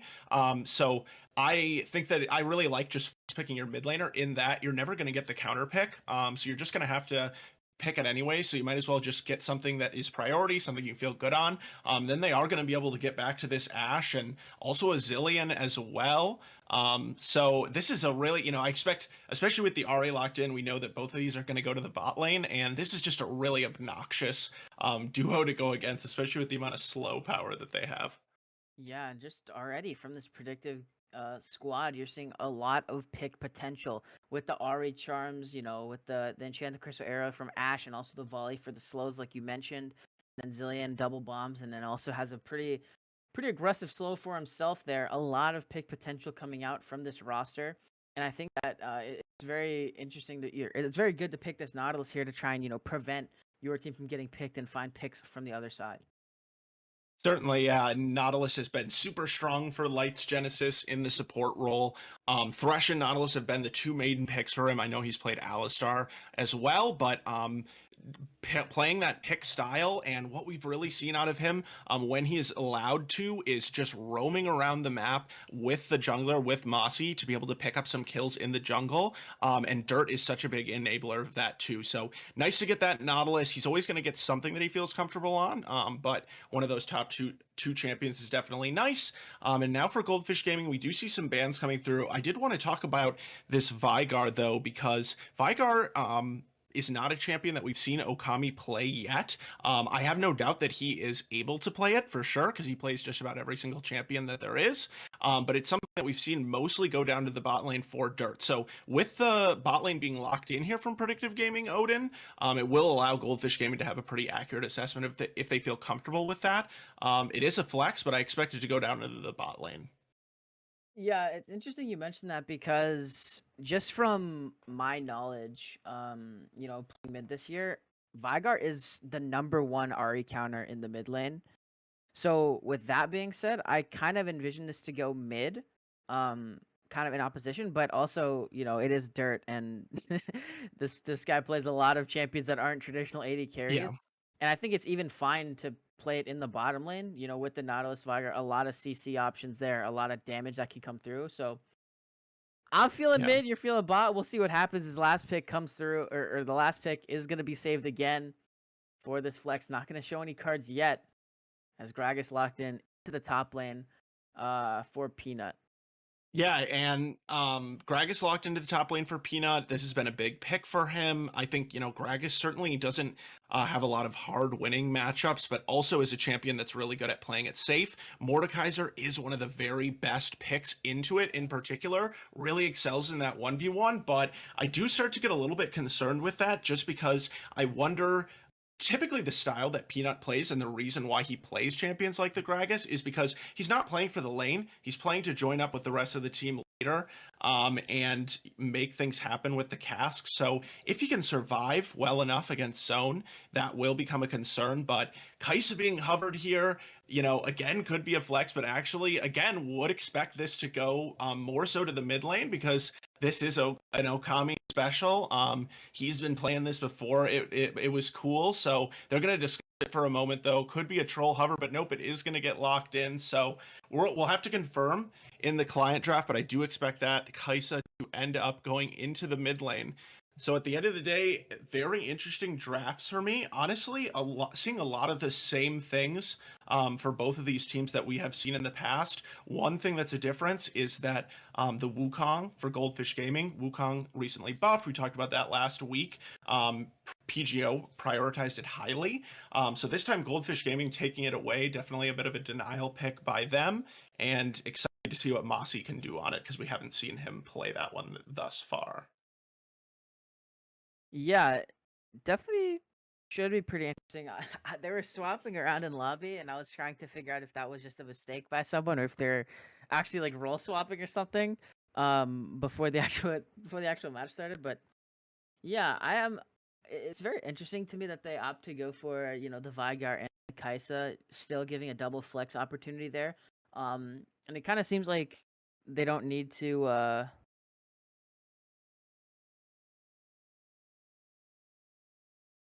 Okay. Hold on, Wait. we're getting some important intel here. We're getting some important information. Okay, so we're being told that that Goldfish is gonna start their 10-minute pause timer now on like their in-game pause timer. So in game, you're allowed 10 minutes to pause, and after that the game has to become the game has to resume. So Goldfish is actually gonna use their 10-minute pause timer now, or at least start it now. It seems like they're stalling for dirt. I mean, they said they didn't say in particular, so they are entitled to this pause time, and yeah, so we are gonna have just a little bit of a delay going into the next draft, but it shouldn't be anything. I mean, the champion select has already concluded, so this will be the champion select, bar it going beyond this pause time, which it will not. Yeah. That would be a match FF or a game FF at first, but that's not going to happen. And so, yeah, I mean, seeing these team compositions, I guess, I mean, I'm trying to think of like, what's the best way to do this logistically, but I feel like we should just maybe reflect on the team compositions a little bit, and then we do have some fun stuff for you, as well. But Rychains, for you looking at, well, I don't know. Let's see. I don't know. I don't know what I'm all messed up from this. Yeah. So the one thing I noticed is that this is just kind of relevant to the Kai'Sa mid pick is that on the next patch they're actually hard nerfing AP Kai'Sa. The W scaling is like getting basically cut in half. So this is not gonna be available to pick, or at least to play in the mid lane on the next patch. So, and obviously we know that Okami is wait. Okay. I guess they're starting. Yeah, we're into the client draft. So okay. Yes. So Okami, trying to get in as many games on this Kaisa as possible, and even then, we expect this Kaisa to be going mid, but it still could be going bot for dirt. So there's still some questions about that, about the mid lane and the AD carry position for Goldfish, but those questions will be answered pretty soon. Yeah, and it's funny that you mentioned the nerf to AP Kaisa, because I was actually just talking to Okami this week, and he was lamenting the fact that this was going to happen. Just like I said, this is something that he's enjoyed playing for a long time before Faker made it cool. So this is going to be close to his swan song on the Kaisa for CCS, most likely. So he's got a little bit of extra motivation, I think, to pick this. But really what it signals to me, I mean, this is a pick that they really do prioritize, honestly. Like, it is not a gimmick, it's not a joke. It's something that Okami is just really, really, really good at, and is able to make work, which another thing we were talking about is this is a pick that has like a 44% win rate in solo queue or something like that, popularized after Faker played it. And so it's not an easy thing to play, but what it signals to me is it means that he thinks he can play out the lane phase safely. It's a little bit almost disrespectful, I think. He's not going to try to go super aggro in the lane phase, but it means that he thinks he'll be able to get through lane safe. So especially once Ahri hits level 6 and has the charm available, it's going to be about those super micro mechanics of, who can dodge these skill shots. I expect probably a cleanse to come out from the Kaisa as well. Maybe not. We'll see, but that would make a lot of sense to me, especially with Zillion there as well, and Mordekaiser too. I believe you can cleanse. Maybe you can only QSS. Anyways, either way, it will be those little mechanics that make the difference. So I'm excited to see who can come out on top in that regard. Yeah, so just to comment on what you were mentioning with the cleanse, so you can't cleanse, you cannot cleanse the Mordekaiser ultimate. Just And QSS. I believe, yeah, you can only QSS. But Ashe, Zillion, Ahri. But I believe, and I believe you also cannot cleanse the Warwick ulti either. You can't. Yeah, no suppression. So you can't. yeah, so I don't know if the cleanse is gonna come through. We'll see in a little bit, but definitely a QSS. Even if the cleanse comes through for Okami, I definitely expect QSS to come out here. It's unfortunate because there's no QSS AP item, but either way, I think it's still pretty needed, and you can even just build it into Merc Sim. So I don't think it's that bad, but we are saying, confirmation that the Kaisa is being brought into this mid lane and the Vigar is being taken into the bottom lane. And obviously, I know it's a comfort thing, but with Vigar into Ahri, it's pretty much the hardest matchup possible for Ahri. So I would have expected, if it was a different team, I would have expected that to come through. But nonetheless, we do, see these compositions flushed out. Yeah. Absolutely. And I mean, last comment here before we throw it to our spectator delay, but there's comfort on both sides. I wanted to mention with a Warwick being picked up again, another week for Charizard playing this pick, which is really his comfort, but there's a reason that it's left open, and it's just that there's better champions than Warwick. I mean, certainly Warwick does things well, and I think Charizard is really good on this pick. He's not your average Warwick, but I'm interested to see whether or not he can pull this off against a team at the level of Goldfish, and I'm open to surprises. So I'm excited to see what this game has to offer. Yeah, definitely going to be a good one here. Before we throw it off to a break, want to give a big shout out to our sponsor, ProComps, which is the first of its kind drafting tool aimed for competitive and solo queue play. ProComps allows users live feedback and analysis on drafting, giving them recommendations on picks, notes on matchups, and analysis on the enemy team's win conditions. These features allow the user to gain an edge on their opponents and improve their drafting skills, something that you gotta have, especially if you want to play in competitive. Use the code CCS25 for 25% off of your first 6 months. Go get that LP. We'll be right back for Game 1 between Goldfish Gaming and Predictive Gaming Odin.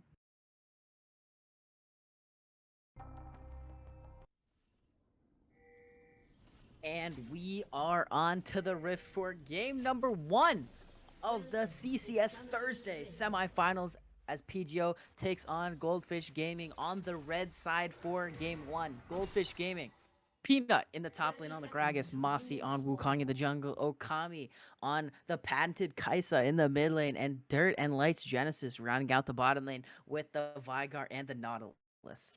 And on the blue side, we have Predictive Gaming Odin. In the top lane, you got P Huffzone on his Mordekaiser, Charizard on the signature, Warwick in the jungle, Whole Grain Man taking the Ahri into the mid lane, Odd Mitch with the Ashe in the bottom lane, and Surprise rounding it out in the support role with Zillion. So as we are onto the Rift here, I don't know if I've seen summoners be more stationary at level 1 for quite a while. They were just, I thought it was Teemos on both sides for a second. Somehow still they were standing. No I'm gonna one be is honest. moving. There we go. We got some movement now. The players are alive. Okay. Maybe invade They coming through. They're moving around. Dirt not moving though.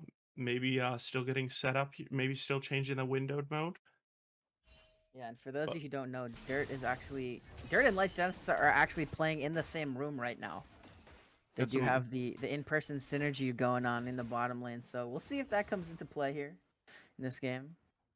Yeah, I mean, it definitely can hurt them for sure to be able to have that level of communication. So both junglers looks like they will be pathing the same directions. Nautilus definitely has a lot of setup in the bot lane if Mossy chooses to go that route. Otherwise, we could see some early interaction into this top lane as well. But talking about the way that PGO played when we were able to cast them last week, Right Chains, they really focused hard on the top side as far as prioritizing strong picks for zone and winning matchups, and then also bringing enough jungle support to make sure that he is not, bullied out of the game early on. So I would expect them to go for something similar this week.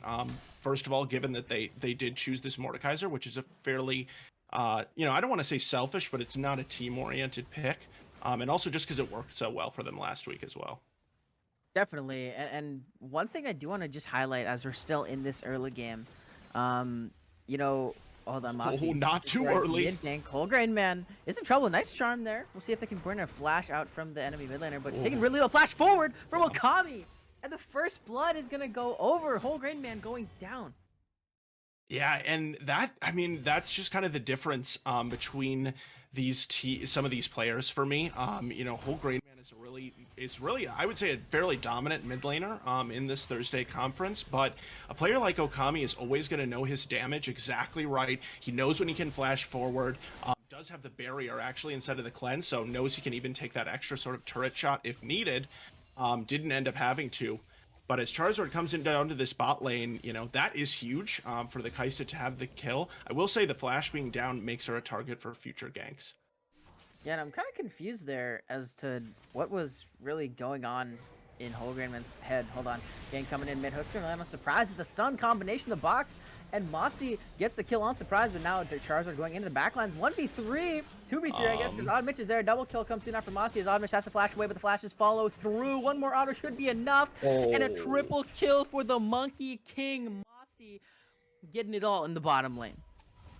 Oh, and there was so much trash talk before this matchup, Ride Chains, and as we go into the replay here, we can just see how, I'm not even sure if Goldfish knew that Charizard was down here, but it didn't matter because they just bursted out the first kill on Surprise so quickly, thanks to that cage from Dirt. That ends up being all 3 kills going over to the Wukong, and there's more action mid lane. Mossy back in this mid lane. No flash on Okami. It's a little bit harder to go forward, but nonetheless, Mossy's dominant in this early game so far. He absolutely is, and just to finish my previous point, we've seen so much trash talk. One of the things that was trashed about was Goldfish's ability to pick this Wukong that was so favored by PGO last week. And as the charm goes through, that is a lot of damage, but we don't have any more questions at this time. That's all I'm going to say. So far, at least. Yeah, definitely. And I mean, so going back to the initial, first blood that came through, I'm surprised that Whole Grain Man didn't flash or anything. I mean, once you get hit with that W, you need to flash. You have to expect that Okami, just knowing the player, is going to be flashing forward. So I'm not really sure what was was happening there in the mind of Whole Grain Man, but nonetheless, Okami, will reap the benefits. And for the time being, both supports are just kind of vibing in the mid lane, hovering around, seeing if anything's going to happen. And Dragon has spawned.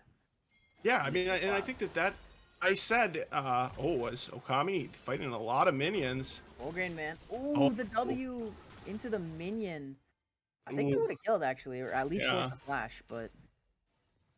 Yeah, I think, like I said, I think really highly of Whole Grain Man, in general, but I think that there can even be some downsides to consistently, kind of bodying your opponents, in these 1v1 matchups, which is, I think sometimes you get some bad habits of not flashing because you maybe, think that your opponent doesn't know their damage or that they're not going to land their abilities, and that's just simply not going to be the case, against Okami and against Goldfish in general. So there's, that is going to just be punished in the mid lane and really across the map so far with, as we kind of take a larger look here, it is all 4 out of the 5 members of PGO dying so far in this game. Huffzone, notably the only one who has not and does find himself a little bit ahead on this Gragas. That's really what I would expect, though, and Peanut has kept himself alive up to this point. Yeah, I mean, the 3-man roam into the top lane, trying to find Peanut overextending, but he's wise to it and will not fall down. And this leaves Oddmitch pretty vulnerable here for like about a few seconds. Cage comes through, but they opt not to dive. They did have the ignite, but they had about a 10-second timer where they could have dove and taken out this Ashe that didn't have flash. Yeah, it's true. They are just going to opt for the safe play of denying the CS as much as possible, and it's hard to say whether or not they didn't have vision on someone, or maybe unsure about that, but Jennifer's arrow cleansed out. Both cleanses are burned so far. As looks like it's all it's gonna be for the time being. No ultimates on these supports yet. And Dirt still has the flash. So yeah, it looked like Light's Genesis did more damage there than Oddmitch did, to be completely honest. The Nautilus burst was really strong, didn't even use Ignite, but it will force the Goldfish bottom lane back into the base. So checking in on kind of what these teams want to do, if they, to win the game, kind of their win conditions. For me, for PGO, one of the biggest things was slowing the Light's Genesis ability to roam. And just as I say that, PGO has been fairly successful so far this game in preventing that, but now he's around the mid lane. He does know that there's no vision here. Yeah, but Whole Grain Man, oh my gosh, the flash Dragon connects with the Void Seeker as well. Killer Instinct going through, but Whole Grain Man has the Spirit Rush to get out to safety. And yeah, everything's okay for the time being. I think that's a pretty crazy play, honestly. I don't know if I'm a fan of that one.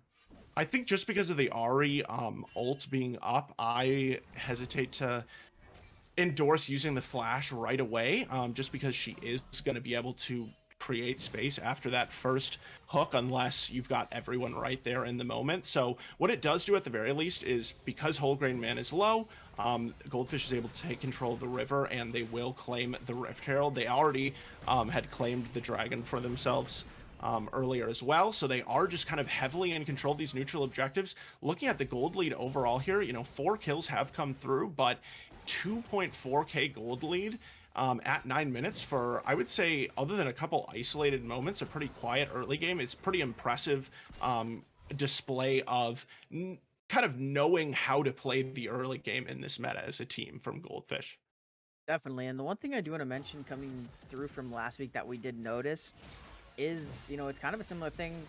Charmer's gonna land, but they're going in onto Whole Grain Man. Yeah. 3 members again, and Light's Genesis brings down the anchor, but look at Dirt in the bottom lane. The flash comes through with the double bomb. The Enchanted Crystal Arrow, look at all of the CC. Is the damage enough to trade it back? No, it isn't, as we're back in the mid lane fighting Infinite Duress onto Light's Genesis. The tower is smacking away, and it is gonna be a 1-for-1, but Mossy gonna pick up the 4th kill of the game for himself. And overall, a 2-for-2, but the Herald spawned mid is gonna be advantage for Goldfish.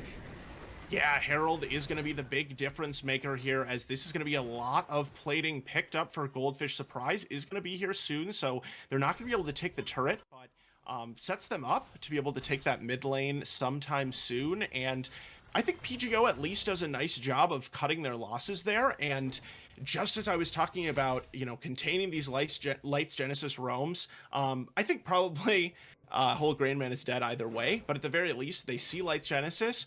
That means for Odin, he can pull the trigger immediately and use that Enchanted Crystal Arrow in the bot lane. And I think that's a good reason to pick Ashe against Goldfish Gaming, is it allows you to properly punish the roams and not let Dirt be allowed to just sit back and continue gaining farm and XP without dying, essentially. So I like that, at least from PGO. That really signals to me that they have the right idea of what they should be doing in this game. But with that being said, they are still behind, and Goldfish Gaming just always seems one step ahead. There's a pretty even trade, but then Goldfish has the Rift Herald and they're able to drop it mid. So for PGO, maybe a little bit frustrating with that. And I mean, just to revisit the top lane, Huffzone, he's just been stuck up there. Peanut's keeping him in prison, I guess, up in the top lane so far. Yeah, and it does beg the question to me, how did Dirt die there? I mean, you know that your support is roaming mid, you know that you don't have control of the wave, you know that you're playing against an Ashe and a Zillion. I don't think there's any reason why you should be dying there, if you're Dirt, but, nonetheless, it does allow the bottom lane for PGO to have some sort of life and some sort of gold influx there. And, we'll see if it actually matters in this game. Obviously, the early game has been very, very dominated by Goldfish here. You can see they picked up their second dragon, and the Infernal Soul comes onto the map. But I was trying to make this point earlier, and we saw this last week as well here, is that PGO just giving away a lot of neutral objectives early, and it puts them at an even bigger disadvantage than, if they're just giving away a few kills. Yeah, and I mean, they really have no excuse, I think, when you pick Warwick, who should just be really strong early in the jungle. Probably, maybe even the strongest jungler at being able to take those early solo dragons.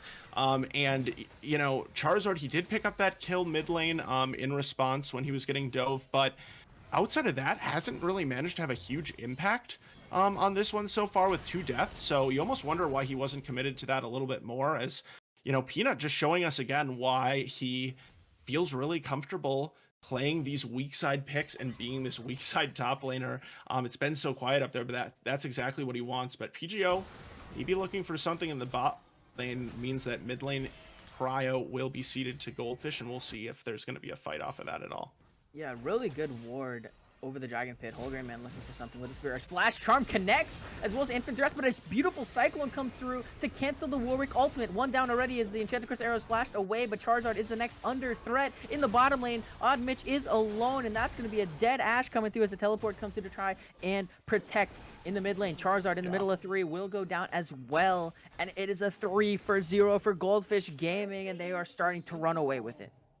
Yeah, and I just think Goldfish Gaming plays these team compositions that are just so easy to play, and I don't mean that as a insult to them at all. As we see this replay of Oddmitch just getting dove, they just know their win conditions extremely well, and they know how they can win team fights. I mean, even there, I talked about how the difference was going to be these micro mechanics in the mid lane, but even when Whole Grain Man did hit that charm, Okami still able to keep himself alive, did have the flash available. So Goldfish just really doing things kind of by the book, it looks flashy for Mossy to be canceling the Warwick ult, but that is just how it should be done. So it is kind of satisfying to see teams playing out these team compositions the way that they're meant to be played. Whereas for PGO, I mean, I don't really know how they do play this out in a stronger way other than just playing these fights better, because Huffzone, his teleport is definitely late into the bot lane, but even if he gets there, he's just not the sort of champion that is built to be TPing in to help the team. I mean, yeah, we like, it's the same exact situation as what happened on the other side with Dirt, right? Oddmitch alone in the bottom lane. Exactly. You see your support running. Lights Genesis is going to get absolutely destroyed here, I think. Just getting collapsed on by 4 members. And yeah. So, nonetheless, kill given back over by Lights Genesis. But what I was saying is that Oddmitch is alone. Your support has left the building. Your jungler is mid. You know that everyone is fighting mid. And maybe he thought, okay, well, maybe Lights Genesis is roaming as well. But either way, I mean, it is way too dangerous to be sitting under the tower like that. You have to just seed the plates. You have to give up the tower and, you know, and to save your life, because otherwise you're just going to keep getting dove on repeat like that. Yeah, and Oh, you get a fighter on the Rift Herald. Rift Herald coming through. Peanut is in. The cask brings Oddmitch back into the play, but the chrono break Okay. will buy some time. Two-man knockouts coming through as Warwick is into the back lines. Oddmitch is down. Charizard is down, and they are all falling. Wholegrain Man is the next target. And Puffstone in the death realm, but only for a short amount of time. Has to flash away, and on the other side, a double kill for Okami. Puffstone, You know what the it last is. member alive. W? Oh no. Depth charge for good measure with the CC, and an ace for Goldfish Gaming right before 16 minutes.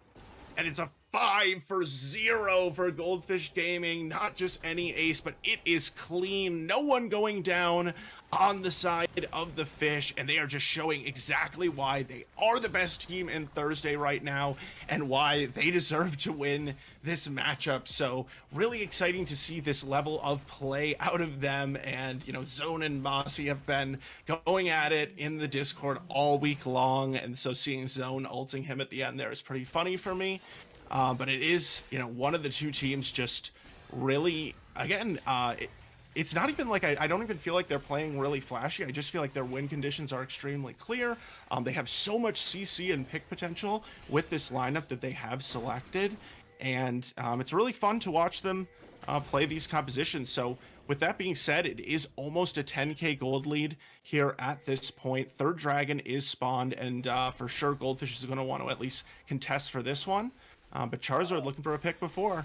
But Genesis could be in trouble here. Gonna get feared back. Double bomb connects. The sun comes through as the teleport. Now from Peanut into the bottom lane. Chrono break is gonna get popped now. And Charizard is a sitting duck in this situation. Gonna go down with the Cyclone first proc. Oddmitch in the backlines. The killer instinct from Okami is gonna find the final to the bottom lane for PGO falls. And it is a 3-for-1 in favor of Goldfish. The Herald spawned up into this bottom lane. This tier 1 is gonna fall. The dragon is gonna fall. And this is gonna be Goldfish on Soul Point. Goldfish on Soul Point, also going to push into this bottom lane with the Rift Herald. Wholegrain Man is going to go in that direction, but I would expect that they're going to pick up another turret. Huff Zone on the other side of the map going to trade one, but it's not going to mean very much at this point. Goldfish also is running up to the top lane to answer it.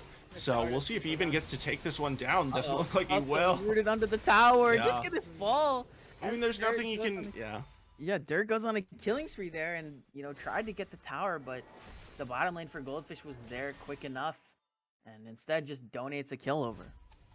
Yeah, and I will be the first to acknowledge that in higher level professional play, they don't pick a very high big pool of champions, and plat elo is very different. But there's a reason that we don't see Mordekaiser picked in competitive play.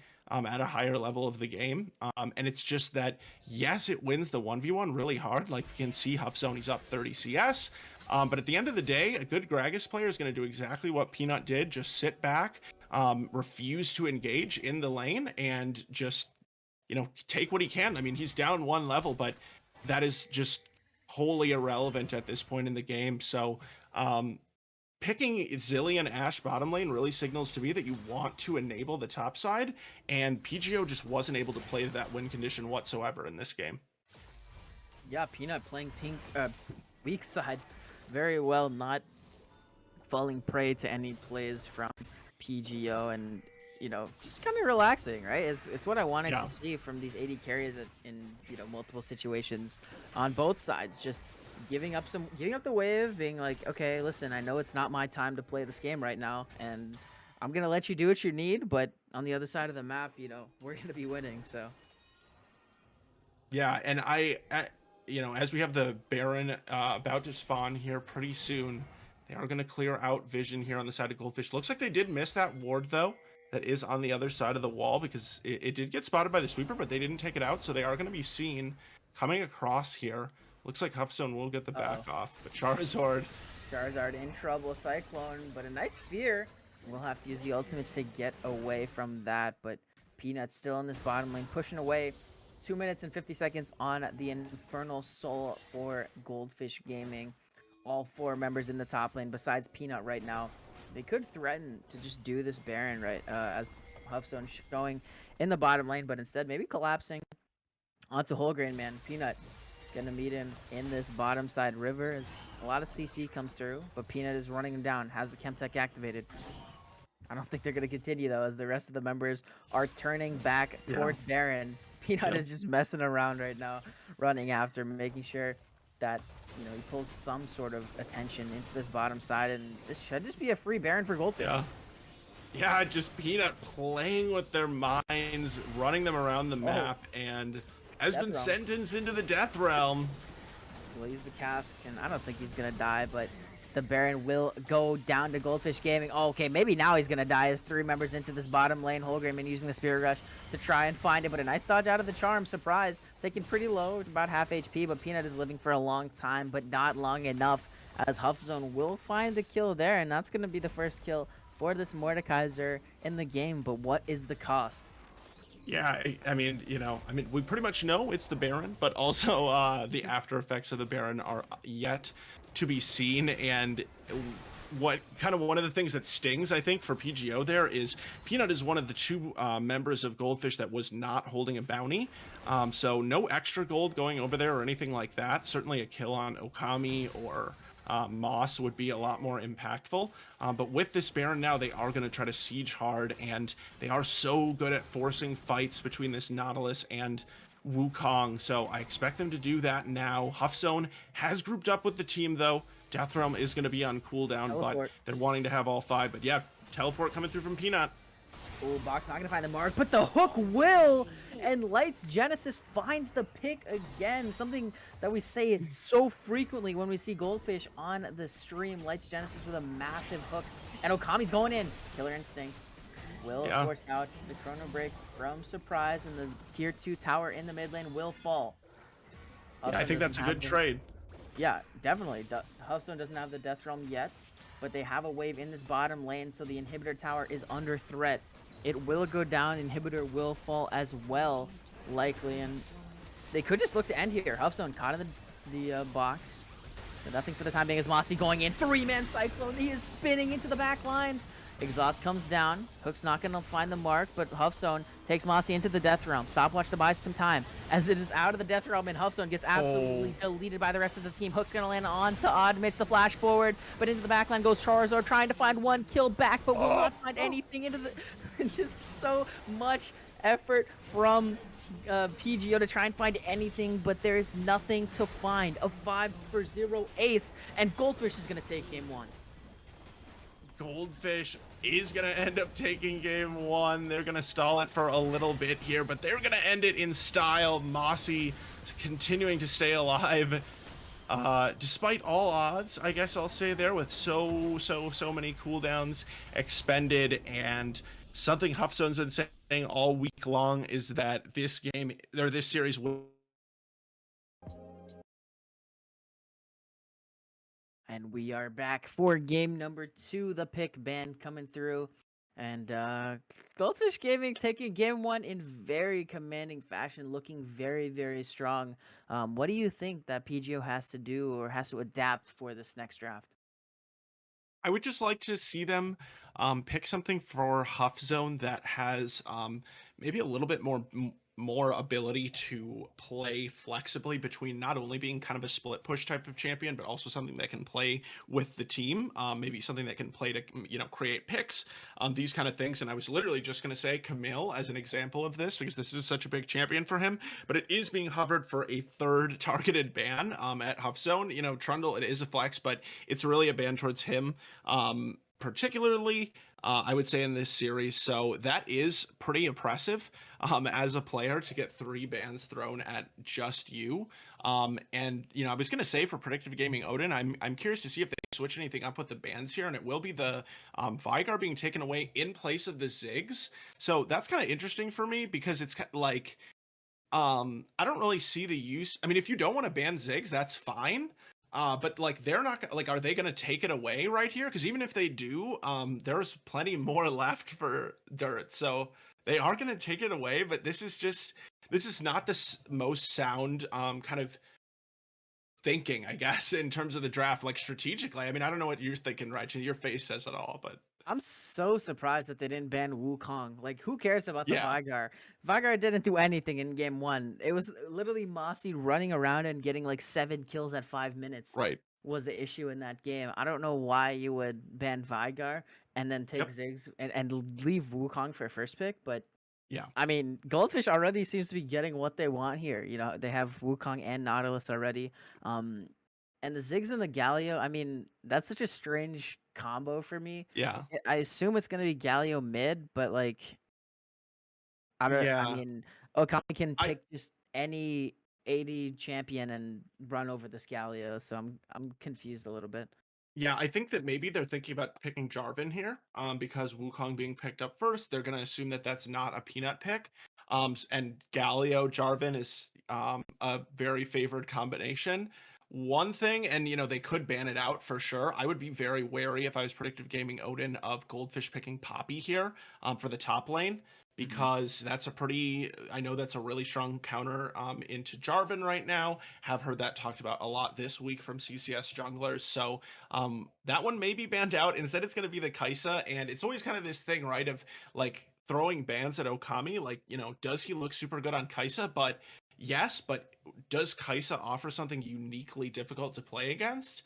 I'm not really sure that that's the case, especially given that he can play other champions really well also. But we don't need to spend the entire time, I guess, picking apart PGO's draft. Like, they do have a lot of AoE sort of damage drafted right now between the Jarvan, Galio, and Ziggs sort of wombo combo coming through. But I always do like the caveat to go back to the negatives, I guess. The caveat of that for that is, if you don't land those abilities in sort of that wombo fashion, it can be hard to get all of your damage off. But something that we haven't talked about yet is this Sivir pick, which has been popping up here and there a little bit more, and it is an interesting one. I don't think it's something that we've seen from Dirt so far. So showing a little bit of a new look here, even though there are a lot of options for him still in terms of things that he's picked in the past. Yeah, and I mean, I think Sivir just goes directly with the idea that Goldfish wants to build with this comp. I mean, if you look at it already, you have Wukong Nautilus, and when you think of these two champions, you think engage, right? You want to run at the enemy team. Sivir's ulti is going to make that very easy to run at the enemy team, so I think it makes a lot of sense here. You have, Spell Shield to block out some of that Ziggs harass, and LeBlanc is going to be picked up for Holgrain Man, and so that's going to mean that Galio is going into the bottom lane. And I was going to mention this earlier,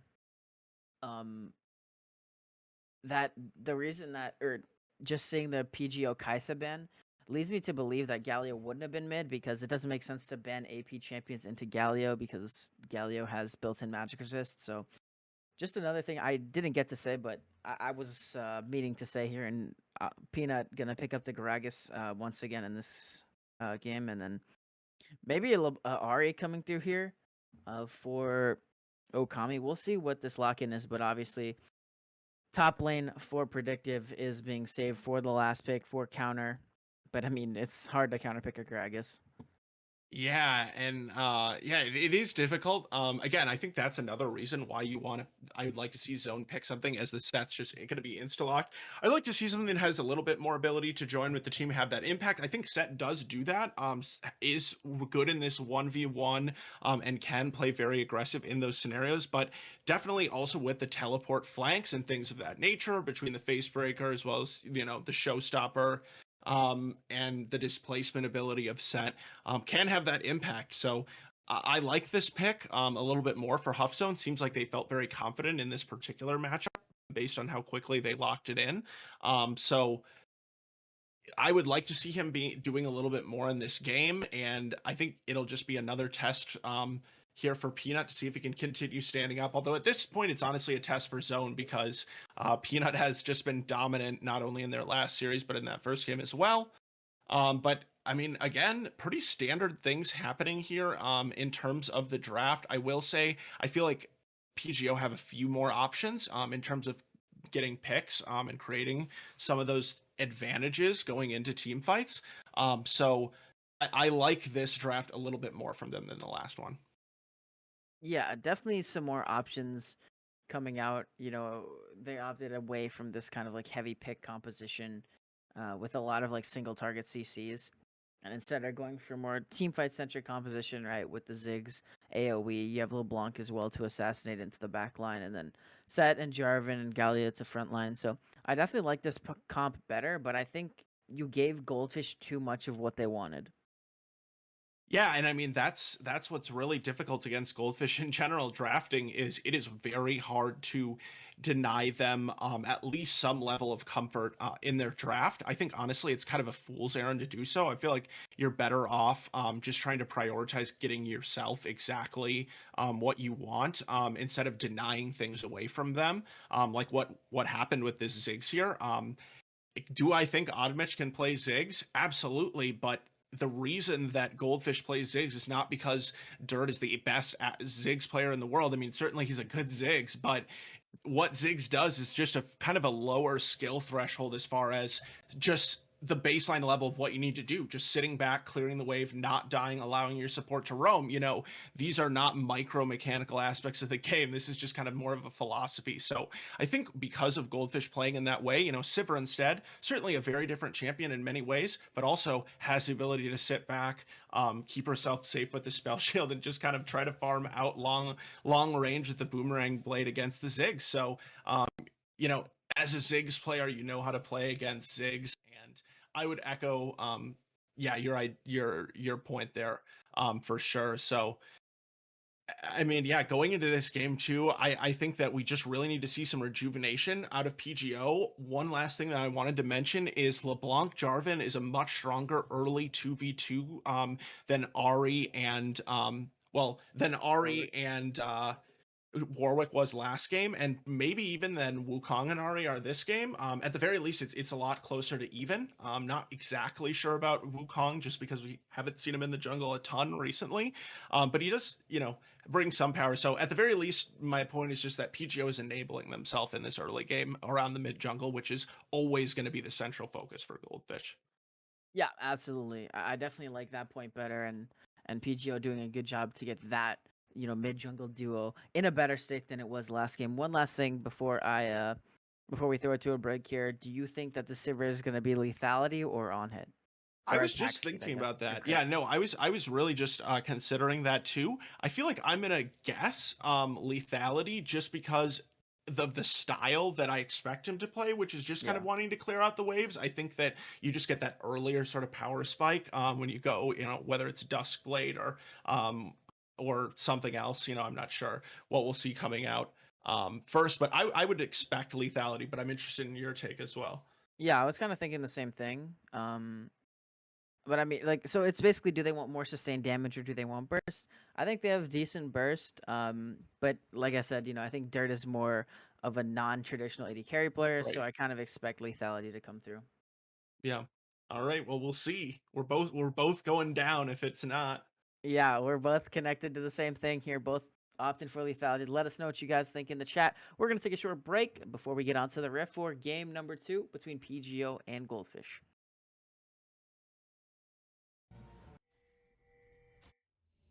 And we are back onto the riff for game number 2 between Goldfish Gaming and Predictive Gaming. Odin on the red side. This game, PGO. Puffzone in the top lane on the set. Charizard in the jungle on the Jarvan. Wholegrain Man on LeBlanc in the mid lane. And Odmich and Surprise rounding out the bottom lane with the Ziggs and the Gallia. We got a little 5-man invade coming through here into this top side. We'll see if they can get anything. I don't know how they're going to get it. I think they have enough CC. I don't think they can. But, you know. Yeah. They're gonna Greg's go. just gonna see them. Yeah. Yeah. Peanut's like, okay, what is this? Just gonna get a ward down, I guess. And you know. Yeah. So they will get a little bit of information. Is going to be traded though, as Lights Genesis will run over onto the other side of the map. So it's going to be pretty much equal knowledge of the jungle starts on both sides. But I mean, I do like PGO kind of trying to make something happen at level 1. You know, of course, level 1s can go horribly wrong, but especially if you've done some research about how the enemy team kind of plays at level 1, you can have some ability to predict where they're going to go and make something happen off it. But all in all, nothing going to happen. and both junglers are going to start on their red buff. So opposite sides of the map. So I'm interested to see, you know, we've talked a lot about this Ashe. It looks like from the runes and the tier coming through, it's pretty obvious that our prediction was right. So I'm interested to see how Dirt can play this, since we haven't seen him do it before. It's not necessarily a super hard champion to play, but even though she has the boomerang blades, it can sometimes be sort of short range. So we'll see whether or not she can. Oh my goodness, I forgot to introduce the team. Well, right, Chains. It's okay. I'm sorry. It's okay. Should I still do it? Hey, better late than never. Okay. If you're all right. feeling it. In the top lane, we got Peanut 6805 on the Gragas. We got Mossy in the jungle on Wukong. Okami Hayazo in the mid lane playing Ari. Dirt 212 on the Sivir, and Lights Genesis with the Nautilus. So gotta pay full respect to both teams. Sorry, Goldfish. It's all right. That was well done. Well executed. Nonetheless, I'm interested to see. So I think Mossy tried to look for something bot and wasn't able to, or he just full cleared.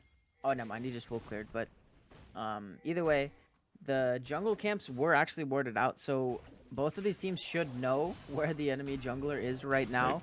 But look at Hearthstone, just relentless in this top lane. Peanut's going to be able to pick up a lot of that CS. So the CS numbers aren't actually as, you know, swayed as they look here. A lot of minions for Peanut under the tower there. Should be able to catch back up. But when Mossy's showing top lane, you know, the bottom lane for PGO knows that they can just push this in and they can play super aggressive. Yeah. And they also had Okami roam up there as well, to try to get that kill onto zone. So that will be the Ari losing out on a little bit of XP and farm. I mean, as you can see, it is going to end up crashing back in. So Okami, good wave management there. Not really going to lose out on much. But overall, nothing coming of it. Hearthstone is forced to, you know, stop his relentless assault though. And like you mentioned, it's going to end up being down 1 CS there. In the end, so just really good wave management, honestly, from both of these solo laners of Goldfish Gaming, and Whole Grain Man has getting some help for Charizard here to push out the wave because he is pretty much out of mana. Okami pretty low, but I don't think he's going to be able to be punished here. Yeah, it shouldn't be. I mean, that's super important there for Charizard to actually be there and push out that lane, because if Okami is able to actually freeze that, it gets really, really bad for Whole Grain Man. No TP, can't get back, and the wave is just perma-frozen on the other side. So it's very, very rough for LeBlanc there. But yeah, and you know, good job by Charizard. And it was it was not on the, we didn't see it happen, but we did get a flash traded between Lights Genesis roaming up to the mid lane and Whole Grain Man also on the LeBlanc. So LeBlanc, especially post 6, does have a lot of mobility. Flash doesn't necessarily mean as much, but I think that trade is, again, fine for the Nautilus. Really, Flash is kind of just a luxury to have. And Dirt 212, you know, we saw just a moment ago just dodging out on some skill shots from Surprise and Odd Mitch in the bot lane. And, you know, you mentioned when PGO knows where the opposing jungler is, they're going to want to be really aggressive in this bottom lane, and certainly they can be aggressive with using their poke, but at a certain point, I'm not really even sure how much Galio and Ziggs can actually force if the spell shield from Sivir is used well. And that's kind of, again, this sticky situation that you get yourself into as PGO when you deny the Ziggs. Is Ziggs doesn't really do a lot to stop the style that Dirt wants to play. So I'm not really sure how valuable it is in their hands. Yeah, that's a good point to make here. And I mean, just looking at what's happening in this bottom side river, everyone wants to play for this dragon. We got a lot of action here and a lot of action around this mid lane, trying to gain priority, see if we can get anything, any advantage on the enemy. And look at the health difference right now in the top lane. Oh, Lights Genesis going to get spotted out here, and Surprise going in. Going to find the taunt. Flag and Drag's not going to find the knockups here, and Lights Genesis is taken pretty low. Ignite's ticking as a flash forward from Charizard, and Whole Grain Man is here as well. Q is not enough to take it, but the chain comes through, connects, and first blood going over to Whole Grain Man. First blood to Whole Grain Man, and really even the first blood being at 6 minutes as this dragon should go over to PGO. I think that's a win for PGO in and of itself. That they didn't need to that it took so long for First Blood to come out, because so often we see these mid lane ganks, we see these early game outplays around, especially Mossy and Okami. Is Peanut's gonna get taken low? Oh, Mossy looking for this steal, but is not gonna find it. Now Charizard gonna go down as Dirt's flashing forward. Odin's trying to get over with the satchel, but the ignite ticking. Okami is gonna find the kill there. Looking for Whole Grain Man now as Trump's gonna get dodged out, but Whole Grain Man dodges into the rest of the enemy team. One more auto should be enough as Okami's gonna find a double kill. And the Dragon goes over to PGO, but they're gonna lose a lot on the map. yeah, they are going to lose a lot in return from PGO. So well played by Goldfish. I knew it kind of looked too good to be true there for PGO just to get that dragon for free. So they always know exactly kind of what they can take in response to their opponent's victories. Nice to see that from Goldfish again here, as you know, I've really talked about this point several times, but just the wave management here top continues to be really good from Peanut. He did have it shoving in at one point, but then, you know, gets it back shoving into him. And again, just like last game, is down about 10 CS, doesn't really care about that whatsoever as Gragas. So again, Zone is going to have to transition this set especially once he picks up an item and can have a little bit more impact in the team fights. He's going to have to show us how he can transition in this pick into the rest of the game. Only time will tell there is Dirt just able to farm it out. CS is even, or you know, a little bit in favor. There's a little more CS there for Dirt to pick up, but Lights Genesis, we talked about it in game 1, trying to limit the roams from this from this player. Yeah. And just on the top side, you can see, you know, Dirt playing far enough back, not not in any threat to die at this situation.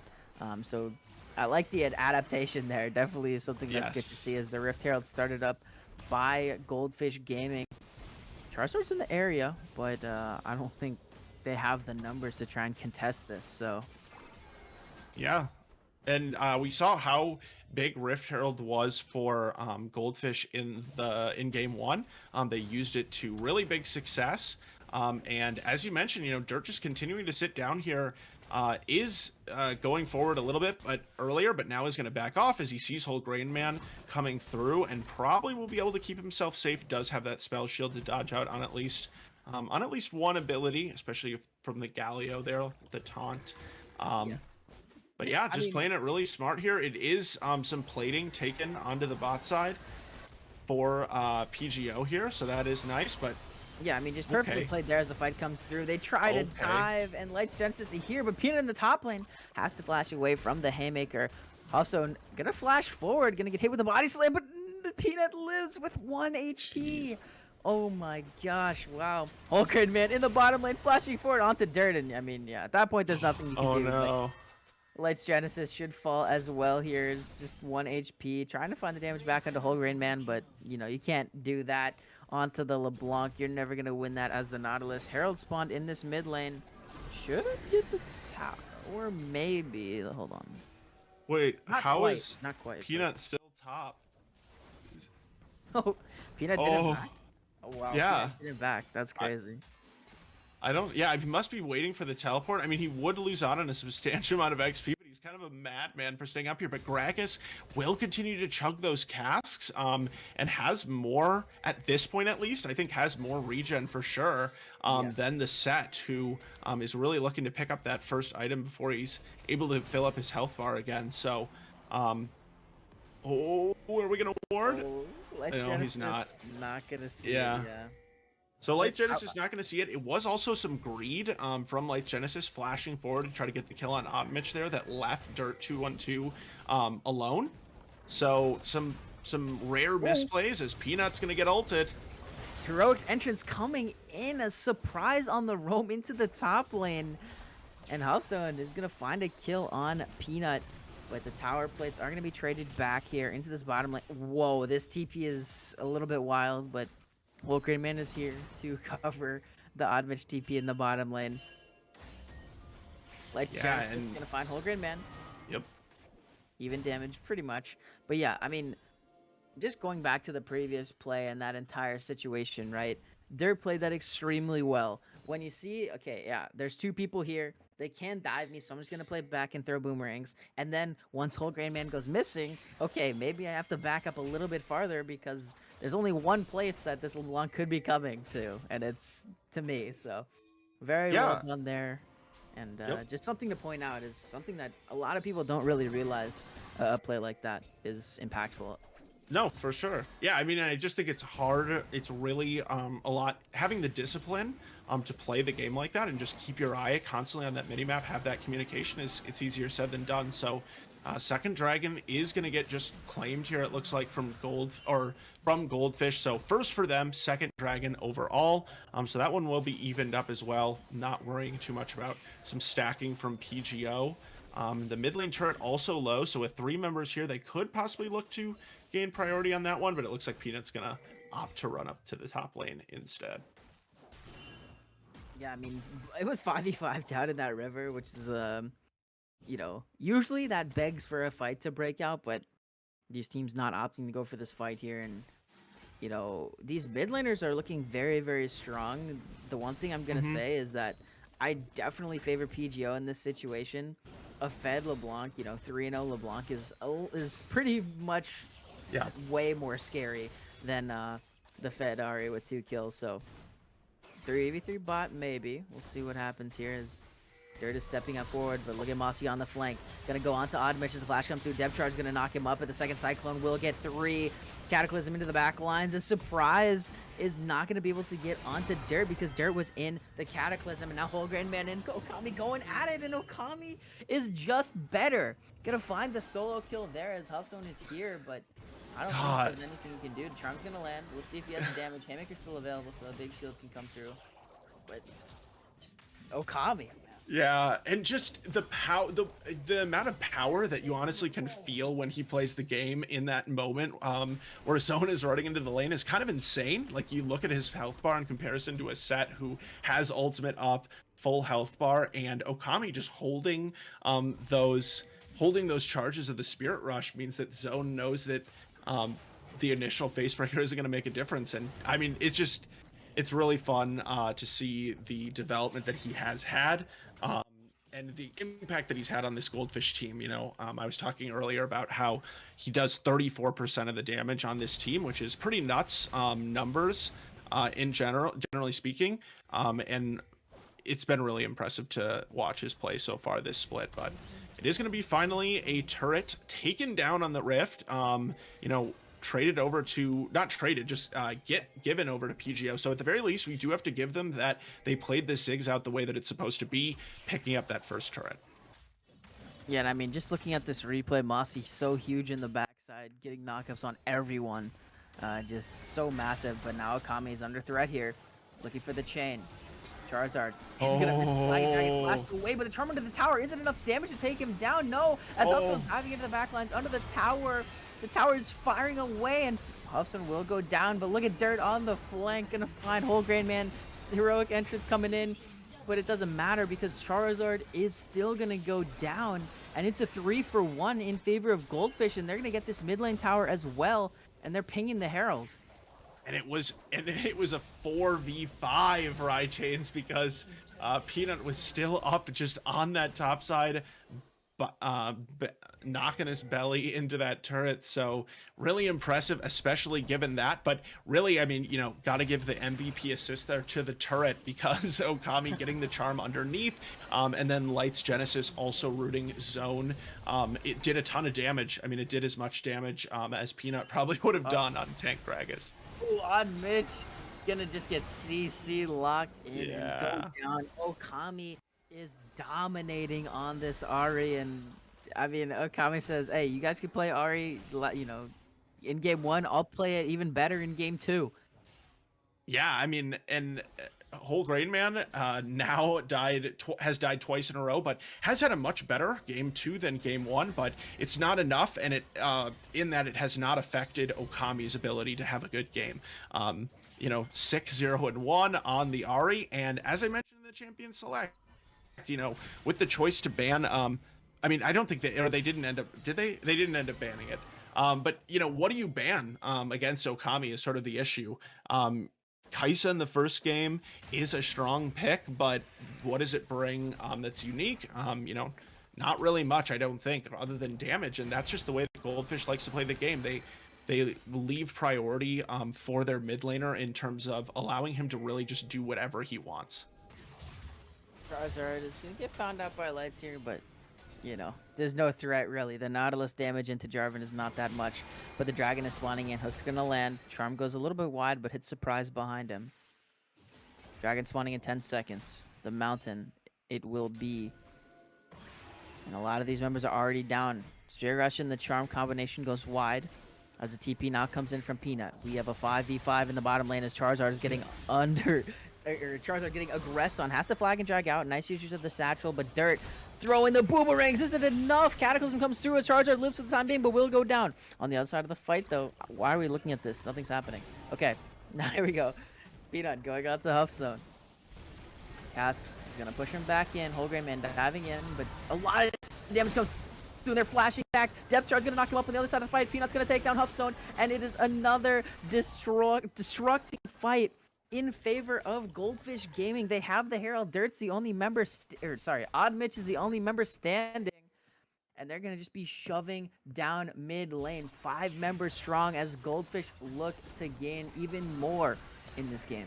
Yeah, and looking at the replay here, Chains, as the Rift Herald is going to be dropped for Goldfish, it's just really strong planning from this Goldfish Gaming team fighting.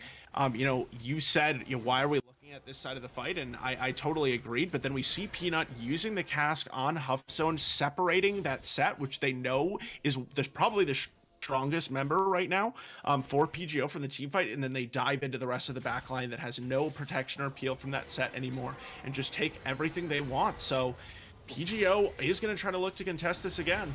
Peanut and Holgrain Man going at it. Peanut's tanking for the time being, but Goldfish has to get out of here. The Dragon will come down as Surprise going in.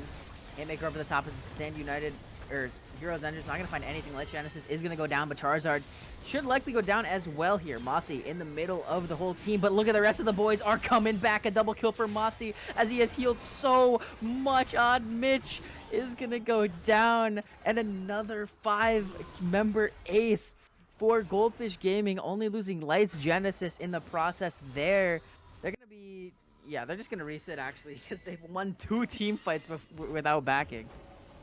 Yeah, and Mossy just refuses to die in this series. Has been just so slippery on this Wukong pick. Looking at the replay here, once again, Goldfish just, you know, squeezing water from stones in these situations. You know, you see Mossy stuck in the back of the Dragon Pit. Looks like he's dead to rights, but is able to use the invisibility to buy time. And then the way that Goldfish moves around these team fights and kind of reforms their front line is really impressive to watch.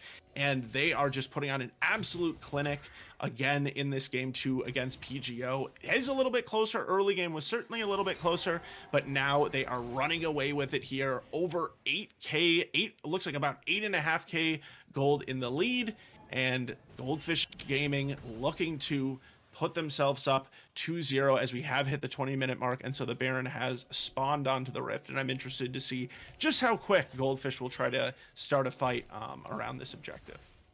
Yeah, and last game ended in just under 23 minutes and 30 seconds. We'll see if this one has that same sort of line as they are looking in. Flash Hook's going to find the mark onto Odd Mitch as the depth charge comes through, and he's just going to go down. Okami goes godlike in the back lines as Dirt will fall to Huff Zone as that's a big shutdown going through to the set. They're aggressing onto Huff Zone now as he's the only member in the middle of 4 as Mossy goes godlike, and it's 3 for 1 so far. Look at Okami with the charm, gonna find Surprise. It's 4 for 1. Holgrain Man, the last member standing as they want this ace again. The orb from Ari is gonna find it. Okami with the double kill and the ace, and they're gonna be pushing mid to try and get at least an inhib. Yeah, and they, you know, it's so funny that we see some pings, you know, onto the Baron from Mossy, but Okami and Peanut say not today. They continue running down the remaining members of PGO. They want to get some revenge for their buddy Dirt, who was the one killed off in that fight. So really, you know, Fun to see that aggression, and it did pay off. It did work out. It was not an overdive from Okami, who's just been relentlessly continuing his assault on this Thursday conference, and PGO has been no exception in this game. So honestly, I think the Baron being up, even though Goldfish on the back end of that, not able to get much, so, you know, you kind of do question, I guess, in that regard, where the kill's worth. But honestly, with the level of control over the game right now Goldfish has, they're just going to continue to use this Baron as a pawn in their overall strategy of just baiting Goldfish or baiting PGO, sorry, into fights that they can never win. Absolutely, and you know, I do want to just mention, Whole Grain Man was at one point in this game 3-1. Yep. Has died 5 straight times without picking up a kill, and you know, as LeBlanc, that's never what you want to see. Going on to Hearthstone now, as they are spinning Haymaker. There's just 4 members here, and yeah, I think we're starting to see a little bit of tilt come through now. Yep. From Hearthstone and PGO. Yeah, I mean, it's not the worst death in the world, although the Baron is now going to be started up from Goldfish. No, they but, want more kills. Oh, yeah. Into the mid lane we go. Here's Odin using the satchel away. Heroic Entrance is going to find the knock-up onto 3 as Surprise should just die now. Just going to get one-shotted here as the Mega Inferno Bomb. Not going to do much as Odmich running to the hills. Yeah, Lights Genesis wants him. Oh, there we go. Depth charge is going to connect, and Okami is on the big flank. But Lights Genesis just wants to do it on his own. He wants a solo kill. Okami's going to come in and KS that, though. Yep. Unlucky here. Yes. It should be mentioned that Okami also takes a larger percentage of the gold than any other player in the, I believe in the league, actually, when I was looking through the stats. So, you know, that was an illustration of that there. But Charizard's in trouble. Yeah, Charizard is just going to fall as well here. And Goldfish is just doing whatever they want at this point. Surprise is going to go down probably as well. Oh, wow. Charm went a little bit wide, but nonetheless, 1 HP should go down there. As Okami is legendary. 13-0-11 on this Ahri. The inhib mid lane has fallen. The Dragon is the next target for Goldfish. Dragon is going to be the next target. It's going to put them on soul point, but honestly, they're not really even going to want to wait that long before ending the game, potentially. So they are just going to take it as a formality, put more pressure on PGO, do pick up some more stats as a result of it as well. But it looks like they're maybe going to even be looking one step forward as while Moss finishes the Dragon, they're going to start setting up for this Baron. Yeah, and I mean, you know, it is a little bit unfortunate because Goldfish is not going to be breaking their time record from game 1. Sad. Yeah, but I think, in all honesty, I think they're trying to draw this game out just to rub it in even more. But that's what my thinking is, but I could be wrong here. Yeah, I mean, I think that it could be that. I also think that they're playing things pretty, yes, they've been aggressive with their engages, but in general, I feel like they're playing things by the books as far as they don't want to overforce something, allow PGO to gain some momentum and find a way back into this game. For everybody who was watching last night, game 2 of Dorado versus GNX, you know, we saw Dorado do something similar where they were really far ahead, but then took a couple of poor fights in a row, and all of a sudden, especially with these objective bounties being activated, the enemy team can get into a good spot pretty quickly. So they're really just not trying to coin flip, but instead just start these fights, get these picks. Hearthstone gonna use the showstopper. Haymaker's gonna get a big shield, but I mean, there's still 3 members. Oh, surprise with the hand delivery. In gonna be another kill. Should be just gifted over there as the Surprise is gonna fall. A double kill for Mossy as Charizard is the next target. As he has to EQ out, but a beautiful cast from Peanut. Hand delivers Oddmitch to the rest of the team. Charizard is going to go down as Okami goes golden. Peanut's going to take the tower, but he has no problems with that at all. As the rest of Goldfish turn their sights onto mid lane. They have the super wave. They're going to be going onto these Nexus towers. Whole Grain Man cannot do anything but watch as Goldfish Gaming is going to take game 2. And just as commanding, oh no, Dirt getting taken into the fountain, but they're gonna take game 2 in just as commanding fashion as game number 1. Will they though? Will they though? Oh, okay. Yeah, they do.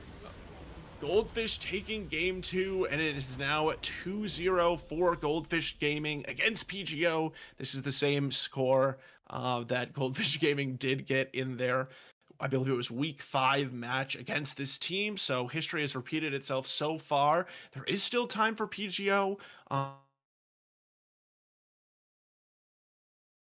In general, they're just sort of continuing to get outclassed.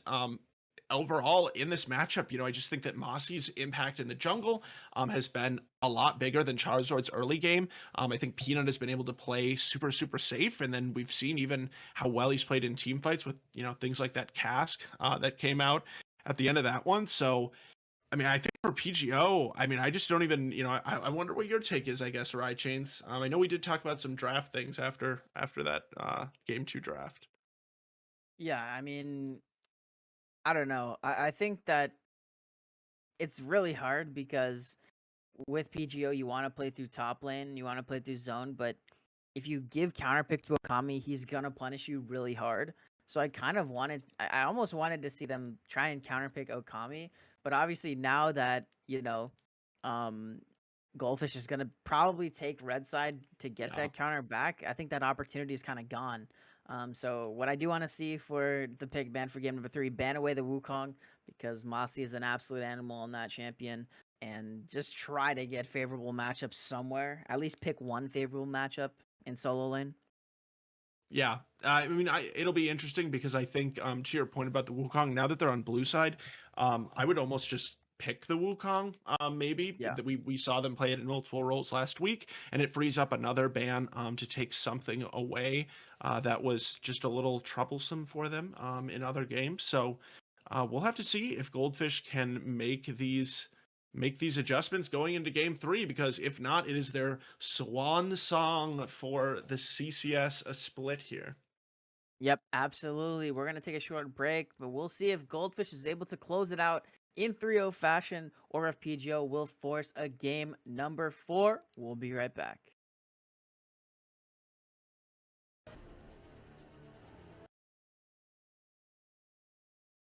And we are back for the pick ban for game number 3 between Predictive Gaming Odin and Goldfish Gaming. Goldfish currently leads the series 2-0, and they're going to be on the red side this time.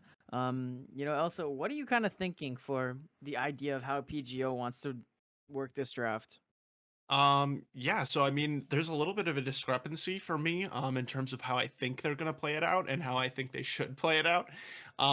We had talked before we went into the break about this Wukong pick. I think that Goldfish will likely leave Wukong open. I don't think it's something they're super afraid to play against.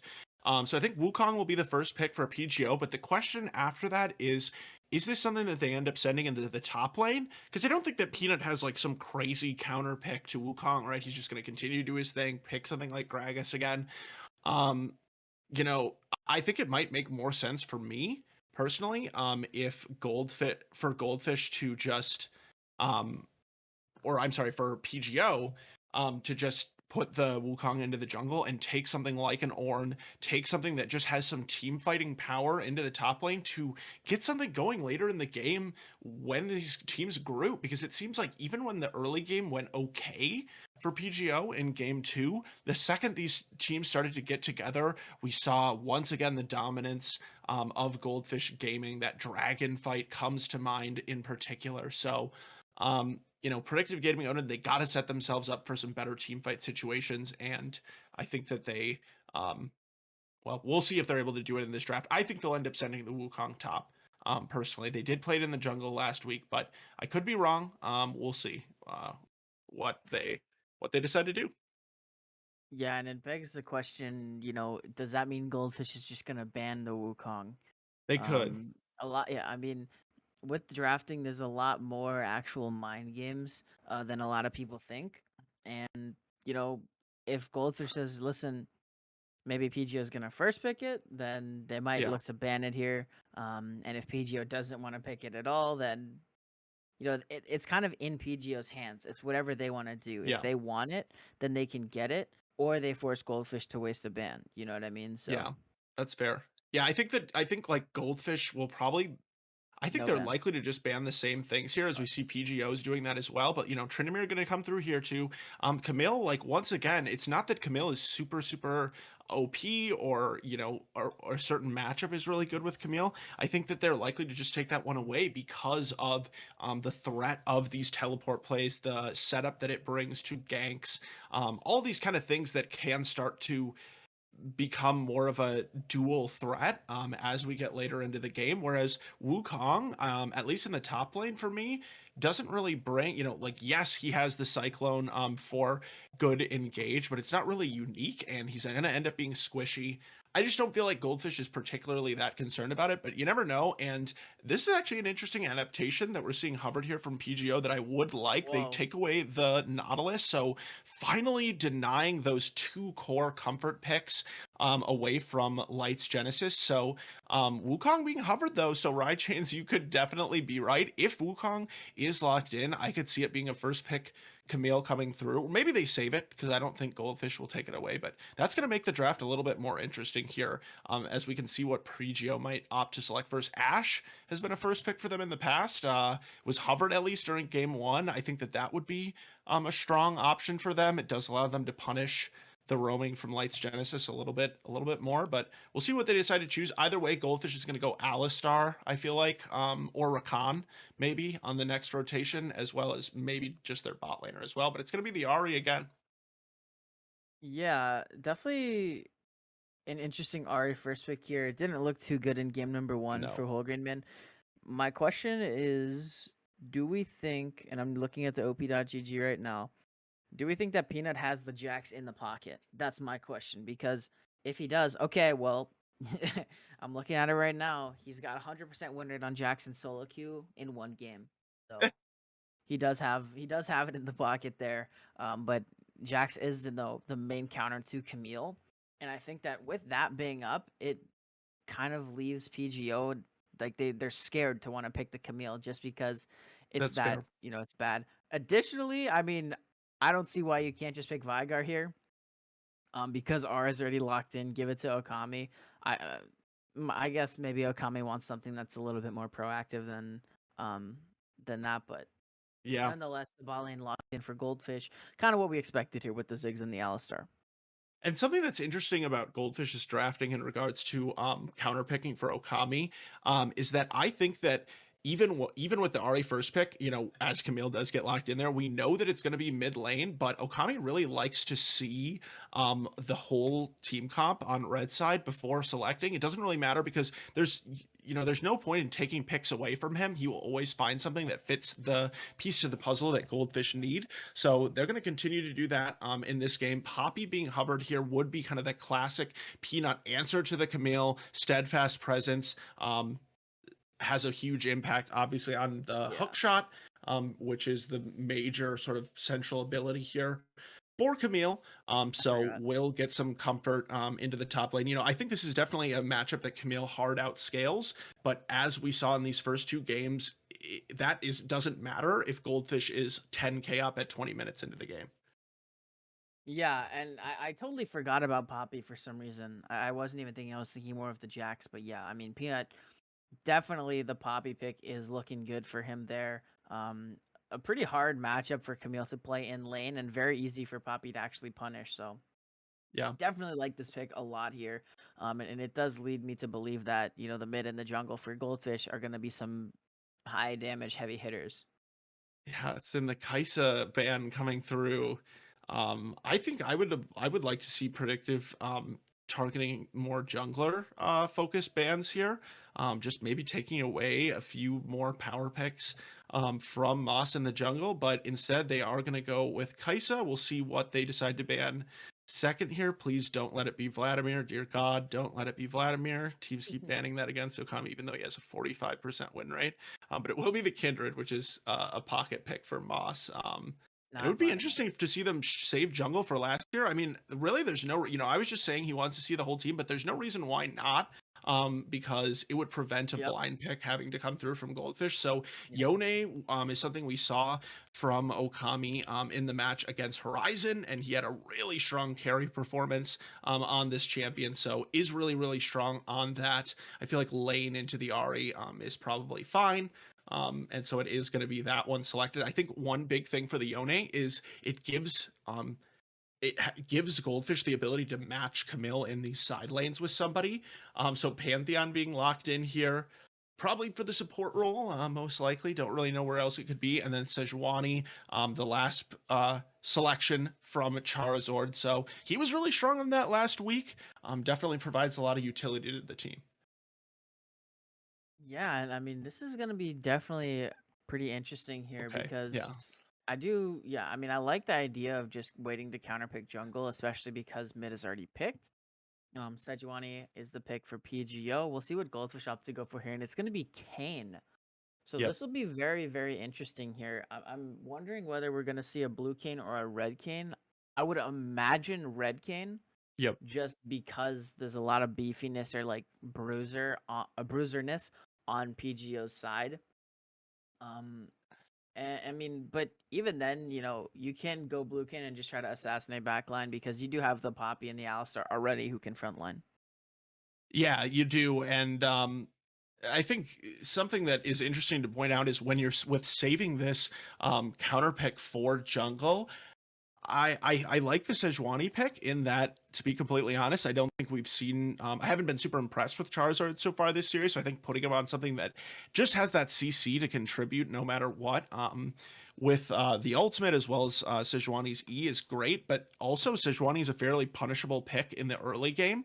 Not necessarily like going into her jungler and killing her, but just a little bit of a slower clear for this champion. So giving Moss the ability to pick whatever he wants into a jungle choice that's not necessarily super good at protecting its own resources early might be a little bit of a mistake. Once again, just Goldfish showing their ability to adapt within their formula in these drafts continues to impress me. They just they always get what they want. Alistar, is a little bit of a switch up from Nautilus and Thresh, but really at the end of the day, it's just the headbutt pulverize combo versus the hook, and I anticipate Lights Genesis will play a really similar style to what we normally see. Yeah, and so just looking at this, right, we have Ezreal Pantheon bottom lane for PGO. And as far as I'm aware, Alistar is pretty good into Pantheon just because if he goes in, you can just knock him away, right? And I mean, Yep. There's not much of a threat follow-up after Pantheon jumps on you. You can just head him away and your whoever Pantheon targeted is, chilling. So yeah, definitely I mean, again, the bot lane for Goldfish looks pretty good. The Pantheon pick is a little bit strange to me. Just for PGO, but maybe maybe they know something that I don't in this situation. However, again, they kind of go for this pick composition with the Sejuani, with the Pantheon, and the Ahri, and then Camille. And we didn't see the pick composition work too well in game 1, so we'll see if they're able to adapt and have more success with it in this game. Yeah, and I mean, I agree with you that kind of in the 2v2 situation, the Pantheon doesn't make sense. I think as illogical as this might seem on the outset, I feel like PGO, so this is something that I didn't mention. They're probably going to trade. But I'll wrap up my point. I think that PGO probably wants to play this Pantheon just away from the Alistar. I think the point of the Pantheon is to either force the engage onto Ziggs, who is a lot more vulnerable when and if Lights Genesis does choose to roam, and also Pantheon does a really nice job of matching the enemy support's roam. Now, with that being said, Whole Grain Man is a huge Pantheon player. Pantheon did recently receive some minor buffs.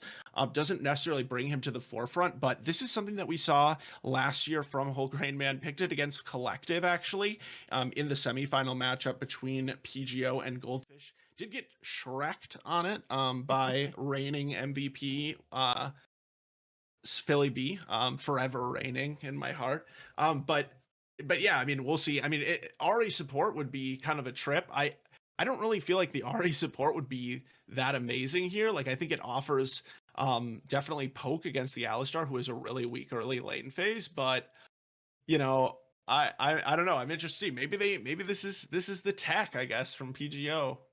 I mean, this actually could be the tech. I don't know for sure. I there's no way, right? But it could be. There's no I way, mean, but yeah, they there's have also until a 20 way. seconds. So they have until 20 seconds to trade. They can't trade positions or anything like that. Only mid and top can change lanes. So they are going to swap at the last Yeah, second. okay. It would be pretty crazy. Just mostly, I actually wouldn't have too much of a problem with the Pantheon mid. I do think he would just get camped out early Yeah. game. But overall, my bigger issue would have definitely been with the Ari, who does not scale in the support role. So a little bit of it, just bringing us a little excitement is PGO, which we appreciate that, throwing a little bit of a wrench in it. But as we go into this last spectator delay, I'm interested to see what's going to happen and if PGO can continue to keep themselves alive between the Pantheon, the Ari, Camille, and the Sejuani. They have drafted themselves a really nice pick composition. Ezreal also able to keep himself safe on the back line. So if they can execute that and get themselves ahead in the early game, they might be able to keep themselves going in this CCS playoffs. Yeah, this is the big game, for PGO at this point. This is it. becomes best of ones. You got to win three best of ones. So Yep. we're going to take a short break, but we'll be right back to see if Goldfish Gaming can complete the 3-0 sweep or if PGO can push it to a game 4 and keep their playoff hopes alive. Don't go anywhere because we'll be right back.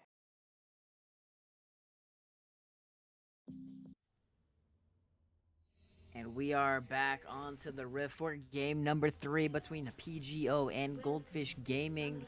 Before I go into the teams here, we got PGO looking for a little 5-man. Let's see if they can they get 4 into the bush here. They do have a little bit more CC than last game, so Light Genesis could be in trouble, but he's gonna spot it out. And it looks like we'll just burn the flash preemptively to get out of that situation. So I think that's a smart idea there. Just not even wanting to mess around with it.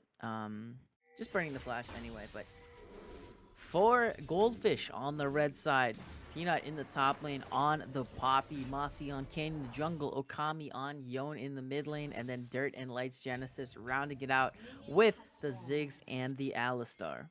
Yeah, and PGO on the blue side this time as they invade into the other side of the jungle. They got Huff Zone in the top lane on Camille. They got Charizard in the jungle on Sejuani. Whole Grain Man with Ari in the mid lane. Odd Mitch with Ezreal. And finally, surprising us all with the Pantheon in the support role.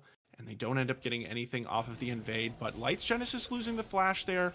We'll be able to clear out this ward a little bit too late as the buff has already been started. But I will say Alistar, really weak in the early lane, as I had mentioned before. And not having that flash means that there is a pretty easy target there for Charizard for the next 5 minutes, should he decide to assist his bot lane out. Yeah, one of the things you hear is, Alistar is the worst level 1 champion in the game because all you have to do is just kite him out here. And look at Huff Zone playing aggressive here onto Peanut, just trying to get some autos back and forth using the trading windows of Camille's Q cooldown very nicely, but Peanut able to trade it back. Actually, no, W cooldown rather, but yeah, for the time being, I don't expect too much to happen, for the first couple minutes. No, probably not. I mean, we did see a really measured early game in that last one, but for Huff Zone here, does finally find himself on this signature pick, and just how when we say we don't think there'll be action, it is Mossy running across mid, but doesn't look like anything is gonna come of it so far. Just kind of bailing Okami out in this early melee rearranged matchup. Yeah, and this is gonna be a little bit harder for Okami in this early game. Once he gets to level 3, it should be okay. Able to just go in and trade back pretty effectively, but Huffzone's gonna get found out here by Mossy, and they're trying to invade here. Mossy just kind of rides the wall through to the Krugs, and the red buff's gonna be taken over. There is 4 members of PGO on this red buff invade. This is crazy, by the way. Yeah, a lot of resources invested there. You know, this is one of the benefits of Ezreal, especially into again, kind of a similar thing of the flip side last game where you can leave this Ezreal alone and Ziggs really doesn't have that much ability to punish, but now it's, speaking of punishing, Huff Zone Ooh, nice job there. As Hearthstone is in trouble. Surprise is here, though, as it's a 2v2, but the levels advantage are in favor of Goldfish right now. Surprise has to be careful, though, as he's getting turned back, but now Charizard has joined the party. Not going to find the mark with that Q, as the flash away from Mossy will keep him alive. But nonetheless, overall, Mossy has to burn that flash, and Surprise just burning the Ignite. So overall, Yeah. summoner spell advantage for PGO after that play. It is, and Hearthstone still has the Ignite available. I do feel like that extended a little bit longer for Surprise on the roam there than it maybe needed to be. Mitch is now going to bleed a large amount of this CS, and we are already going to see a turret plate go over. So, yes, Dirt and Lights Genesis can't actually force a kill or anything of that nature, but they do find themselves a little bit of a CS advantage. Not huge, but also getting the plate as well. So, it is traded back and forth, and especially considering that no kills went over for PGO, I think that all in all, maybe a little bit of a win, at worst even, for Goldfish. Yeah, I want to mention and just point out here in this bottom lane that Surprise is an entire level down in XP, Yeah. so losing a lot of XP there off of that roam, and this is a big wave that's crashing in to Hearthstone, but he's able to freeze it for now, and he's able to hold it. Okay, Yeah. never mind. Yeah, I don't think it's just a few too many. He can't tank that many at this point in the Mossy. game. But Mossy, Could be in trouble here. We'll see when the charm comes out from Whole Grain Man, but I think Mossy should be okay. Yeah, should just be fine there, and with that roam from the PGO mid laner, Okami can finally get the wave pushed in and reset. But Soma was up 10 CS in the range versus melee matchup, so Surprise getting aggressed on as the flash comes in from Lights, and Lights Genesis might just be a little bit too far forward here, as he is aggressed too far into 3 people and is gonna give up first blood. Surprise gonna be getting the credit for that one. Yeah, and I mean, I just think that for Lights Genesis, after you force the flash from Pantheon, which is actually a really big cooldown because of Pantheon's ability to force engage with the flash up, I think you just take that for free, but instead does want to flash forward, continue the aggression. Team is just not able to follow, so not only does he lose that flash cooldown, but also losing his life, and it will be the first blood for PGO. So these small advantages, like I said, resulting from picks early in the game. I wouldn't really call that a pick necessarily, but this is the same idea of what PGO want to be doing here. Absolutely, yeah, and PGO, getting their first early game advantage of this series, or at least, Top lane. yeah, first normal advantage. But oh boy, 4-man dive into this top lane. Hearthstone knocked up. Lights Genesis is going to be tanking, and just perfectly executed there by Goldfish Gaming. And maybe a little bit overkill with, sending 4 members up there, but nonetheless, it gets the job done. And with Hearthstone having no TP, he's going to lose a lot of minions in this play. Yeah, it is going to be that huge wave that was built up by Peanut, again, just exhibiting that ability to manipulate these waves to his advantage. And once Zone, by the time Zone undoubtedly knew that the rest of Goldfish Gaming was coming up for him, there's nothing that he could do, but it will be Charizard trading the dragon over on the other side. Whole Grain Man. Whole Grain Man looking into dirt here, and this is a 3v3 as Charizard is going to go, and Okami's going to find the knockouts onto Charizard as the Fate Shield is going to connect onto him. One more auto should be enough to take him down with the E. No, it isn't, as he lives for now. We'll be able to walk out with his life there, and for the time being, he'll sit at 1-1. And a Surprise now managing to have a level advantage here over the Alistar after he was super far behind. So both of these supports just playing such a heavy roam style so far, as Dirt and Odmich are just kind of trading blows on the bot side. But it looks like it is PGO being able to trade a turret plate for the one that was taken by Ziggs earlier as well. So pretty even all across the board. Is just a 300 gold lead at the end of the day for PGO, which pretty much is indicative of the first blood and I guess the dragon maybe as well, but not much else separating these two teams. Definitely a much closer game, at least early here, than what we saw before. Although I guess game 2 was pretty close early as well. Yeah, definitely. And I mean, it is a good sign, you know, to see that PGO is in this game. You know, obviously the gold lead has gone back in favor of Goldfish Gaming here, about 700. And that's just due to the kind of passive gold incomes from and the farm advantages and plate advantages in the lanes. So, Yep. Yeah, I mean, I just think like we've talked about earlier, as we do see Charizard again prioritizing these early objectives, which you brought out, Ride Chains, was something that PGO failed to do last week, and this week as well. So far, they get the early Dragon. Now they're grabbing this Rift Herald too. So Charizard adjusting a little bit in that regard, and we also see kind of a lane swap coming out here. Although it looks like Puff Zone will probably end up just going back top, but. So a little bit more coming through for PGO with that, and yeah, I mean, we touched on how they really would like this state of the game where they're going at least even, or pretty much at least even, because later in the game we talked about earlier how Goldfish just tend to be able to outplay a lot of these situations. So when you give them a gold lead, you're really in a bad spot. But Okami.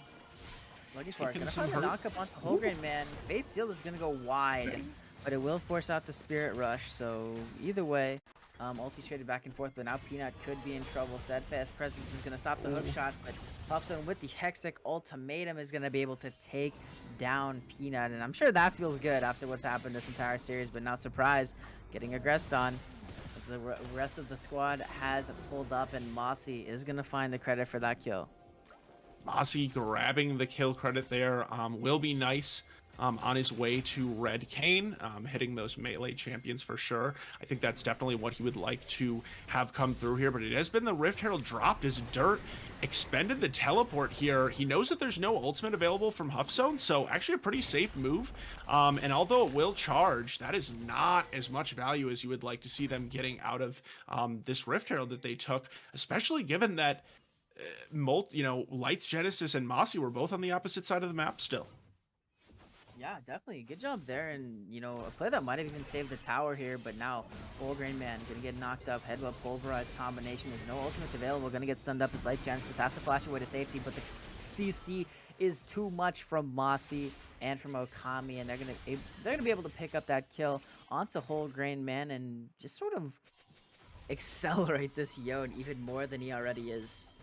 Yeah, and when we've looked at this mid lane, I feel like what I've seen a lot of the time is Okami getting a little bit poked out by Holgrain Man on this Ahri, but now he checking in all of a sudden on the CS. It's a 30 CS advantage at 11 minutes for Yone, which is hugely significant, and Yone's never a champion that you would expect to excel in the early game. It's more of a scaling pick that, like I said, starts to go to the side lane later and match something like a Camille. So getting through the early game here for Okami is kind of the win condition. He did that very well, and just has posted some pretty impressive CS numbers there. Surprise is just gonna be surprised there. Not a good surprise either. Whoa, Husson is under the tower somehow, and we're still scrapping in the bottom lane as Odin is in trouble. Charizard is gonna go in. Mossy has to burn the ultimate to stay alive as the Glacial Prison is not enough yet.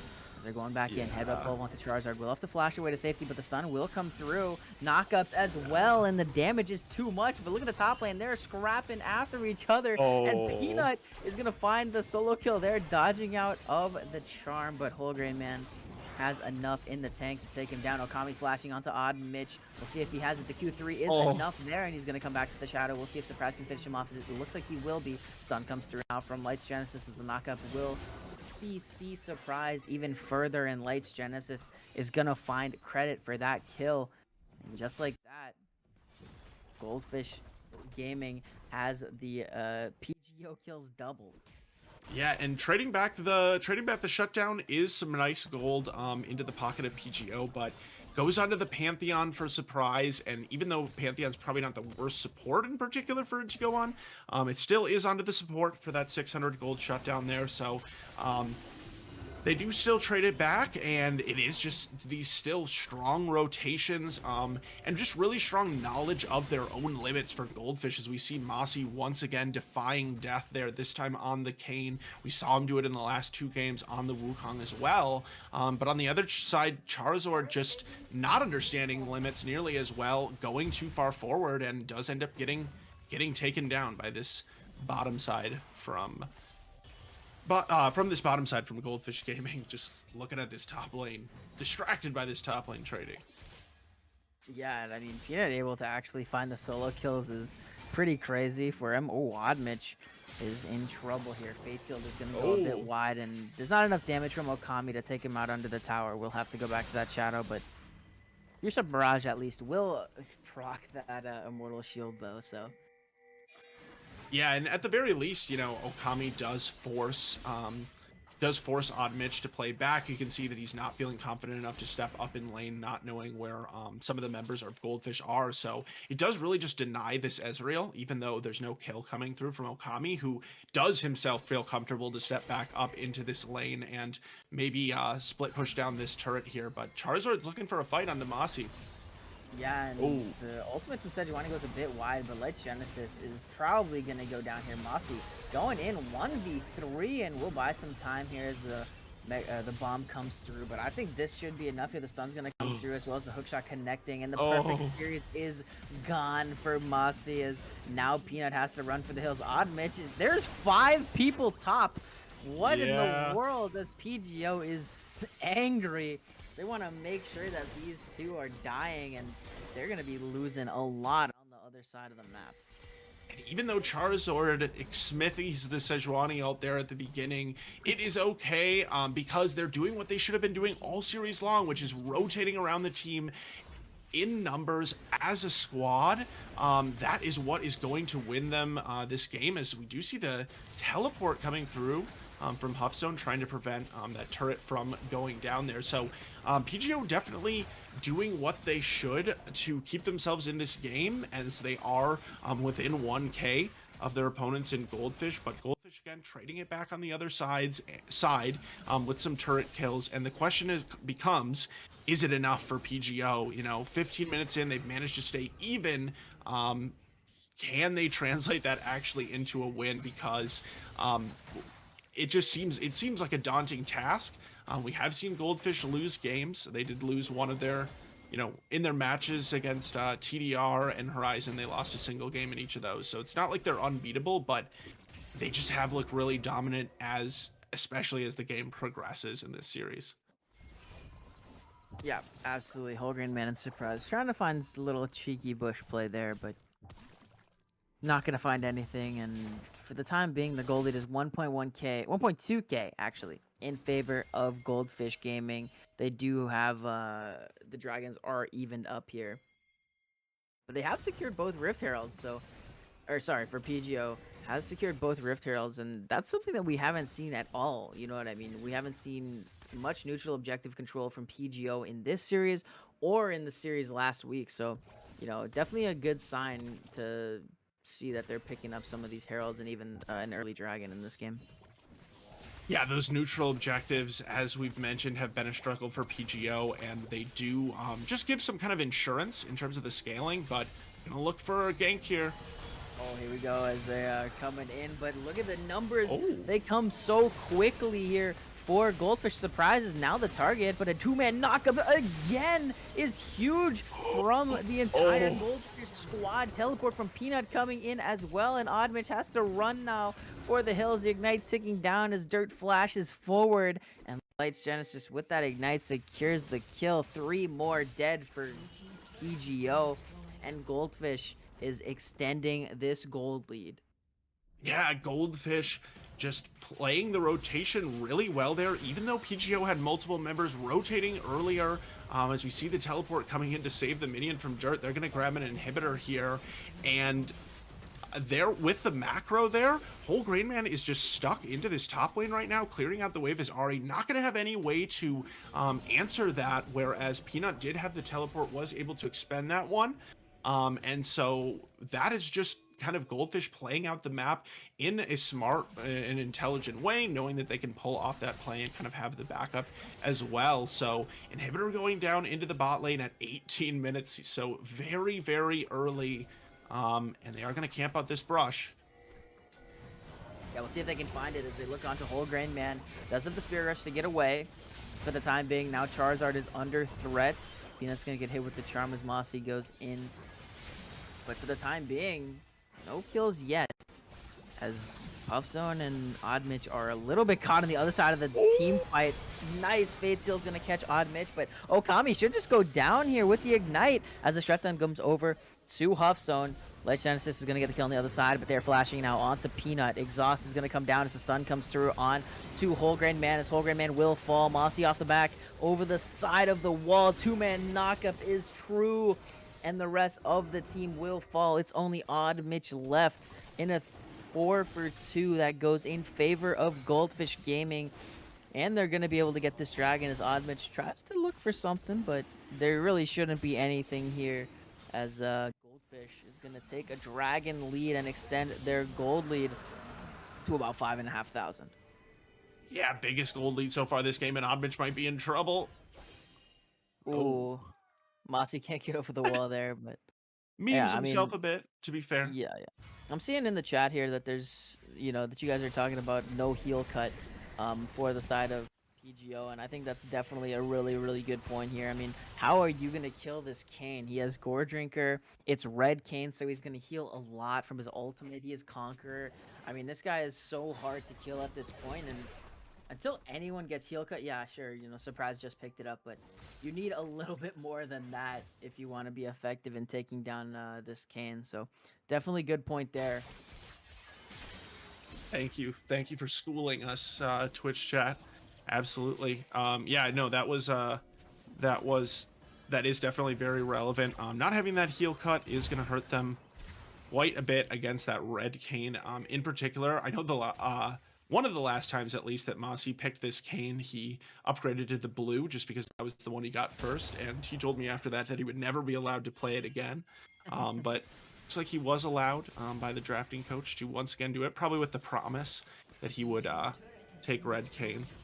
That other time, though, was with Yasuo, so it makes a little bit more sense. But here we go. Has to run. Will use the Arcane Shift. I think they're still chasing. No, they're not. But Charizard is on the big flank here, and the teleport coming in. Here we go. This is the time for PGO. A Surprise getting aggressed onto the tower, but here we go into the backlines. He goes. The Fate Seal's going to find the knockup on to Whole Grain Man. Hextech Ultimatum onto Okami, but a nice usage of the ultimate from Peanut. Dirt's going to go down on the backside. 1-for-0 so far in favor of PGO as the Pantheon ultimate is coming in. Whoa! With no HP, but the charm lands onto Peanut, and Peanut's going to go down as well. Okami is taken very low as now Mossy's trying to dive into the backside, trying to find some kills. Between knockup comes through. Gold Drinker's going to keep him alive for the time being as he's going to go inside of Charizard now. Lights Genesis comes through. The damage is not enough yet, as it is not going to be enough ever as the shutdown comes through to Oddmitch. Lights Genesis is in trouble now, has to headbutt away as a 3-man knockup from Okami is going to buy some time. True Shot Barrage is not enough damage to take down the cow on the end of the play, but Lights Genesis and Okami get out with their lives, and a bit of over-aggression there from Goldfish Gaming as they didn't have all of their team ready. Yeah, I mean, the problem at the end of the day from Goldfish there is that they overextended, specifically Mossy going in 1v4 or 1v5 there wasn't, is probably not the smartest choice. But I will say also, I think that is exactly how you want to play out this game. If you're PGO, you want to have those sort of, teleport flanks, even some of these kind of surprising ultimates coming through from Surprise. Yes, it looks a little bit brief at first, but it brings a little bit of chaos to the order that I think that Goldfish are so typically used to playing with because of the way that they sort of organize themselves around this game. So I like PGO having kind of the guts to make those big decisions, and the Baron has been started up here. Looks like they might be just trying to bait a fight, though. Yeah, that's what I kind of think here. They're just trying to bait the fight. And we'll see if there's a fight to be had. Hearthstone does not have TP, so keep that in mind. It's numbers advantage in favor of Goldfish as the knockup's going to find Whole Grain Man.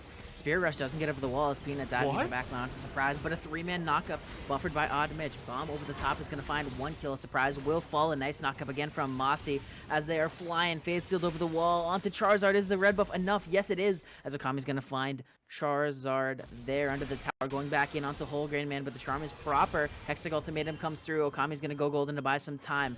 Hearthstone is not going to find the damage yet, but a beautiful escape there, going back to that shadow, waiting out the Hextech Ultimatum, and Okami will live. Peanut's going to go down, I believe, potentially, maybe, no, as the flash of the wall is enough to keep the Poppy alive, and Goldfish are playing on a knife's edge right now. They are, and Okami, not only does he survive, but he gets the last hit onto Whole Grain Man as well, so just surgical in execution here from Goldfish in these team fights, and they are really pushing the limits of what they can do on these champions. And Peanut probably should have ended up going down there, but ends up coming out alive in the end. And I just want to say, I don't know if it was 1 or 2 Spirit Rushes from Whole Grain Man that didn't make it over the wall there. It might have been 2. He just face planted into the wall. Yeah, the first one definitely didn't make it. I feel like he did it. I feel like he used it again before he eventually finally got over. So a little bit unfortunate with that pesky wall there. So it will be the 3rd dragon. Once again, soul point here for the Ocean Soul. Charizard's in trouble. In the middle of 5 people as Dirt has to flash away. Surprise, looking for him as the bomb over the top. Fate Sealed is huge in the back line. This Hearthstone's going to go down. Peanut is fighting over. Surprise is going to flash up the wall, but it's not enough as now Charizard headbutted into the team. It is 3 for 0 as Mossy running for the hills, but Oddmitch is going to find him on the backside with that E forward. Does Goldfish want to chase more or just secure the dragon? It looks like the dragon for now, as Dirt is pushing into this bottom lane. I'm going to try and find the inhib again. We'll see if they can, as the gold lead has increased to 6.6k. 13 kills to 22 in favor of Goldfish, as Okami might find Whole Grain Man. He might look.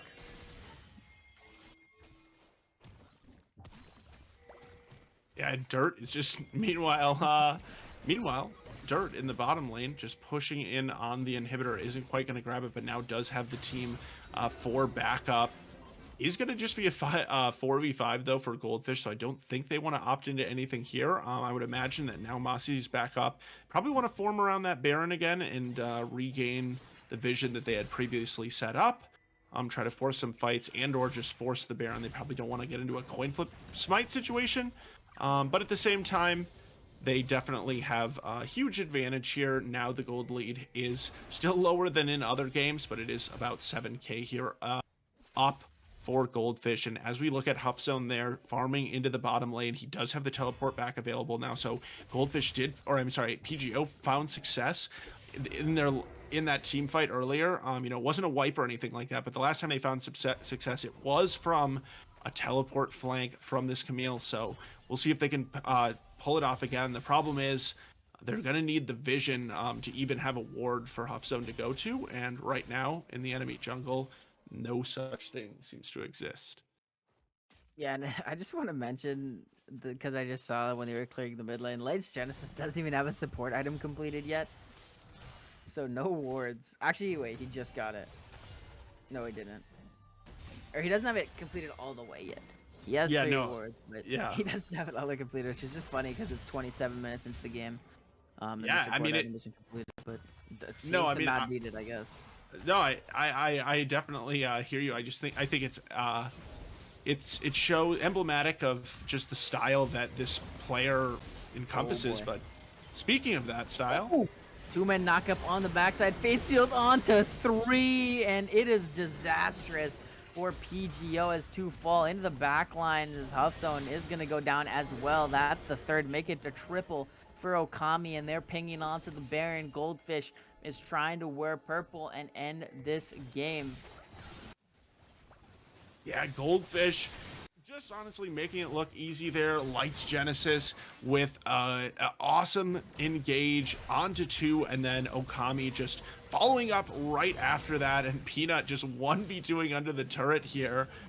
He's able to keep himself alive as the Baron goes down for Goldfish, and now that they're wearing this purple, they are just going to be pushing forward, picking up some easy additional gold for themselves, and I would anticipate one more team fight is all it will take for them to end this series. I agree. I mean, they're wearing purple right now. They should be able to end the game with the next team fight that comes through, as long as it's a winning team fight. You know, if it's not a winning team fight, obviously it's going to be a little bit hard, but nonetheless, you know, they should be able to end this game. This one going a bit longer already, regardless of the outcome, than the first two games. So that in itself, you know, is a testament to PGO not giving up, still playing and still doing their best. But yeah, no, I mean, I think that definitely, at least in this one, it did take quite a bit longer for Goldfish to start doing Goldfish things, but it just seems like at the end of the day, they always find a way to play their style. Okami, once again, you know, 11 kills all of a sudden on this Yone that was pretty quiet early on into the game. So it just, you know, still being really, really dangerous on these picks. Moss definitely has been a little bit more coin flippy in terms of the deaths this game, but you know, you're 2 games up, and overall the Kayn has looked pretty scary on a, you know, on a champion that we don't really worry about in the meta. Flash forward from Mossy. You're gonna go on to Huffzone here, and the bump from Ziggs is huge. Ziggs gonna go gold in the backlines as Charizard is trying to find the damage. Oddmitch throwing Qs in as Dirt will fall. Charizard's taken very low, should go down here with the Poppy Q as Holgrain Man with the Spirit Rush is trying to find the damage. Knock up Pulverize into the combination from Peanut, and that is gonna be it. A 5-for-1 in favor of Goldfish Gaming. The Nexus towers are falling, and Goldfish Gaming is making it to the finals. Yeah, Goldfish Gaming, all they gotta do is finish off these turrets. They're just making it look easy in the end, as the Nexus is the last thing in their sights, as Goldfish Gaming, easy 3-0, we're going to bed early, and Goldfish is headed into the conference finals for score, but it's against Shadows or Horizon. Yeah, I'm excited to, you know, see if anyone can actually sort of challenge them, because this was really, you know, it was a fun series to watch, but at the end of the day, it kind of looked like Goldfish just toying with their food. Yeah, I mean, absolutely. Goldfish just dominating in that series there. And the fact that there was so much trash talk in this entire series has just, you know, it added to the culmination of this win. And I know it feels very, very good for them, and they're feeling very, very happy here. And you know, Goldfish has a date with Horizon next week for the finals, so definitely looking forward to that one, as we know that's gonna be a banger. Yeah, yeah, you know, we do see that it is going to be Horizon, so I don't think that there could really be anything more hype than the matchup between Horizon Gaming and Goldfish. It's, in my opinion, probably the most hype that we've seen so far this split. Had the pleasure of casting that one earlier. Sorry. There we go. I had the pleasure of casting that one earlier with Redacted, so I'll be excited to see that one again next week. And we are going to have a little bit of an interview here, and normally it's always the post-game player interview, but this time we have a little bit of a switch up for you. We do have one of the coaches for Goldfish with P is going to be joining us here in just a moment. I think we'll just take a really, really little break to make sure that we can get him all situated into the Discord here. But when we come back in just a second, we will be with P, the coach for Goldfish Gaming.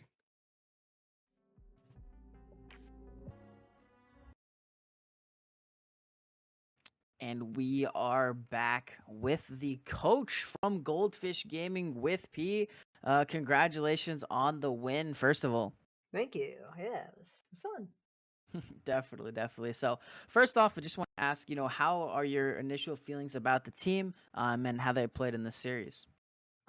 So obviously there was a lot of talk going into this because PGO liked talking and Goldfish liked talking. We were super scared we would not be able to play Dirt this series because Dirt is in Texas for the big league event thing happening. but we managed to get everything together. So once we had everyone, felt like winning was pretty likely.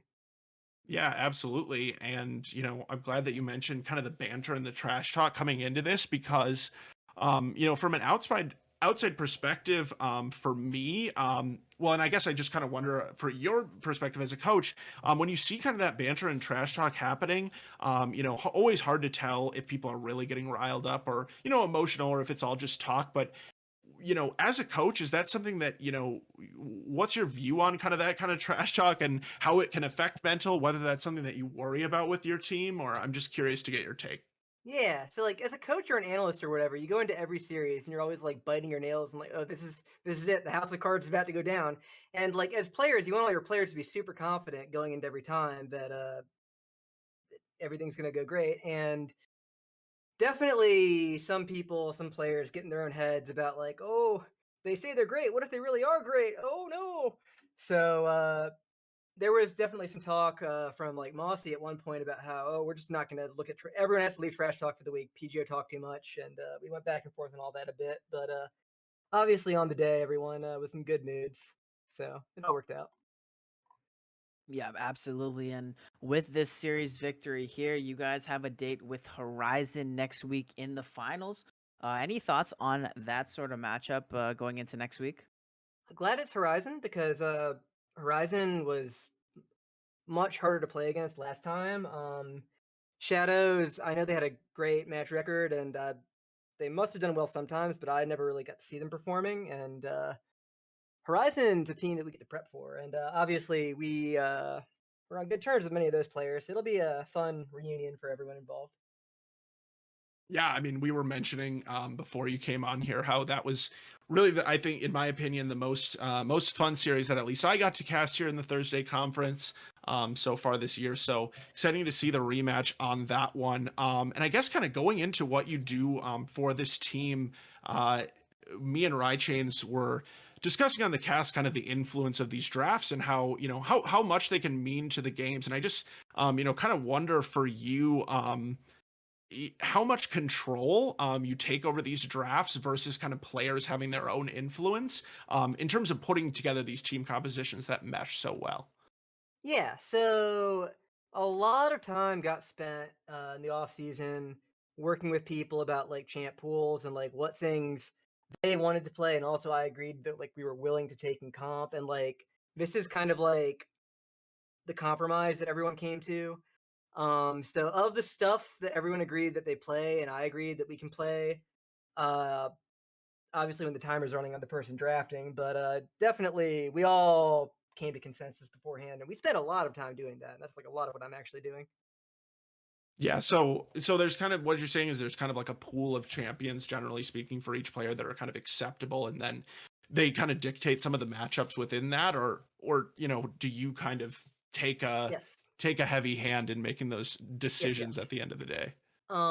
There's champion pools. This changes on patches and stuff, but like there's stuff that we agree fits how players play and is actually good right now, and that players know how to play. And in that area, everyone has their own pools, and unless we get ruined by Kaiser on Karma and we have to rethink pools, usually it's pretty solid. Yeah, yeah, for sure. Yeah, that's the one kryptonite, I guess. Thankfully, that there are bans available, so that's a helpful thing for Goldfish. But with P again, thank you for joining us. So we'll let you go in just a second here. I just have one more, question for you. We talk a lot about Okami and Moss just because of the flashy nature of the plays that they make, but also shining every single week are players like you mentioned, Dirt 212. Where would you be without him? Kind of. I'm wondering if you can talk a little bit about how these kind of role players function on your team, or how important they are to your team, as far as your AD support. Well, AD and top specifically, but even the support role as well. Absolutely. So it's funny because like Peanut and Dirt are actually fairly different players. Like Peanut, you talk to him and he'll say, "Oh, I have a somewhat broad pool," but like there's a huge class of champions that Peanut just will not play. They're good, they're bad, it doesn't matter. Will not play them. And So like the area that we agreed to him playing and the way that the team works around Peanut, as much as it's around Okami, is like to work with the strengths and the weaknesses of the playstyle that he wants. And Dirt is very different. Dirt will play literally anything. Obviously, Dirt's a Draven main. Dirt was a Karthus main for a while. I don't think we've played Karthus in CCS at No. all, to my recollection. I don't think But so. it could happen anytime.